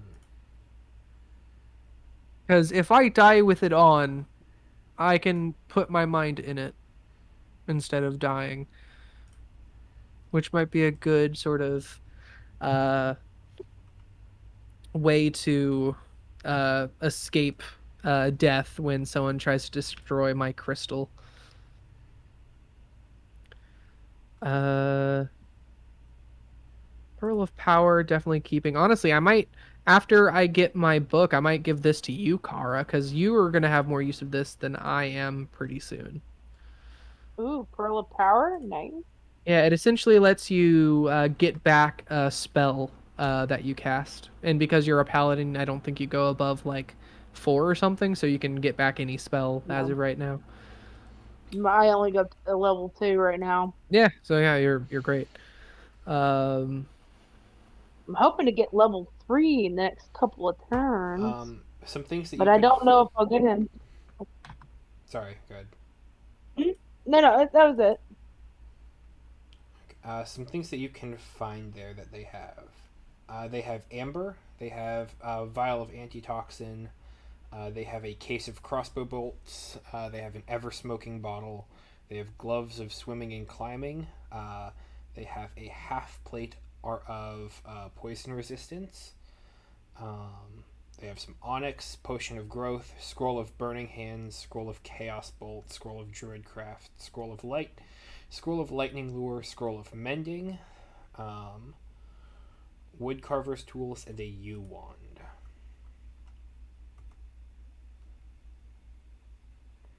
you won.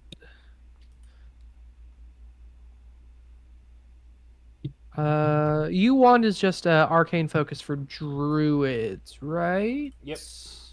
Okay. And then they have some Uh, assorted gemstones as well that you had kind of already been picking up a lot of. Gotcha. So, ever smoking bottle is kind of nice. It's not an attunement item. Same with. Oh no, those do require attunement. Not interested in the gloves. Can you repeat like the first 5 things you said? Uh, I had mentioned amber, antitoxin, crossbow bolts, gloves of swimming and climbing, half plate of poison resistance, Got it. Okay. potion of growth. You know what? I'm gonna potion of growth. I might take that. Okay, that's 270 gold. Okay. Give me a second. I'm gonna write some of these down. Potion of growth. Yeah. Ever smoking bottle? You know what? Just for the meme, I'm gonna grab it. How much? They will sell Because that to you for 1,000. 1,000. Frick. Um. Wow. Man, that is hefty for ever smoking bottle. I guess I'm not. I won't get that then. Um. It's a 60-foot radius of thick smoke. Like, that's hefty. That's fair. I mean, you're not wrong. You're not wrong. Um. I mean, that's basically I'm moving I'm without. never gonna remember, Andrew. I'm gonna be honest with you. I'm not gonna remember it in 3 sessions from now. Fair. I won't grab it. I will take that potion of growth though. Good emergency Mari growth Yeah. for 750. Uh, Potion of growth was 270. Oh, 270. That's much better. I was like, man, that is freaking steep. Okay, potion of growth for that. Great. Uh, Let me add these. And just to be on the safer side, I'm probably never going to get this much, but can I get another set of 8 tuning forks? Sure. Sweet. How much were those again? It was pretty low. I remember, but I forget the exact amount. I do too. um, Um, 25 gold sound about right for Blink that, ones? that sounds fair. Okay. Sorry, I completely flubbed and forgot that. Oh, no issue, my dude.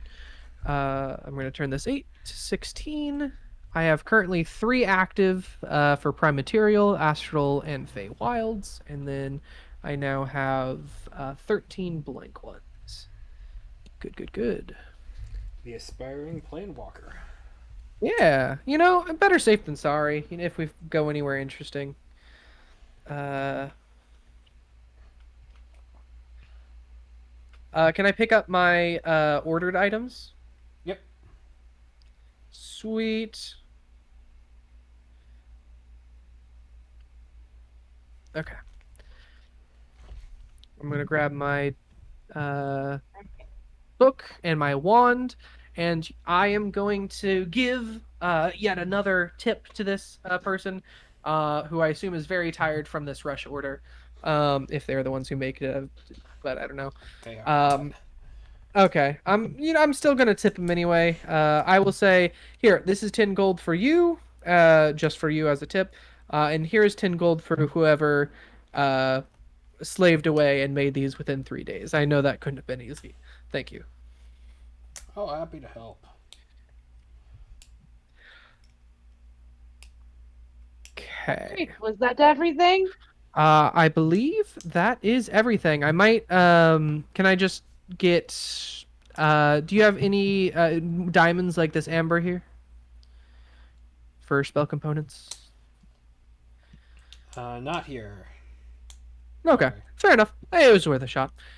With that, I think I'm done shopping here. To the City of Irons, I believe. Unless we have any other business here, Kara. Nope. I'm good. All right. So, Kara, I need you to describe, because you were there, I was not. Describe the City of Irons to me in as vivid detail as possible. Have I been to the City of Irons? Once. Yeah, remember on the shopping trip during the year? Oh yeah, yeah. You're right. You're right. I totally forgot. Um, it's a bustling place with large buildings and I go into the great detail and the places I remember the most and the things I remember doing. Okay. Yep. All right. Do you cast? I shall attempt to cast based on this description. All right. Go ahead and roll me the D100. Yes. This is not great, I will say. You're We using the have description line. Yes, I know. We have a 25 or 26% chance to get on target.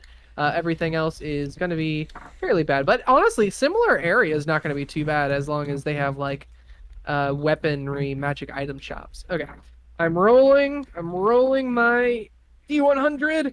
It's getting critical speeds. 44. That Oh. is the bare minimum for similar area. Yep. Ah, this is also the second time this has rolled a 44. That's interesting. Okay. Where are we going, Andrew?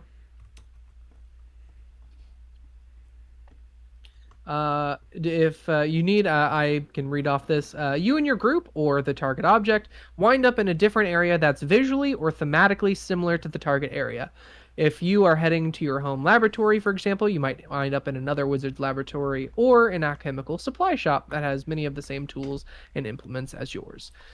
Generally, you appear in the closest similar space, but since the spell has no range limit, you could conceivably wind up anywhere on the plane. Okay. So, Car, I'm going to turn this over to you. How do you describe this location? Use as vivid details as you want. This is interesting. You can make this as So I can you can essentially turn the exaggerate this city into however you anything I want. want. Yes, you can turn this Right? into however you So want. when I hear the word City of Irons, I think almost dwarf-like city, something that has, a lot of brass and copper, large piping. I think of a lot of craftsmen. Um I think of industries and shops lining the streets. I think of kind of a dust-filled, smoggy kind of place with all the forges and smiths going. Uh, Cobblestone area, high cliffs. I'm not really sure what else, but you know what? It's not far from the sea, right? It's inland. It's inland. Okay, well, I was thinking it was a port town. Nope. Nope, Maybe I that's guess where the spell went wrong. You thought of it as a port town, and my bad. Anyway, so yeah, just a dwarvy kind of almost underground caverny kind of city. Okay. So that is, as a description, off target. yep. Okay. Whoa, whoa, Where did we whoa. end up? We'll find out next time. Okay, that's fair. Okay. Well, I will see you guys later. Okay. Okay. Yep. Have a good one. All right. Good Bye. luck. See ya. Good luck on this next session, Andrew. It's gonna be, ooh. I've got Zagra in the pit. I've got Star heading to the grave mind, and I've got you guys in a very different place. Yep. Yeah. Somewhere with dwarves and industry, and possibly a Bustling port town. I don't know. You know what? We port found what we're town, looking for here, though. lots of dust. I know where you guys are ending up. That's easy. Uh-oh. Oh, I hope it's not a blighted place. Oh no, are we gonna You wind were up talking in about Ontro? Sandy. You were talking Sandy. I did not say Sandy. I You said did. Dusty and Smoky. I said Smoky. I did not say Sandy, Andrew. I I don't said remember. smoggy, like chimneys and stuff. I did not say Sandy. Play back the tape. You heard Sandy. All right. Well, I will be going. Have a good one. Okay. Bye, Dizzy. Have a good Yeah. night. Hello. Hello. Here, So let me where we just go ended ahead up, and Andrew? draw some lines on the map. You can get a spoiler for next time, I suppose. Ooh.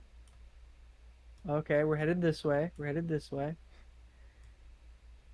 Oh, are we tour guard? Maybe? Or perhaps Synax? Synax. Snack? Synax? Oh, is that where we're ending up? Oh my god. I know nothing about this place. You know what would have been crazy, Andrew? And I'm not saying that this should have happened at all. One, because it's like just a lot of work. Um, but for some reason, I half expected you to be like, okay, here's a sneak peek, and pull up just a completely different map. Tempting. Very tempting. I would be like, oh no, we need a 1 day to get out of this place. Oh frick. Can I also purchase however many scrolls of watchful rest that place had? I forgot. Um, they don't have scrolls. Or no, potions. Sorry. They would have three of them that they would charge 450 each for. Okay. Wait, 450? Yes. I thought it was in the same class as Oh wait. magic uh or healing potion. Okay. Sure. Sorry, my brain is a little bit scattered. Oh no, I completely understand. I'm sorry. I You're didn't mean good. to throw that on you. You're good. I have a lot of things to do, but I finally got my grimoire.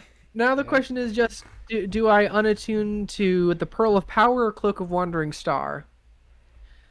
The thing is, I want to unattune to the Pearl of Power, but it's sort of the only thing keeping that third level slot that I don't have in check. Mm-hmm. And Cloak of Wandering Stars got me out of so many bad situations. So I think I'm gonna unattune to Pearl of Power.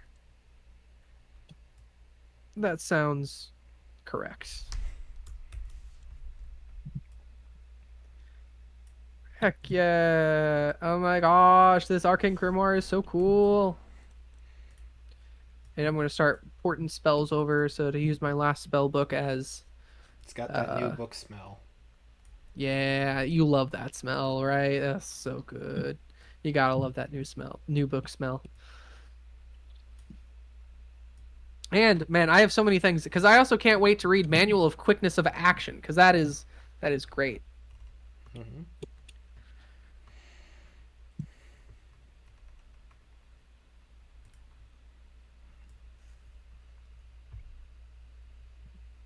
That also might be pretty good for Zace, but again, I don't know. Zace would want to use that, And but Zagra, I also because it I meant increases your Zace maximum too. specifically. Yes, I meant specifically Zace because Zace has armor class dependent on Dex Yeah. because of unarmored defense, so that would increase that to 19 instead of 18. While Zagra has armor that only does a max +2 if I remember No, Zagra has correctly. unarmored defense as well. Oh, okay, yeah, that would help both of them. I don't know. I might be greedy and use it for myself, but I might give it to one of them. I don't know. Can Mari read? Can I read this to Mari? um, Get Mari a +1 to Dex. I would be willing to say that yeah, you could split it if you wanted. Oh, fun. You'd get +1. Okay. Mari would get +1, but like, I would bring Mari up to +1 because Mari's current Dex is 11. mm, Or at least last I checked from the PDF that uh, Star sent in chat. Don't know if it's changed since then it though. shouldn't have. Okay. Cool. So yeah, good reliant radiant damage, good reliant force damage, both good. I got the arcane grimoire now, so that should help make spells a little more potent. And I have universal solvent for something. Yeah. Um, my inventory is a mess. I need to reorganize this.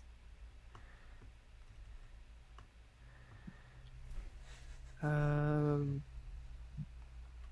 yeah. All right. Anyway, you said you were kind of tired and everything, so I don't want to keep you. Oh no, I'm good. All right. Cool. Yeah. Yeah, I don't really have anything else. Unless you just want to stay up and talk, I'm cool with that. I'm good with literally anything. You. Literally anything. Okay, I need $5 million right now. Okay, well I can't do that.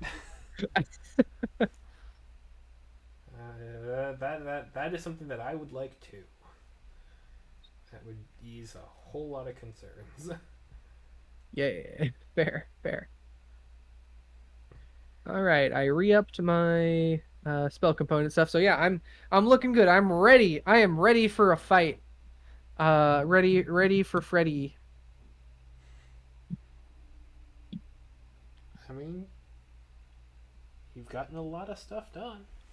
Yeah, we have gotten a lot of stuff. The only thing that can make me more ready to fight is a level up after we fight the one of the grave mines. Because then I get access to 8th level spells, I think. Dang. And 8th level spells are going to be popping. Yep, 15th level, 8th level spells. Yeah. Also, Andrew, you can't let me forget, okay? Mm-hmm. You cannot let me forget. I have advantage against all spells. And resistance to all spell damage. I cannot forget this. I have a big note at the top of my page that just says spells defense. Yeah, I mean that is a potent ability. That it is the abjuration. Capstone. Whoops, I think I dropped out there for a second. It is abjuration sort of whole thing. Like you are a wizard who is good at blocking wizard stuff. Mm-hmm. Which is good You're good at because yeah. your end boss is a wizard. That is that is exactly fair. Not where I thought this was going at first. Like because I was just like, oh yeah, Echo. Based on how Echo learned magic, Echo would be a much more protective wizard, so abjuration makes sense. And I've never dabbled in abjuration stuff before, so I think it'd be kind of cool. And that's how we got here. And I think it's honestly worked out pretty well. Yep. And hopefully that helps against the freaking Vecna's crew of disintegration pocket sand they got. Because they've used that a lot of times, and I'm They've used curious it if that's like twice a now. yeah. Really, I thought it was 3 times because they used it when we first met up with them too, right? Nope, that was different. Oh, okay. Ivyar used it once and then died, and then Cool used it. Didn't Vecna use it as well when in the tower Nope. when I was running away? Okay. Um, huh. He was using, I believe it is Crown of Oblivion. Oh, it's a potato. Similar things, different end goals. Yeah. All right. Honestly, what would do Echo nicely right now is a nice like week-long break, but I know time is of the essence, so it'll have to wait. I The mean, literally only reason is to recoup spell scrolls, re-up my spell book, or I guess copy my spell book, um, and read that, or at least give someone that manual of quickness of action. Too bad that wasn't like an intelligence one, because I would read that in a heartbeat. you think Vecna wouldn't have read that himself? We've been That's disabling for a fair. century. That is extremely fair. Heck, I would believe Vecna was farming that if he had it. Like, all right, I'm gonna read this. I'm gonna go to bed for a century, y'all. Keep up the good work, and then wake up, read it again. He's not that old. That's fair. By later Yes. campaigns, yes. And honestly, I want to cast a spell that I think might be pretty cool. Because then this can be shared 2 ways. Oh. Because if you remember on my level up, I got a spell called Duplicate. I Yeah. can't duplicate legendary items yet. I need 8th level spells, or very rares. I don't think, but I can duplicate stuff. So I might duplicate like I don't know my a diamond or something, and so I can get double spell components. Hey, that would be very cheesy, but like not unreasonable. Yeah. Honestly, the only reason I got duplicate was twofold. One, so I can get double priced or half price spell components essentially. Yeah. Um, yeah. And two, so I could perchance copy the cube. Yeah, I figured that. Yeah, fair. Because that cube has saved me multiple times, and I think it's time that it helps someone else as well. Yeah. That would be. Thing is, who would it be? The rest of your party are melee. That's fair. Um, You'd be giving a 5 foot barrier to everybody around them, and they would stop dead in their tracks. that's true. That's true. And I am the essentially only one who can cast through the barrier on it, Mm-hmm. so that also causes a bit of a conundrum. But I mean, it's a good even if they can't fight with it, it's a good last ditch. Like, oh, I'm at like 2 HP. I'm gonna turtle for a bit while I heal up. Because that's what I originally got it for too. Before I realized, oh, my mind powers. Yeah.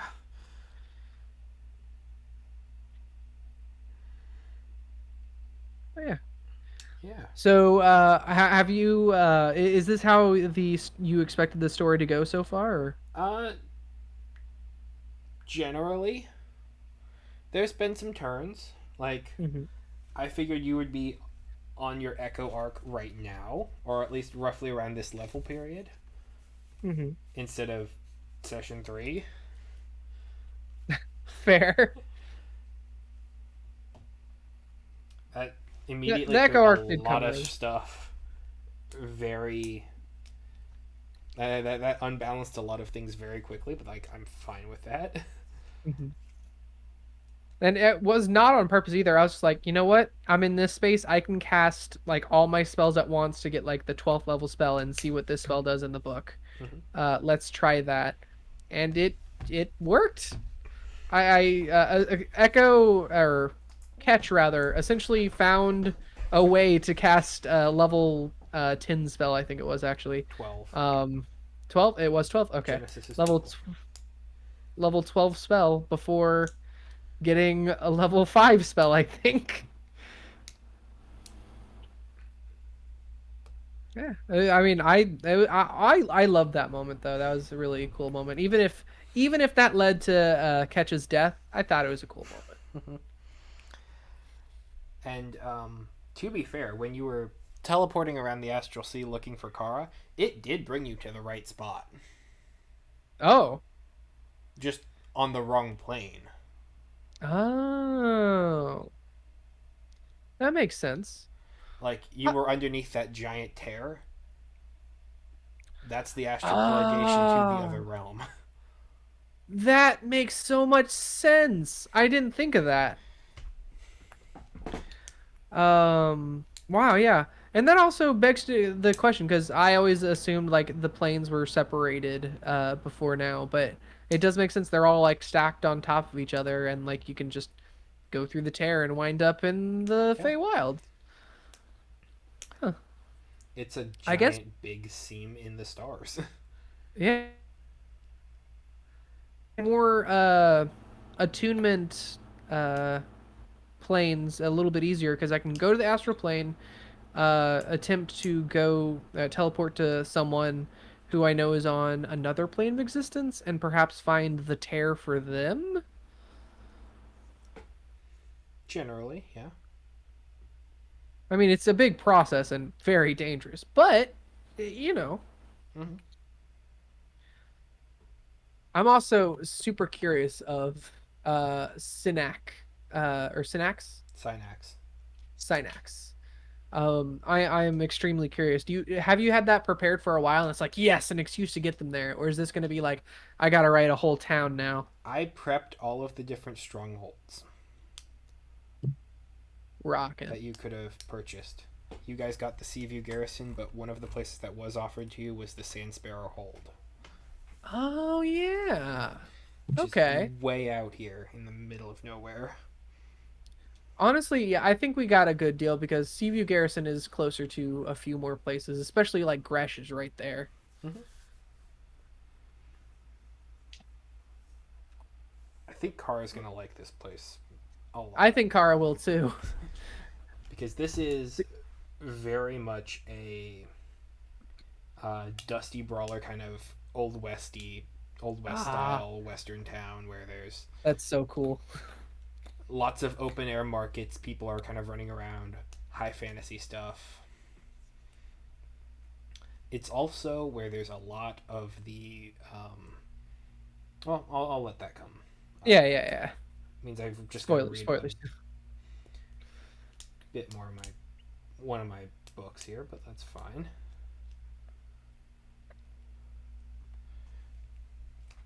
Here, I'll even put which one it is.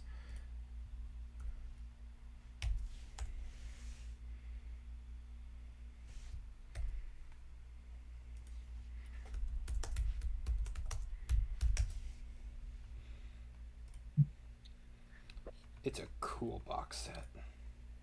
Like it's a really cool box set Heck yeah. that I haven't gotten to do a Honestly, ton with. fair, fair. For this place as well, I assume Kara will like this because this essentially spawned from Kara's imagination of a cool town. Yeah. It's also where her one spy organization. Well, they don't work out of this place, but they work out of nearby this region. Wow. Okay. That will be interesting.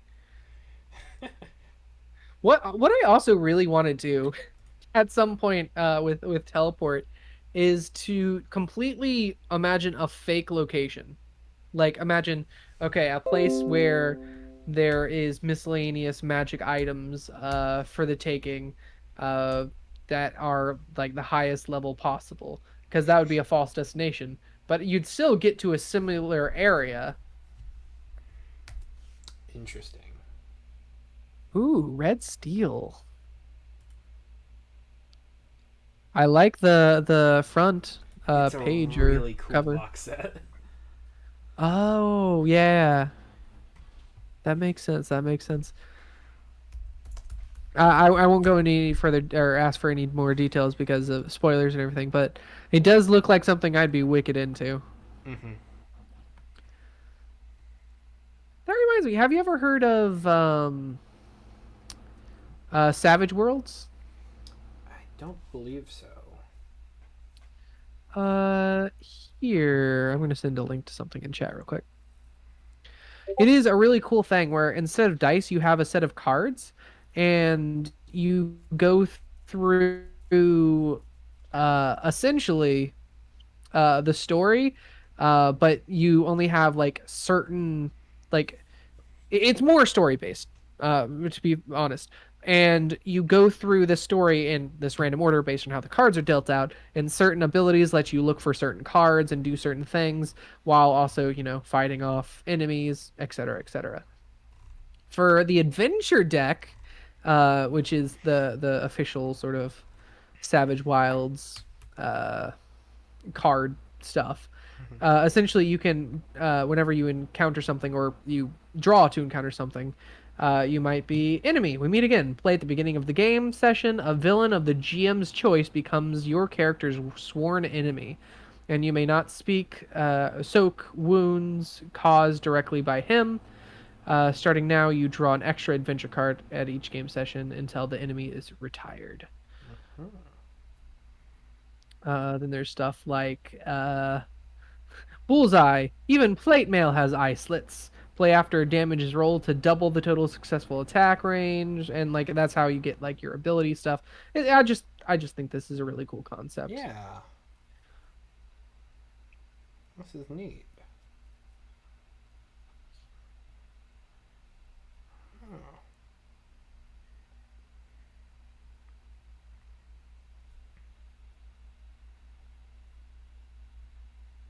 Oh, I just realized I only linked the cards. Okay, sorry.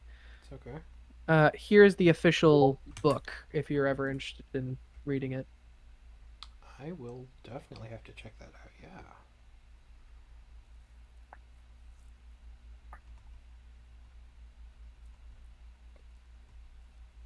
I think it's like a really old one based on the art style, but I don't know if it's actually old or made to look old, that style, you know? Uh, I'm curious now. Let me take a peek.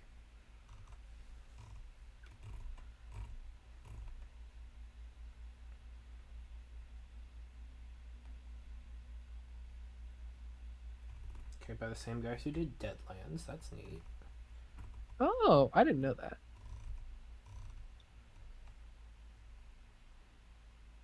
It's cool. The more you know, right? Deadlands, Hell on Earth, Lost Colony, and the Pinnacle logo. So that's all their stuff. Um,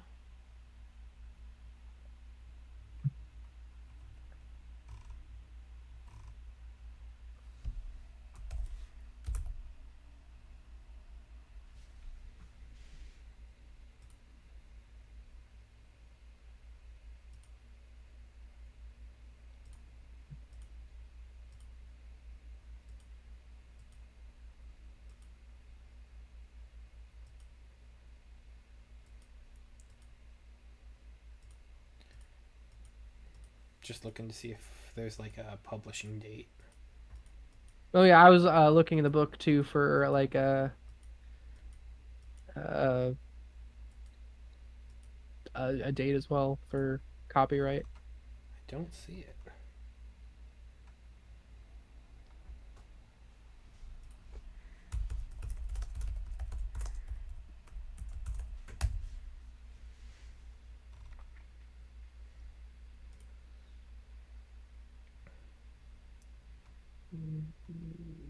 I do not see it either. I don't see it either.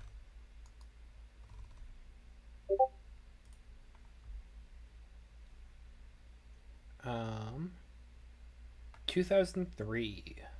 Oh, okay. So not that old, but you know, fairly.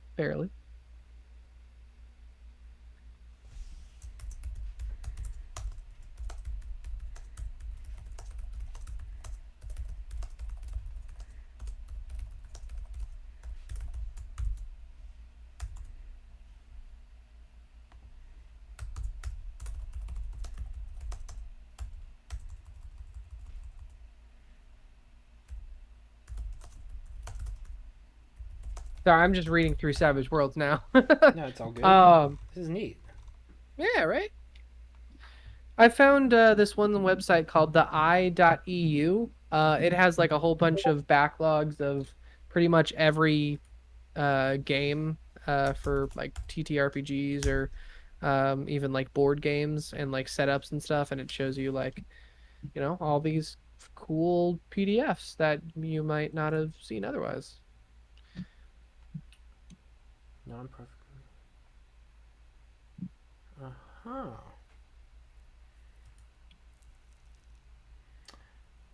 Gotcha.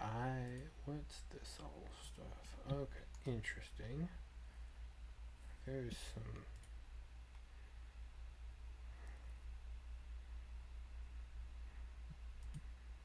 What is this stuff?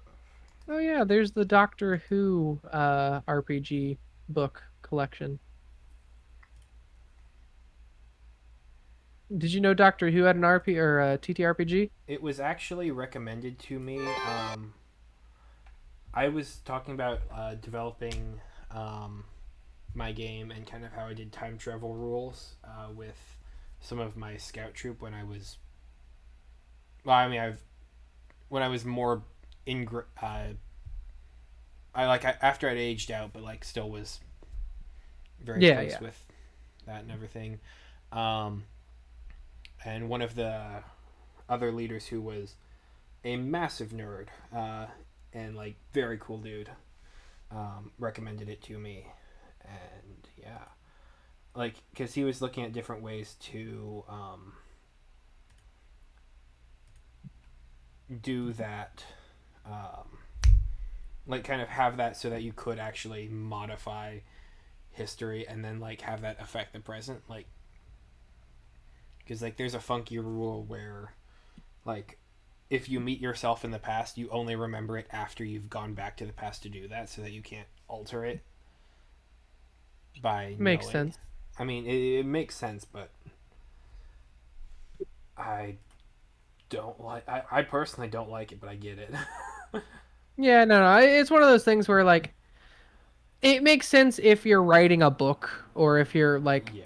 doing maybe a video game, but time travel shenanigans for like TTRPGs, just freaking do it. Like if the player ends up doing that or not doing that, that might cause other fun shenanigans to ensue. Mm-hmm.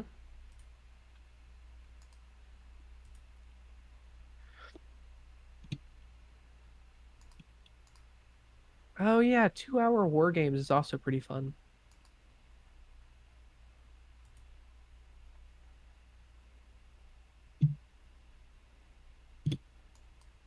Joust. Hmm.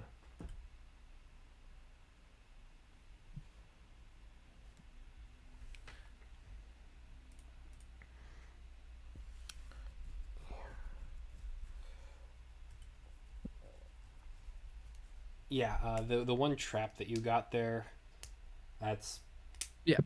yeah, it's cool. But It is extremely cool. It is a Pokemon Pokeball maker, yeah. and also might be used for evil in this town. Um. It was the one that Jay Ertzy was commissioning down there. GRC. Okay. The one of the Circle of Eight.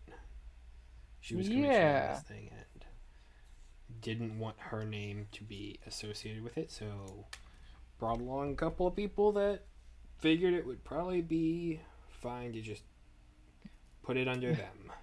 Make them look suspicious if anyone got wind. Okay. Interesting. Okay, so that's what happened. I thought it was time travel shenanigans. Nope. Um no, just fraud. Uh that's Sorry. fair. No, you're good. Not time travel, Um just fraud. hold on, I'm gonna put that in the quotes. I thought it was time travel shenanigans, but it was just fraud.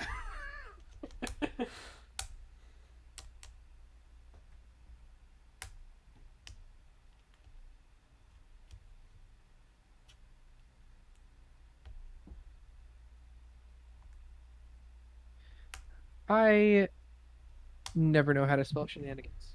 There we go. Thank you, Auto.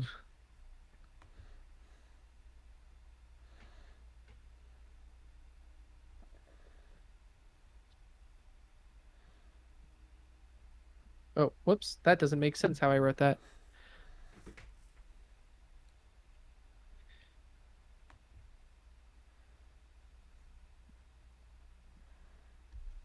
There we go.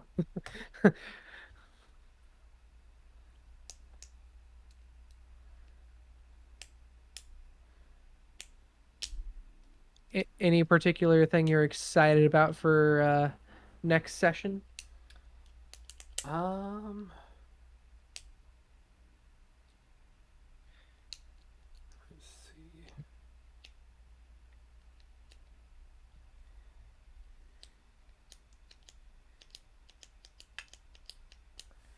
I th- I have a cool idea of what's in the pit. Oh, okay. That will be interesting. Yeah, because that is Because something that yeah, because like now yeah, Zagra's got no, 3 days in the pit at least. oh, that's fair.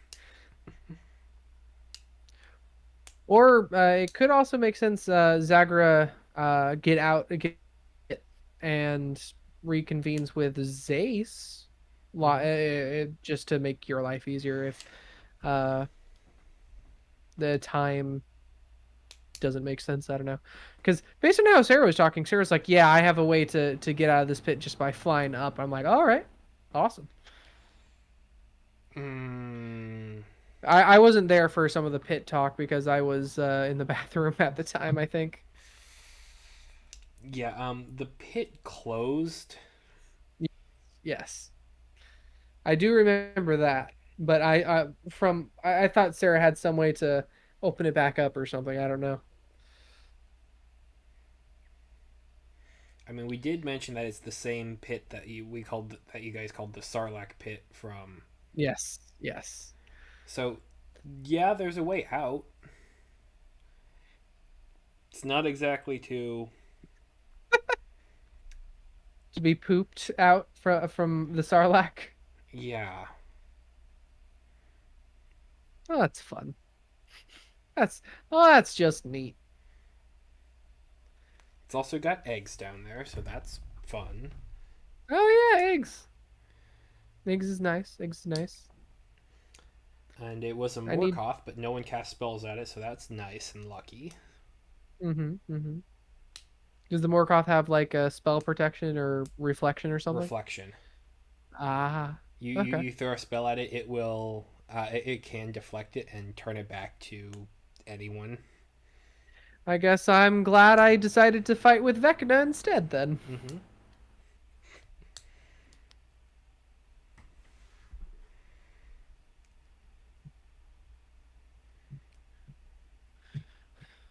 And now, wherever Desi like first got teleported to, wherever Vecna was in the grave mine, we should theoretically be able to go back there.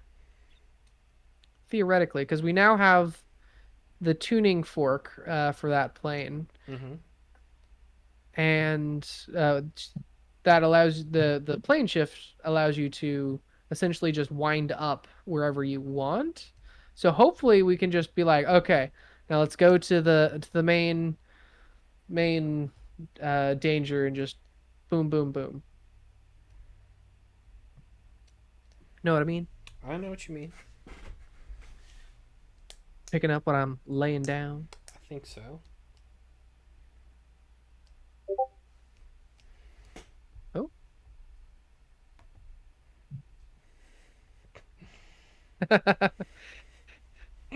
Sarah's in the chat. Sarah's in the chat.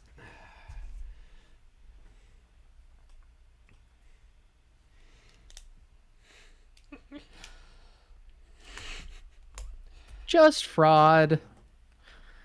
Yep.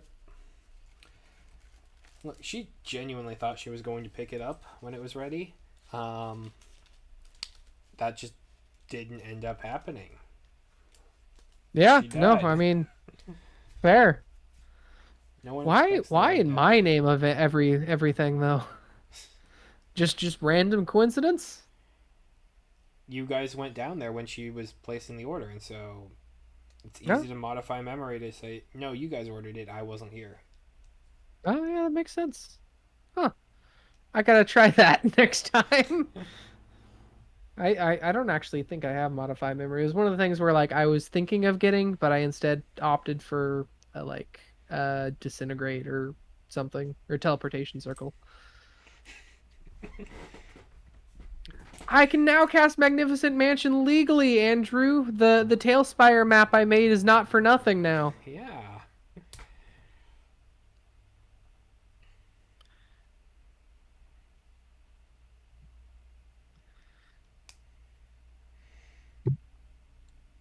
Um.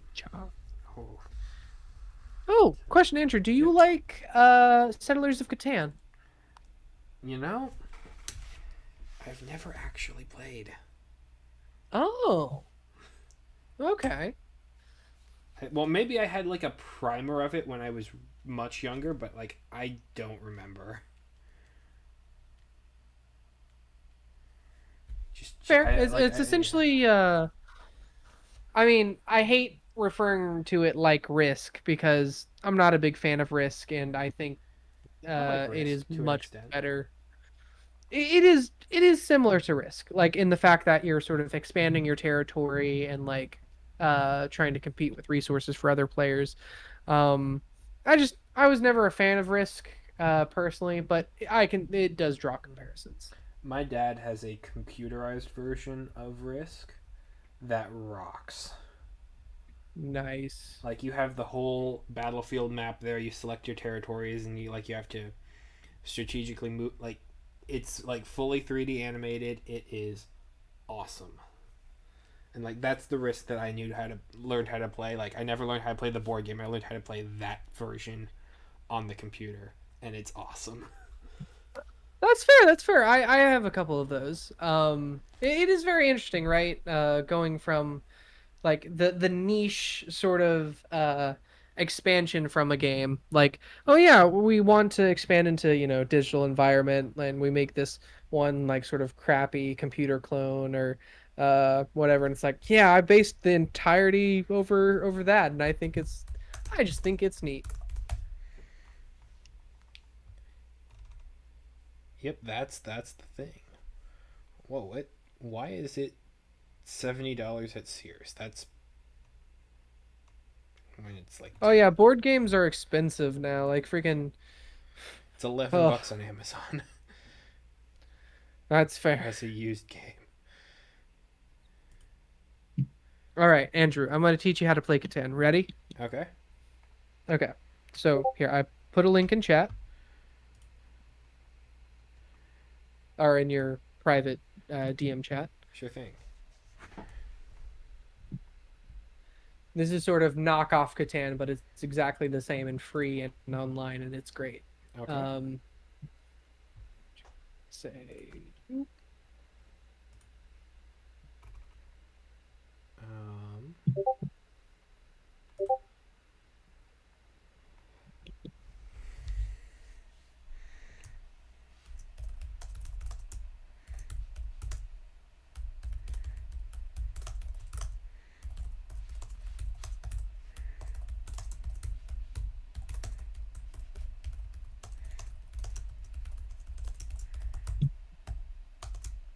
yeah.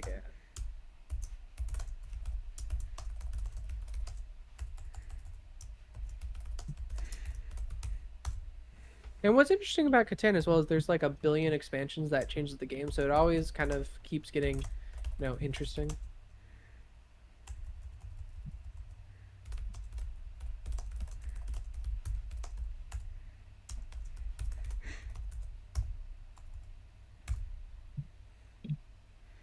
Andrew? sorry, I responding to Sarah. Oh, okay, gotcha. Sorry, I thought it Just disconnected for a she second. just I was wanted to like, know a couple of the developments. oh yeah, fair enough.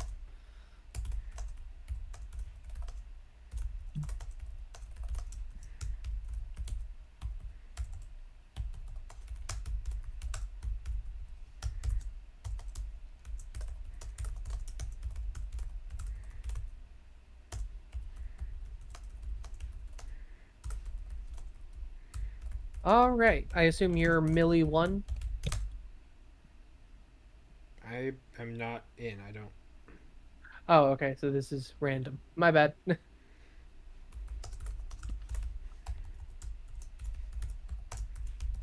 I should probably make this a private game. There we go.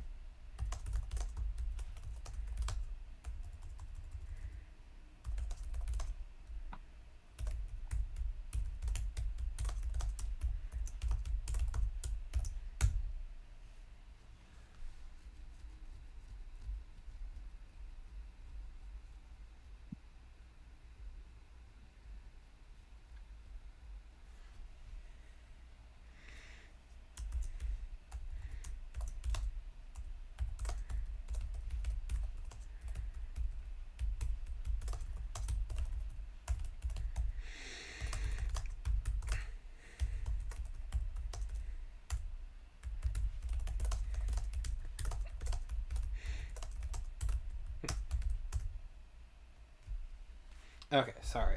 I am back now. Oh no, you're good. I'm also messaging Sarah.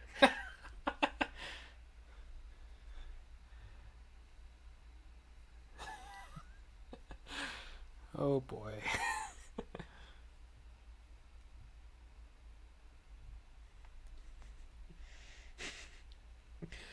I can just imagine that all of you have a private channel. Who told you? No one I'm told me. joking. I I'm just joking. believe We it. don't. Well, I mean, we message each other from time to time with like theories and stuff we want to do without, sneakily It's all adding it good. in. It's all good. Um, but no, nothing like too bad. No, it's all good. Like You're all the fine. the I do the coin, same the thing. coin. That's fair. The coin fabricate um combo was one of the things we did discuss at one Mm. point.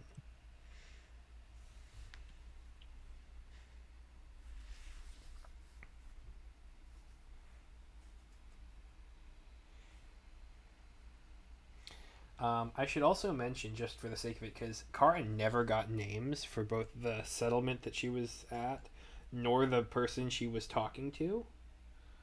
Hmm. Which, I mean, sure, but like, it wouldn't have made sense to Desi, but I know it might have to you. Um, the one drow that she was talking to is a lunar celestial, which, once again, no moons in the Feywild, um, Hmm. Hmm. by the name of Ioldi. Ioldi. That sounds familiar. I know that, don't I? Yeah. I, that same character has shown up in a previous campaign. Oh my god. I know. That's crazy, Andrew. You weave a tale. You stitch a fabric. You stitch a fine fabric. I try. Um, but no, they are the one who is holding the manifold of Ye Adatum. They're the one who is basically making it so that the Order of the Black Tear exists and has their own little pocket dimension, which was number 13's thing. Yeah, that makes sense. That makes sense. That makes absolute sense. They were just Huh. older then. Much, actually. And mostly inactive because they had to maintain concentration on an entire demiplane.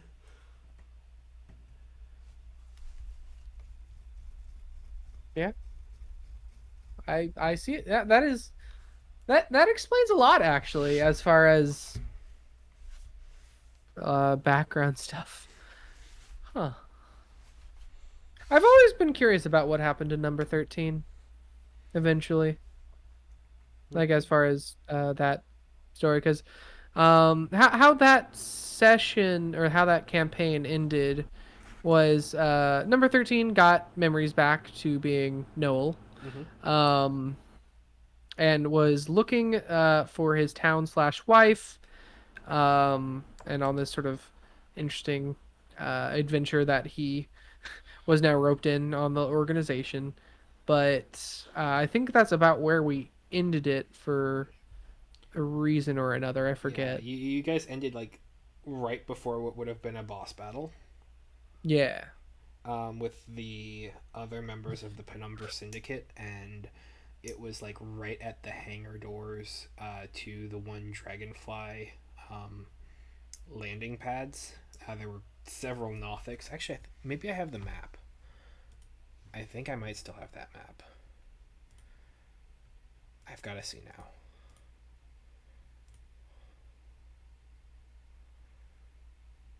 Ooh, that's not looking positive.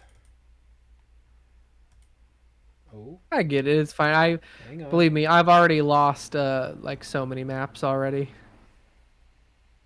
Oh,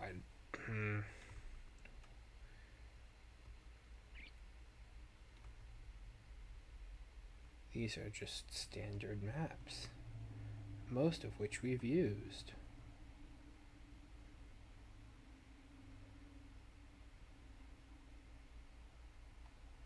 Yeah, I think I lost it when I didn't properly back up Owlbear.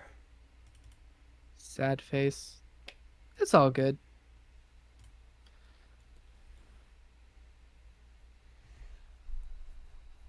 Oh my gosh, the Tokyo Olympic mascots are so cute. Hang on. Sorry, a friend of mine just sent me something. It's fine. Showed a picture of the Tokyo Olympic mascots from I think last year. I don't remember when Tokyo Olympics was. I'm not really up on the Olympic stuff. Same. Yeah, it's just happening in the background. Yeah, I mean I know the memes. Like I know the one guy who looked like he just showed up and got second place in the Olympics. I think that was a couple of years back, but yeah, I remember that. Yeah, Like it was like kid wakes up late, says fuck on live television, goes on to win gold. yeah, exactly. It's crazy. Like wakes up late, shows up late, swears on national television, wins a medal. What are you supposed to do about that? An inspiration to all Americans. All right, so Catan. Yes, I sent you a link in our personal chat. Oh, yes, yes, I am on that site. I don't know what to do here. Play online, maybe. 1v1. If you click the link, it should bring you automatically to the game, as long as you don't like click on the titles or anything. I have a room Oh, created. there we There you are. go. Hello, McHal2856. Yep, that's the one that it. That's the name and number it assigned to me. All right. Uh, we're gonna learn how to play Catan. I guess I click I'm ready. Yeah.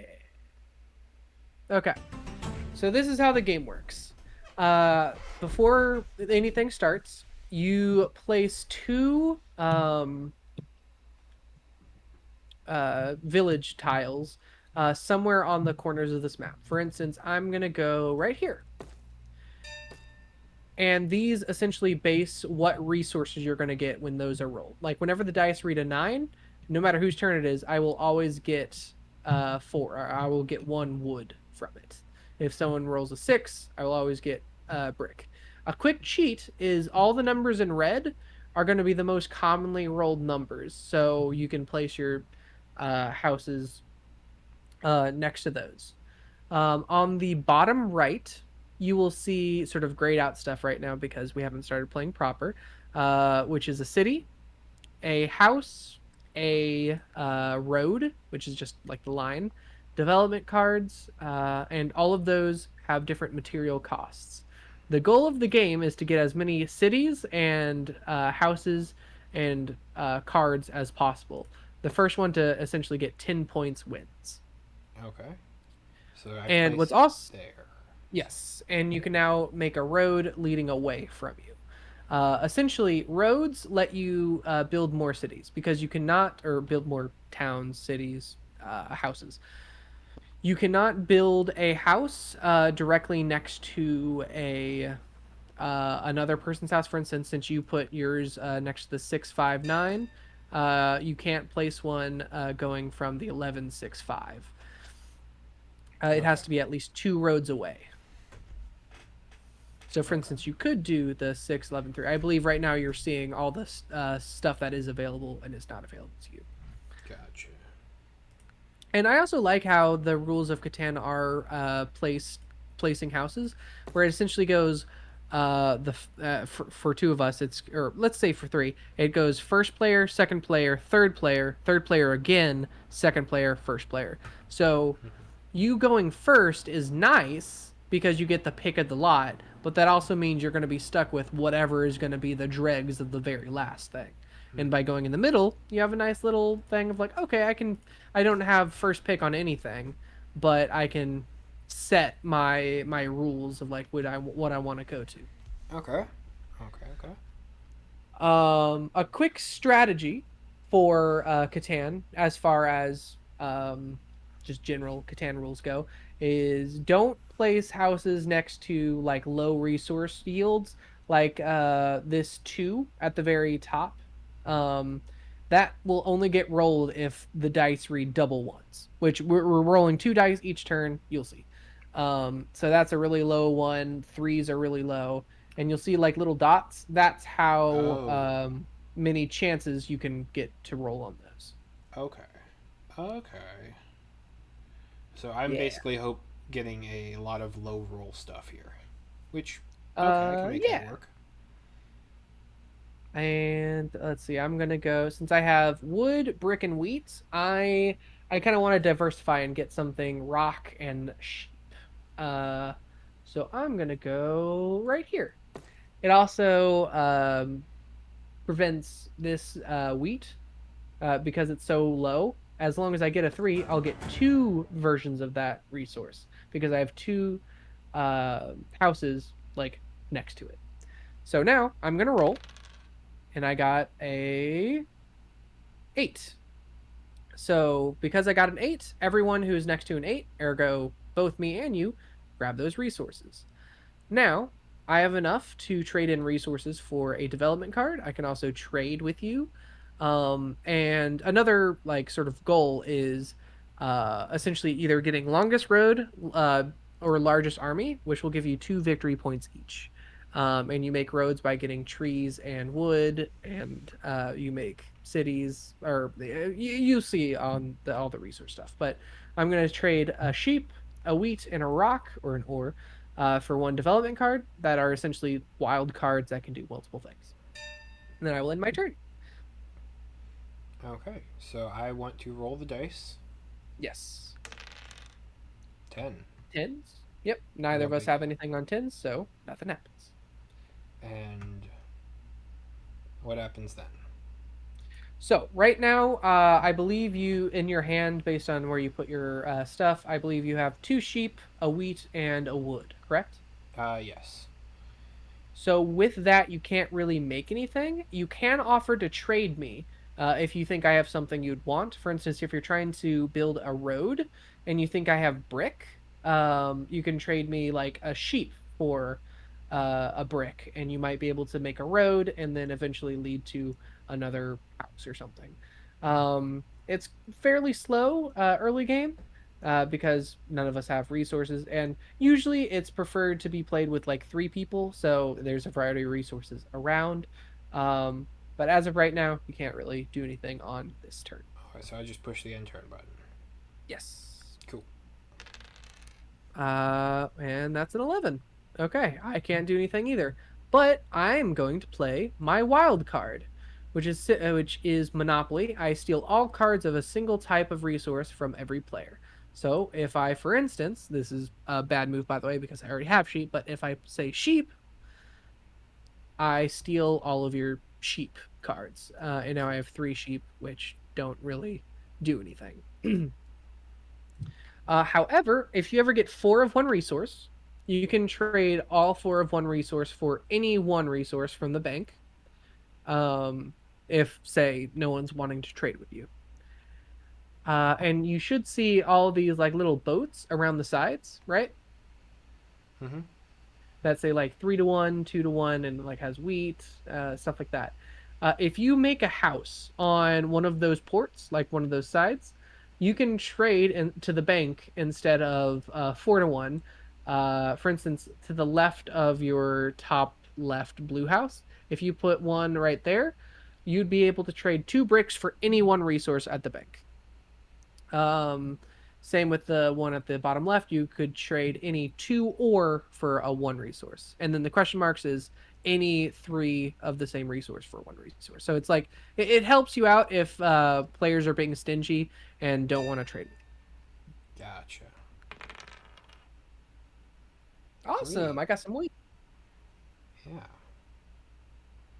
Okay, so I can't do anything else.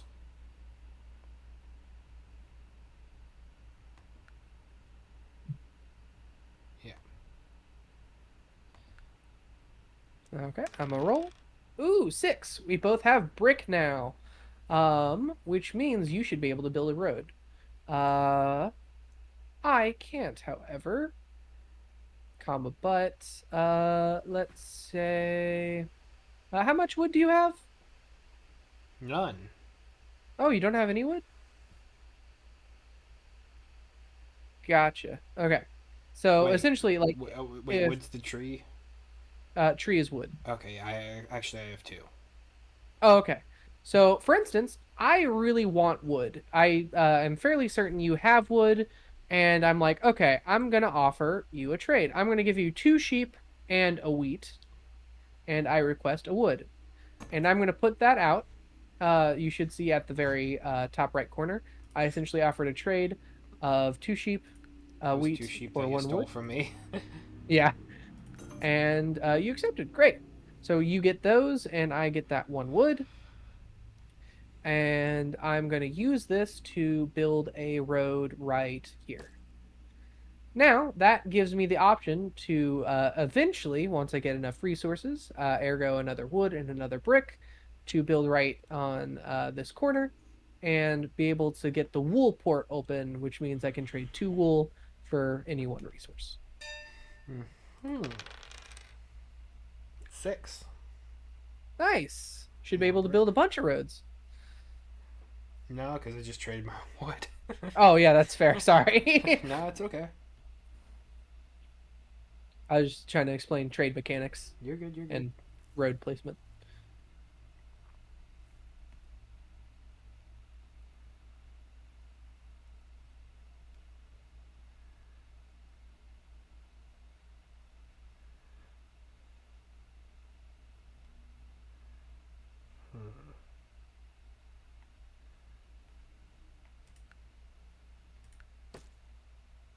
Nice. Decent, decent. If you put a house there, it should up your brick and wood game so you can build even more roads. That was my plan. And if you get the longest road where you have 5 roads uninterrupted in a row and no one else has any longer roads, you will get the longest road, which will give you 2 victory points. We are playing till 10. Every house gives you 1 victory point. Every city gives you 2.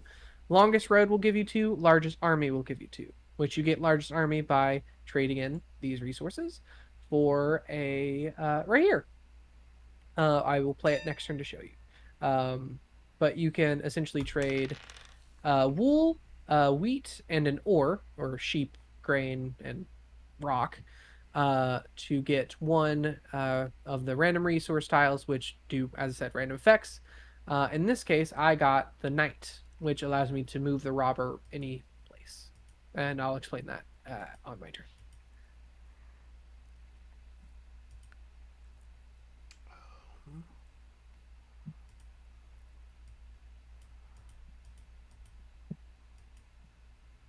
No, that's not how I want to do this. There.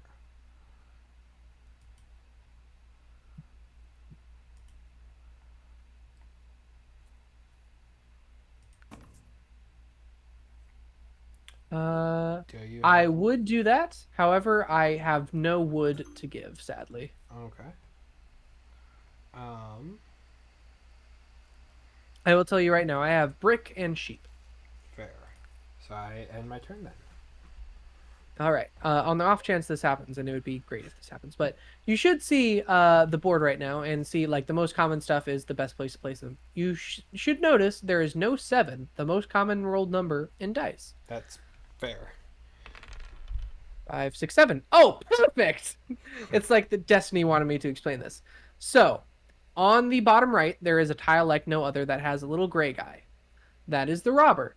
Whenever a 7 is rolled, whoever rolls the 7 moves the robber to any resource tile. Um, let's say I'm not going to move it next to you. I'm going to move it to this tile, this Oh, wheat. that guy. Okay. Yeah.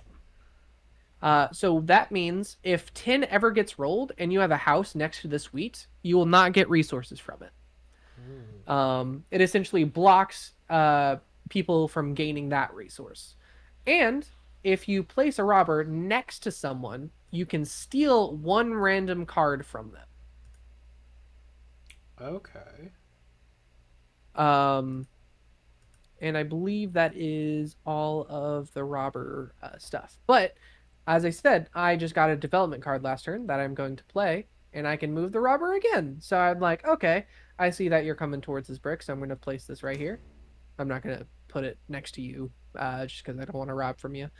But now, if an 11 ever gets rolled and you put a house right there, you will not get brick from it.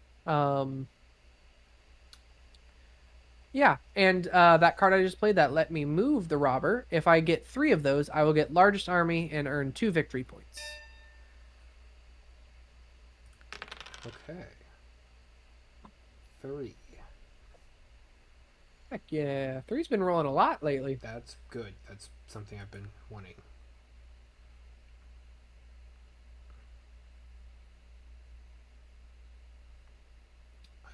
Yeah, I'm gonna plug a house right there. Which I Heck know yeah. next to the robber, but like, kind of Oh have yeah, to. that I totally understand. And now you should see on the far right, where it has like your little icon, you have a little 3, and I have a Mm-hmm. 2. That's because you have 3 houses, and thus get 3 victory points. Okay. Okay. I do not have anything I can do, so I shall pass my turn. Okay. Yes. More brick. Nice. And you got Um, double brick because you had 2 houses around that 6. I yeah, I needed that.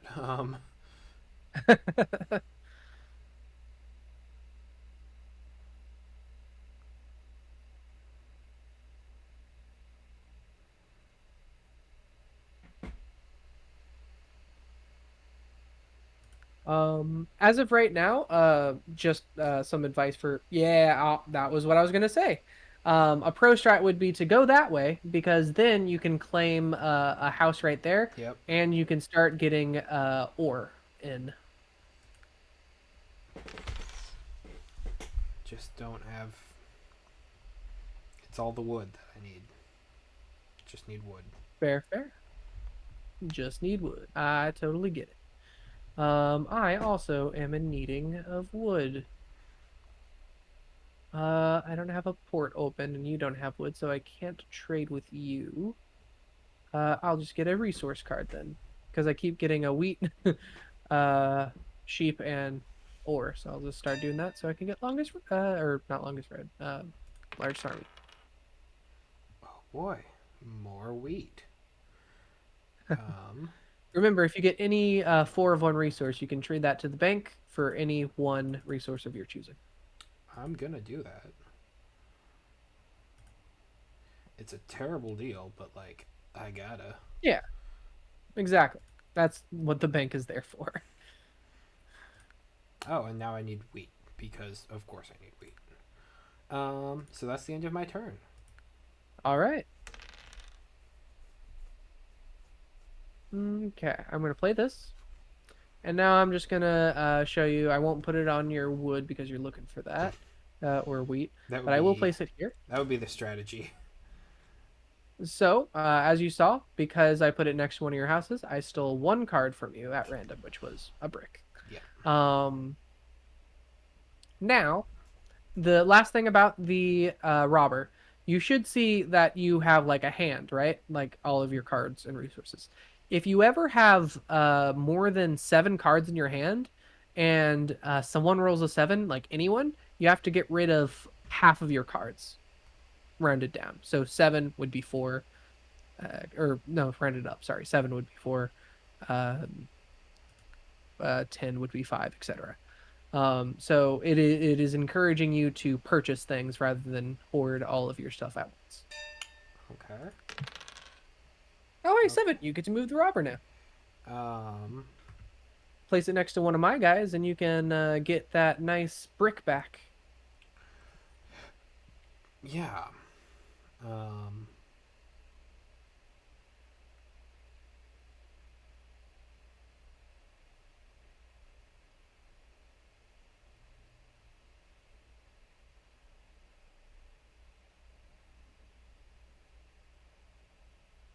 Oh, are you unable to place it next to one of my houses right now? Correct. Okay, that is because I checked an optional rule I forgot about, which was nice robber. Okay. Which, if anyone has less than 3 victory points, you can't place the robber next to them Okay, because they're that's fair. losing. Like, and yeah. That makes sense. I'm fine with that. Okay. It's just a rule I forgot to talk about because it's an optional one where that's not necessarily a thing. It's just to promote growth early game. Yeah, that works. Oh, I got the robber. Yeah, I'm just gonna place it up here, fair. minding its own business. Sounds good. Sheesh. Hey, Dead again. it is the most common number. Yep.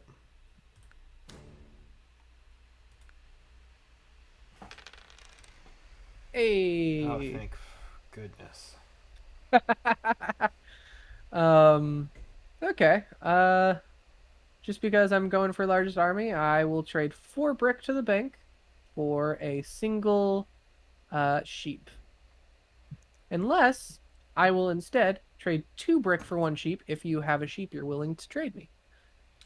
Uh, if you can throw in a wood or a grain. I would if I could. Oh, I can throw in a grain. Yeah, here. I'll put another one down. Okay, yeah, I'll do that. Awesome. And I will take that. And essentially, at least for this version, that's a global trade. So if we had like another player or two, anyone could accept that, and I get to choose whoever I want to make a deal with. Like if you accepted and someone else random accepted, I could be like, oh, I will choose one of you depending on who's winning or who has the most cards or whatever. Okay. Now I just realized I needed that wheat. My bad. Whoops. Um, I'll end my turn for now. Hey, you got wood. Oh, thank goodness. I needed wood. Heck yeah. All right. Isn't that always the way? Get the feeling, yeah. And yeah, you're up to an early head start with 4-2. Um,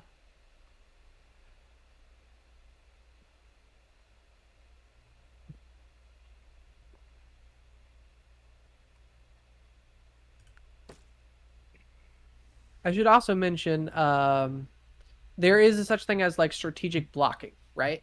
mhm. So, for instance, neither of us can like claim any more of this rock 4 or 4 because we're on opposite sides of it and we have to be at least 2 away from every other house to do it. So Gotcha. I can't place one next to your blue house, and you can't place one next to my red. So that essentially blocks off anyone else from using this resource at all. Okay. And I have the only other rocks on the board. Yes, you do. The only other way for me to get rock is by doing a sea trade, or by building a road all the way down there somehow. Hmm. So yeah, yeah, pretty good strat. Pretty good strat. I wasn't even trying, but I'll take it. Yeah, early adapter.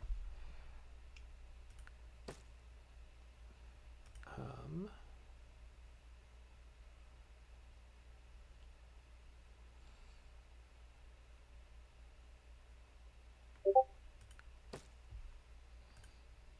Nice, building those roads. and now you can't steal cards from me. Oh yeah, because you don't have any cards to steal. However, I can still block a resource. Ha ha Yeah. ha. Oh, Oh hey, it just gosh. got rolled. That's the Catan way. Yep. Oh, hey, it got rolled again. Man, you'd have 4 brick right now if it weren't for that robber. Yeah. Sorry. Love that guy. He's a great guy.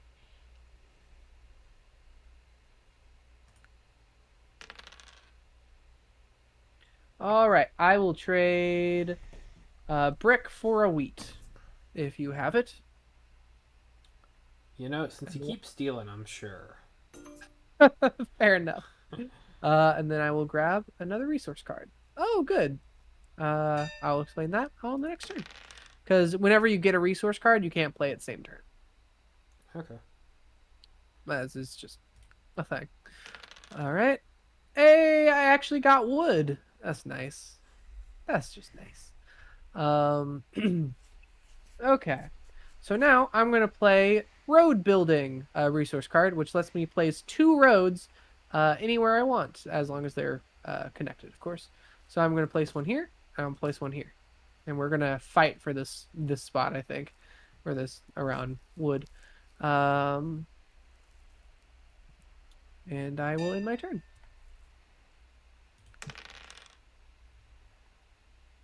No.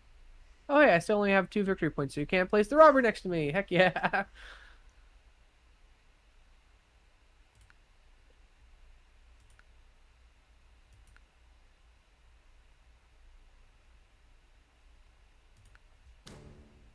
Get lost.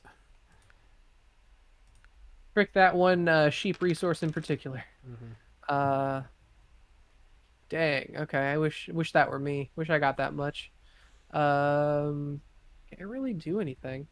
However, I guess I can show this strategy a bit. Um, oh no, I can't. Okay, never mind. I was gonna be like, oh yeah, and you can block someone off by doing this, but then I realized I can't block you off yet. Yep, there you go. So now I was going to build like one above that, but now I can't because that would put it within 1 road length of you. Mm-hmm. Sorry if I'm getting repetitive with No, no, re-explaining no. some of these rules. It's good. I'm figuring it out. I think. Yeah. Honestly, you're kind of beating me by a large margin here. And you just got longest road, so you got 2 victory points. So now, because you have 5 roads in a row, Mm-hmm. um, you get longest road. If I ever build one more than you, like if I build the same number, it still goes to you because you got it first. Ah, But if I build 6, you steal it. then I would get it. Yes, Okay. exactly. Now, say I think you're gonna go up to the left to these sheep. I can put a road right here and sort of block that road from extending anywhere beyond there. Hmm. So now I've kind of stopped you, at least from this angle, to get to these sheep up here. However, this guy on the left can still very much reach. Mm-hmm.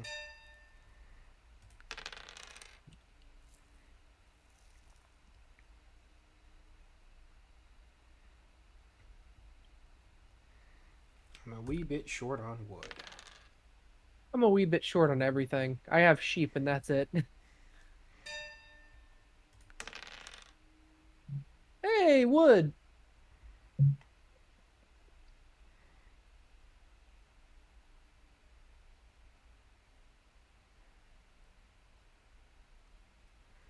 I'm hoping for a 3. A 3 would do me quite nicely. Nope, that's a 7. All right. I'm going to get. I'm going to start being a little more aggressive now. Hey, fair. I'm going to place the robber right here. And I was hoping to steal your wood, but I got a sheep instead.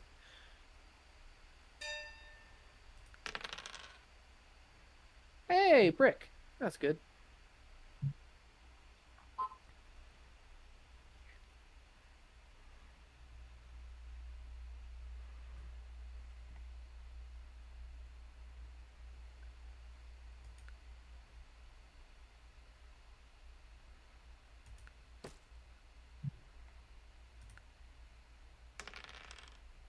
Hey, I finally got a wheat. Now I'm going to put this house right here. So now I can start trading 2 sheep for any one resource I want.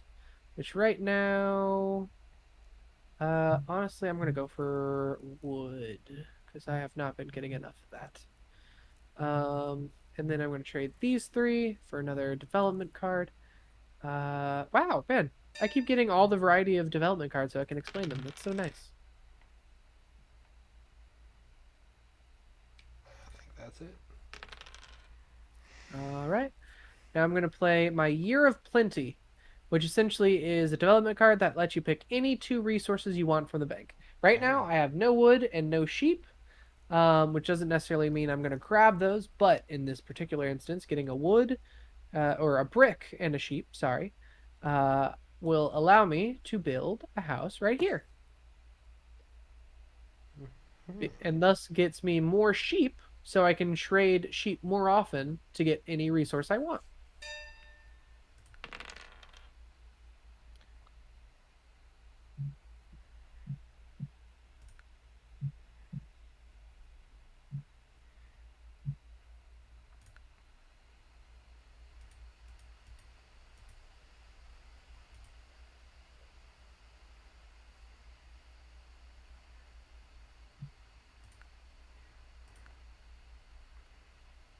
Do you need wheat?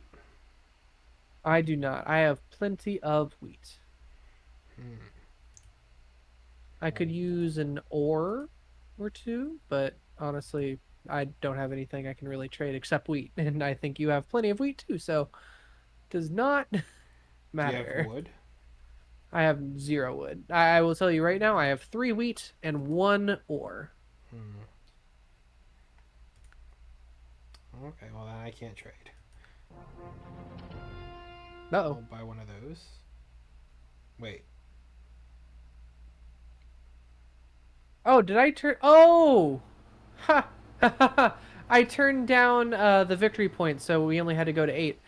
You just got the last development card that I didn't explain, which was the victory point development card. Oh. There are 3 development cards that will give you just 1 victory point outright, and that was one of them. So you Okay. got 8 points and then won the game. All right. All right. I didn't even get to explain that cities give you 2 victory points instead of 1, and give you double resource yields from uh, the place you put them. Okay. All right. I'm gonna Yep. start. There we go. Hey, I go Okay. first again. Huh. So now I'm gonna actually go for a strategy here, which is I'm gonna try monopolizing as much brick and wood as possible, so I can build more roads quick and Okay. essentially leave wheat and sheep and ore sort of out of the equation as much as possible, or not as much as possible, for brick and wood, so I can essentially expand the fastest, which is a strategy. Another strategy is getting as many wheat and rock so you can build more cities faster, Hmm. to grow thine empire, as it were.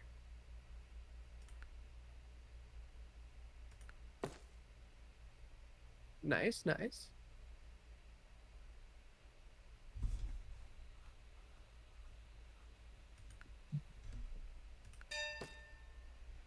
Then for the other Ooh, trying to one. block me off over there? You trying to block me off? Huh? Is that what you're doing to me?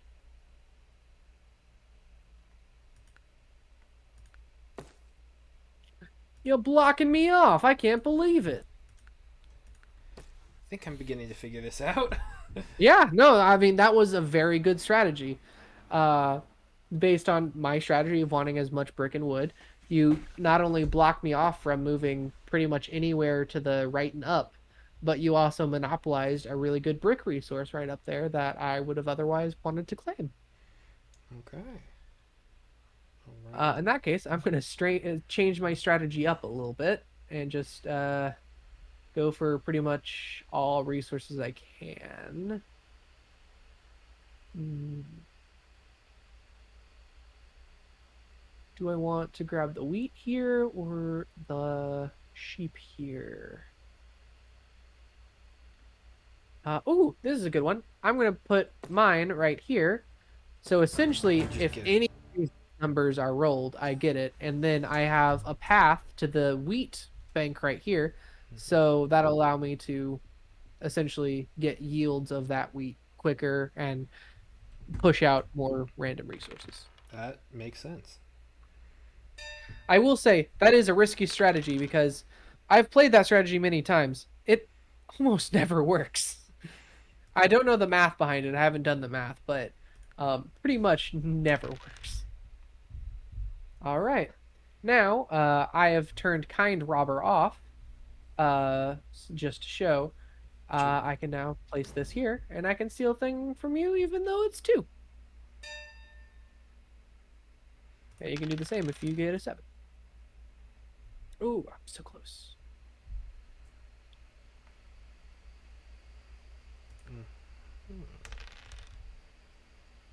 Okay. Do you have a rock I do. or ore?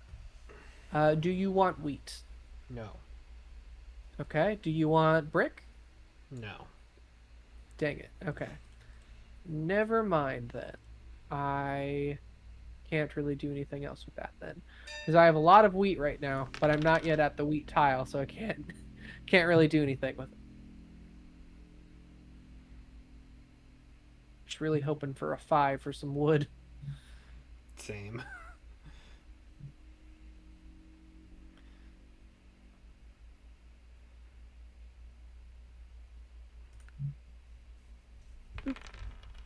More Wow. brick. Okay. More brick. More brick indeed.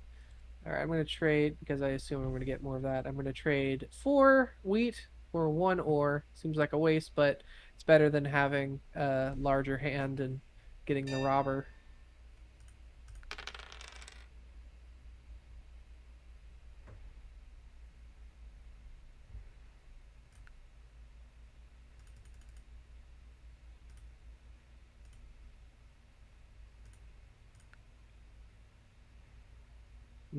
I saw that trade for wood. I saw that. Oh, perfect. Now I have 2 wheat and 3 ore. So what I'm going to do is place a city here instead of my house.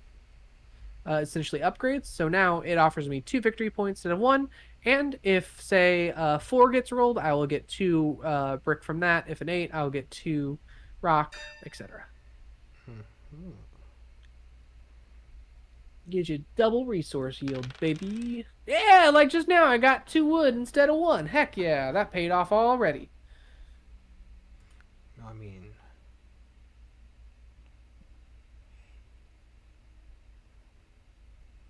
I'm still thinking I'm a little bit. I was still thinking I was blue from last time for some reason. Okay. Oh no, that's been tripping me up as well. Okay. Don't worry. At first, I was like, wow, I'm blue now. This is going to be a little bit confusing.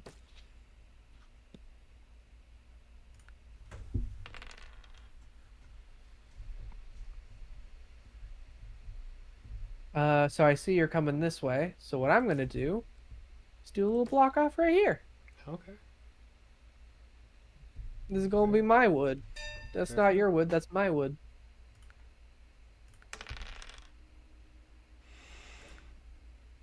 Then I'm gonna follow in your footsteps.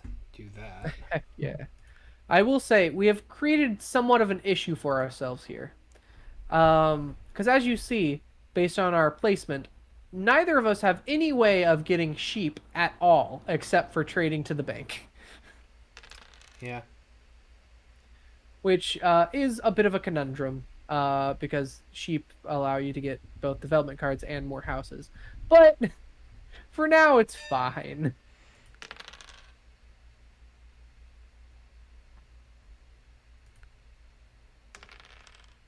Oh man, double ones, really?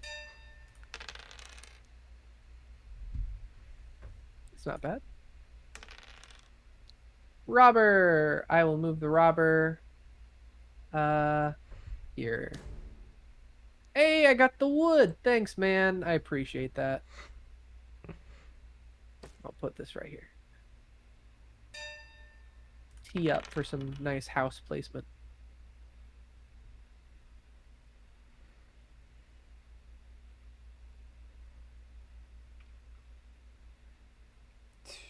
Yep. I can't do anything else. Same, though. Just, I really can't, man. All right, I'll end. I'm honestly just waiting for more wheat to roll so I can. Oh man, you rolled the robber. I have to get rid of cards now. Okay.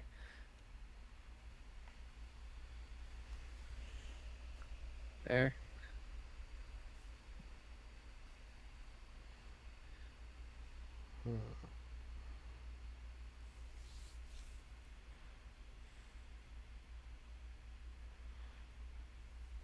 Okay, so I am red. That's You an are important red. thing to I note. am blue.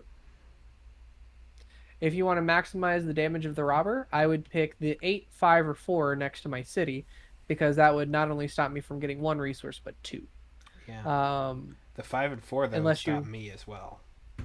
Yes. So your best bet is 8 if you want to stop me from getting ore, unless you want to stop me from getting like more wheat in one way or another. Mm-hmm. I was debating it.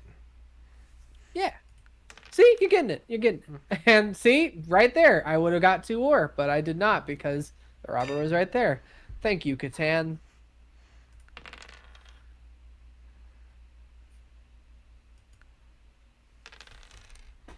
Oh, thank goodness. I needed that.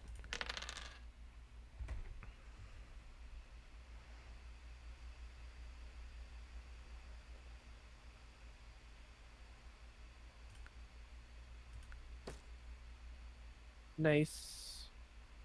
We got teed up for a house. Going Mm-hmm. for them sheep. Makes sense, makes sense.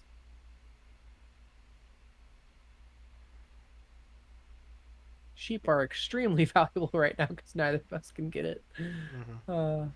That's great.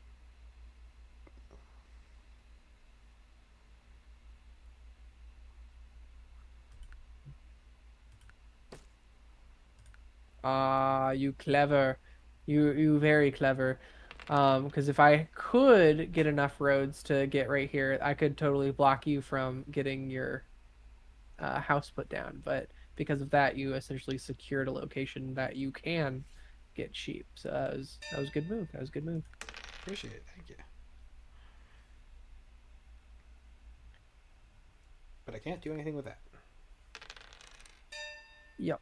It's much more eventful with three players, at least. In fact, I think Real Catan suggests 3 to 6 players, I like the get it. board game, That makes sense.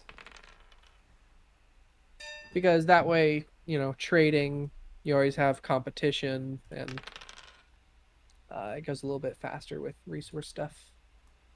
Man, I've got a lot of stone. Fair.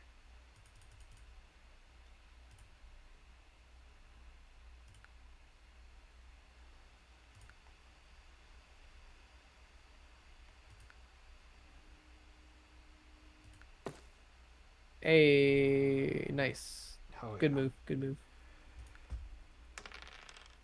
All right.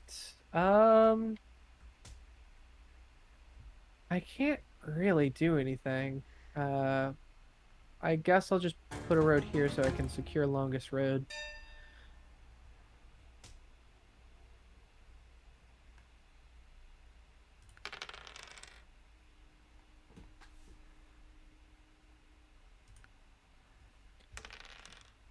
Hey, um, Gonna I was take away thinking those about sheep? putting it.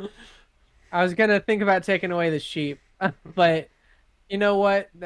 Sheep technically, like in a real game of Catan that has like multiple things, if someone has like a resource you really want, you don't want to take that away from them necessarily because then they can trade with you. Mm-hmm. Um, so I'm gonna place this here. Mm. Okay. And then I now have 4 wheat. I'm going to trade for 1 sheep and be closer to a house. A 6, 9, or 12 will do me just dandy about now. Hey, ask and thee shall receive. Now I have my wheat house. My wheat house. I know the 3 pigs warned me against this, but I think we're okay.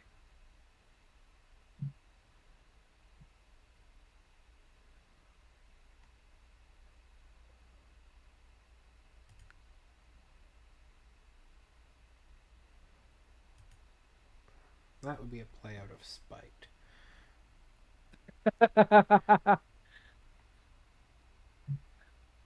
Do it. Go for it, man. Mm. I need mm, a little bit something else, though.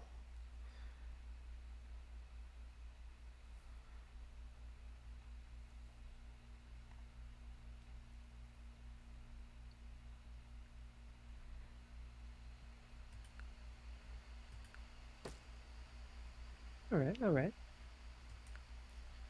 Hoping for a 9. That was not a 9. That was a 10.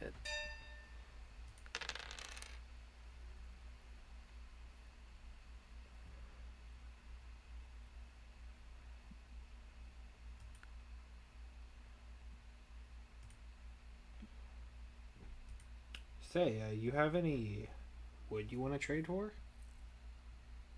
perhaps. What are you willing to offer? I've got stone. I've got sheep. As I have no way of getting sheep right now, I would be willing to 1 for 1 wheat or sheep for. Yeah, I'll take that.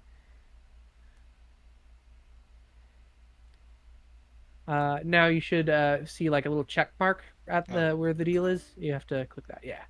That is the mechanic where if there was two people and both said, "Yeah, I will take that deal," then you can pick which one you want to uh make the deals with.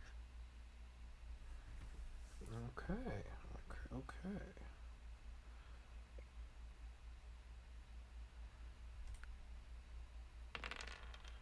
Man, I guess I'll start working my way over here to some sheep.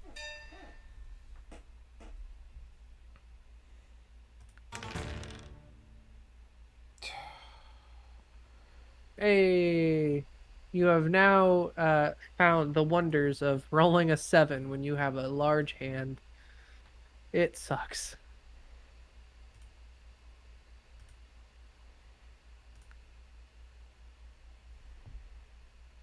Um.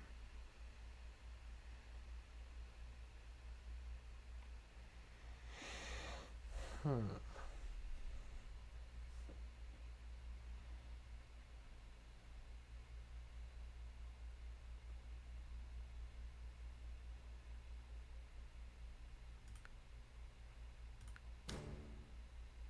No, I traded a wood for that.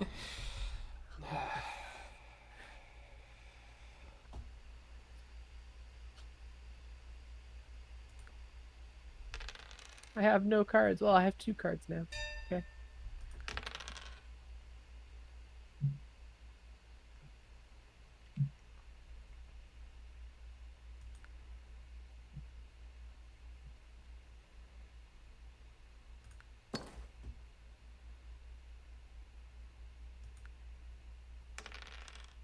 Oh man.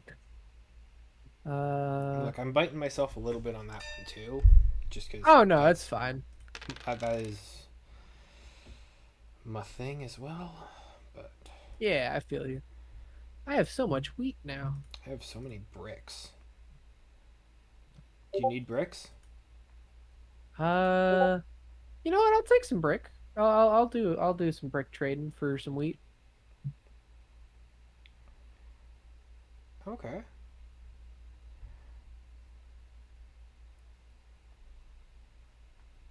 Um.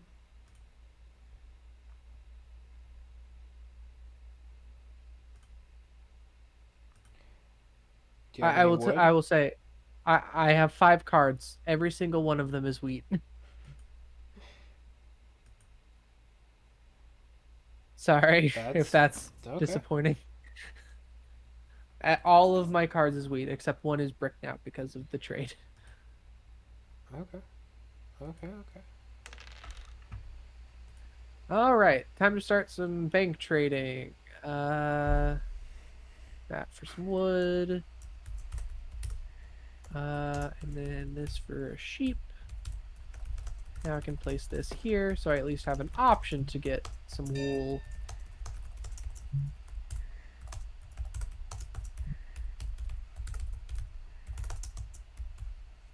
And I will be honest, oh, yep, okay, it's first to reach 8 right now. So I am close to that victory. That sweet, sweet victory. Okay. Hmm.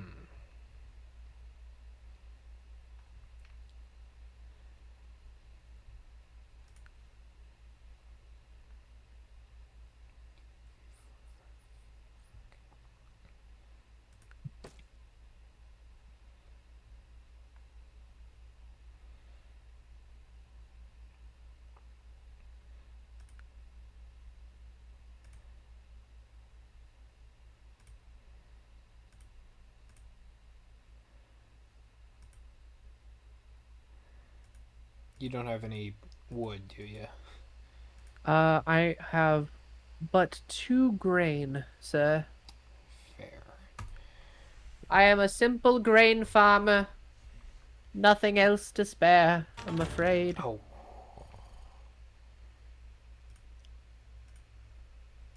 Oh, sorry. I was like, oh hey, what did I roll? Oh, a 7. Why can't I move the robber yet? Oh, my bad.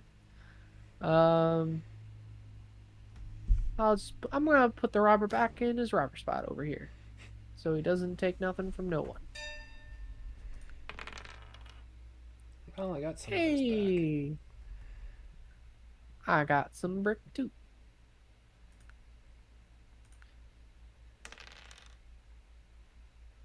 Well, drat. Uh, this for this, and I'll put this over here. Oh, come on. Catan will do that to you every time. Catan is a fickle board game.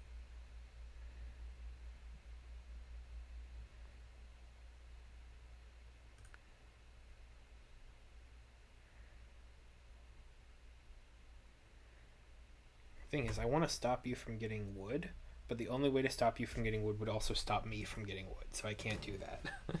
That's fair. That's fair.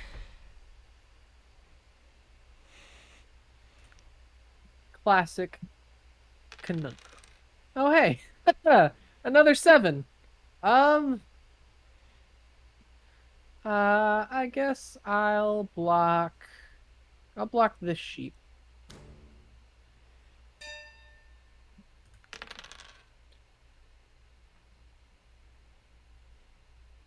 Pretty cool.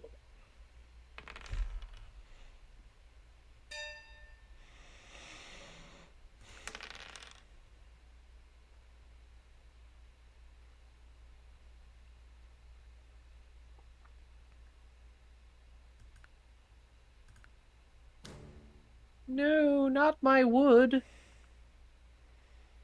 You've stolen my wood.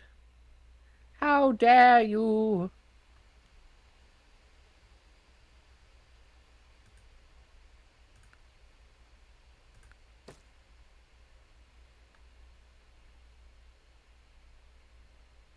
And you're 2 away from stealing my longest road, too. Don't think I'm not watching you. I got my eyes on you, good sir. Or should I call you bad, sir?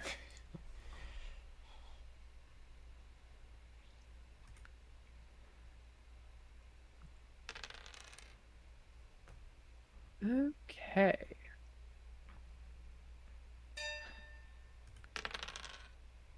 All right, we are in business now, baby. I As just long got as I in. don't. I just got a free settlement upgrade from that Heck yeah. because I have the wheat on 6 with a settlement and the stone Oh on yeah. settlement with a 6 and 2 buildings next to it. Yup. And a 6 immediately gets you a settlement. That's amazing. That's That's wild. pretty cool. Now we're both 1 away.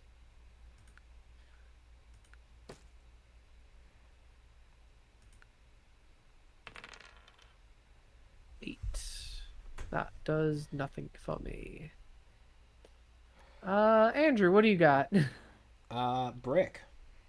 Brick, that does not help me. All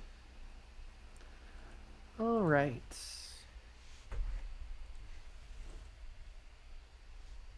Gonna trade 2 wheat for that, and then go over here and see if I can grab that before you can get there.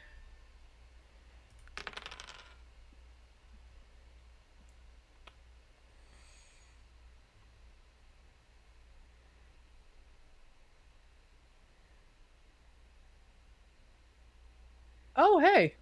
I just realized you are now on the 2-for-1 sheep spot too. If you ever get 2 sheep and want to trade it for a random resource from the bank. Oh, is this what this is coming down to now? All right. Let's see. I'm probably gonna get uh brick before sheep. So I want to trade for sheep. And ooh, or I could go for a development card right now and see if I can get the instant win. Let's try it. Nope. Frick. Okay. Well, that's my turn.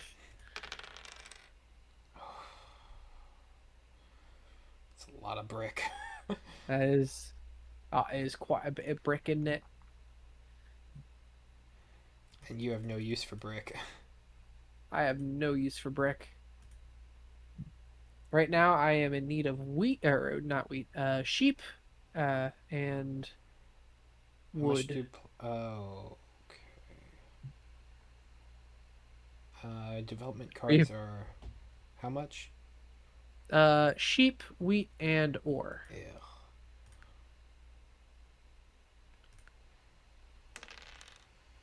All That's right. 4 more ore I just got. That's great.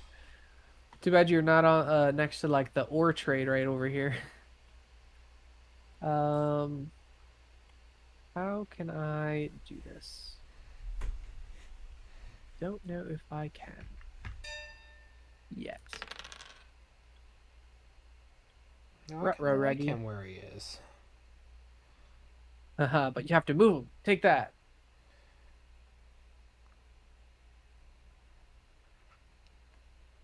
It's my way of rebelling.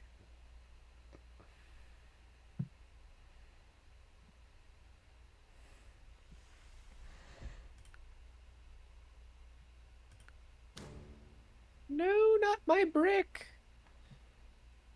I have 3 of those, so I mean, yeah, I can spare one. That's fine. Aw.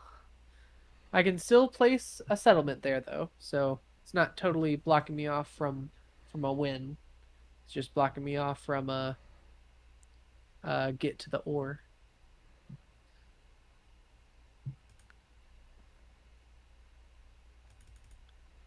Hey, you want to trade for some ore? I'm good on ore. I have plenty of ore. Fine by me. That 11 has actually been hitting hard. Hey, Raba time. Place this right here. Or sorry, not 11, that 8. Just looking at you again. I just need 1 sheep. And oh, look at this. I got a knight from my last draw thing. If you have a sheep. Oh, wait, you have no cards. Frick! I wasted my card! I'll put the robber here. And I will end my turn. I really thought you had like a sheep on you at some point, but I don't know why I thought I did. Or you did. I'm just gonna upgrade my last house to a settlement. Oh, I got man. that in the one roll too. That 6 is brutal, man. Yeah. All right, well, good game. Dang. That is officially how you play Catan. Yeah. Nice. Yeah. Anyway, super fun game. This colonist.io, you can also play with bots if you ever want to play on your free time or whatever. I like it. You know, Yeah. it's a fun game. Nice little strategy against others. And yeah. Anywho, it is getting quite late, so I think I'm gonna head to bed. That sounds fair. Night, Andrew. Have a good one. See ya. Bye. Bye.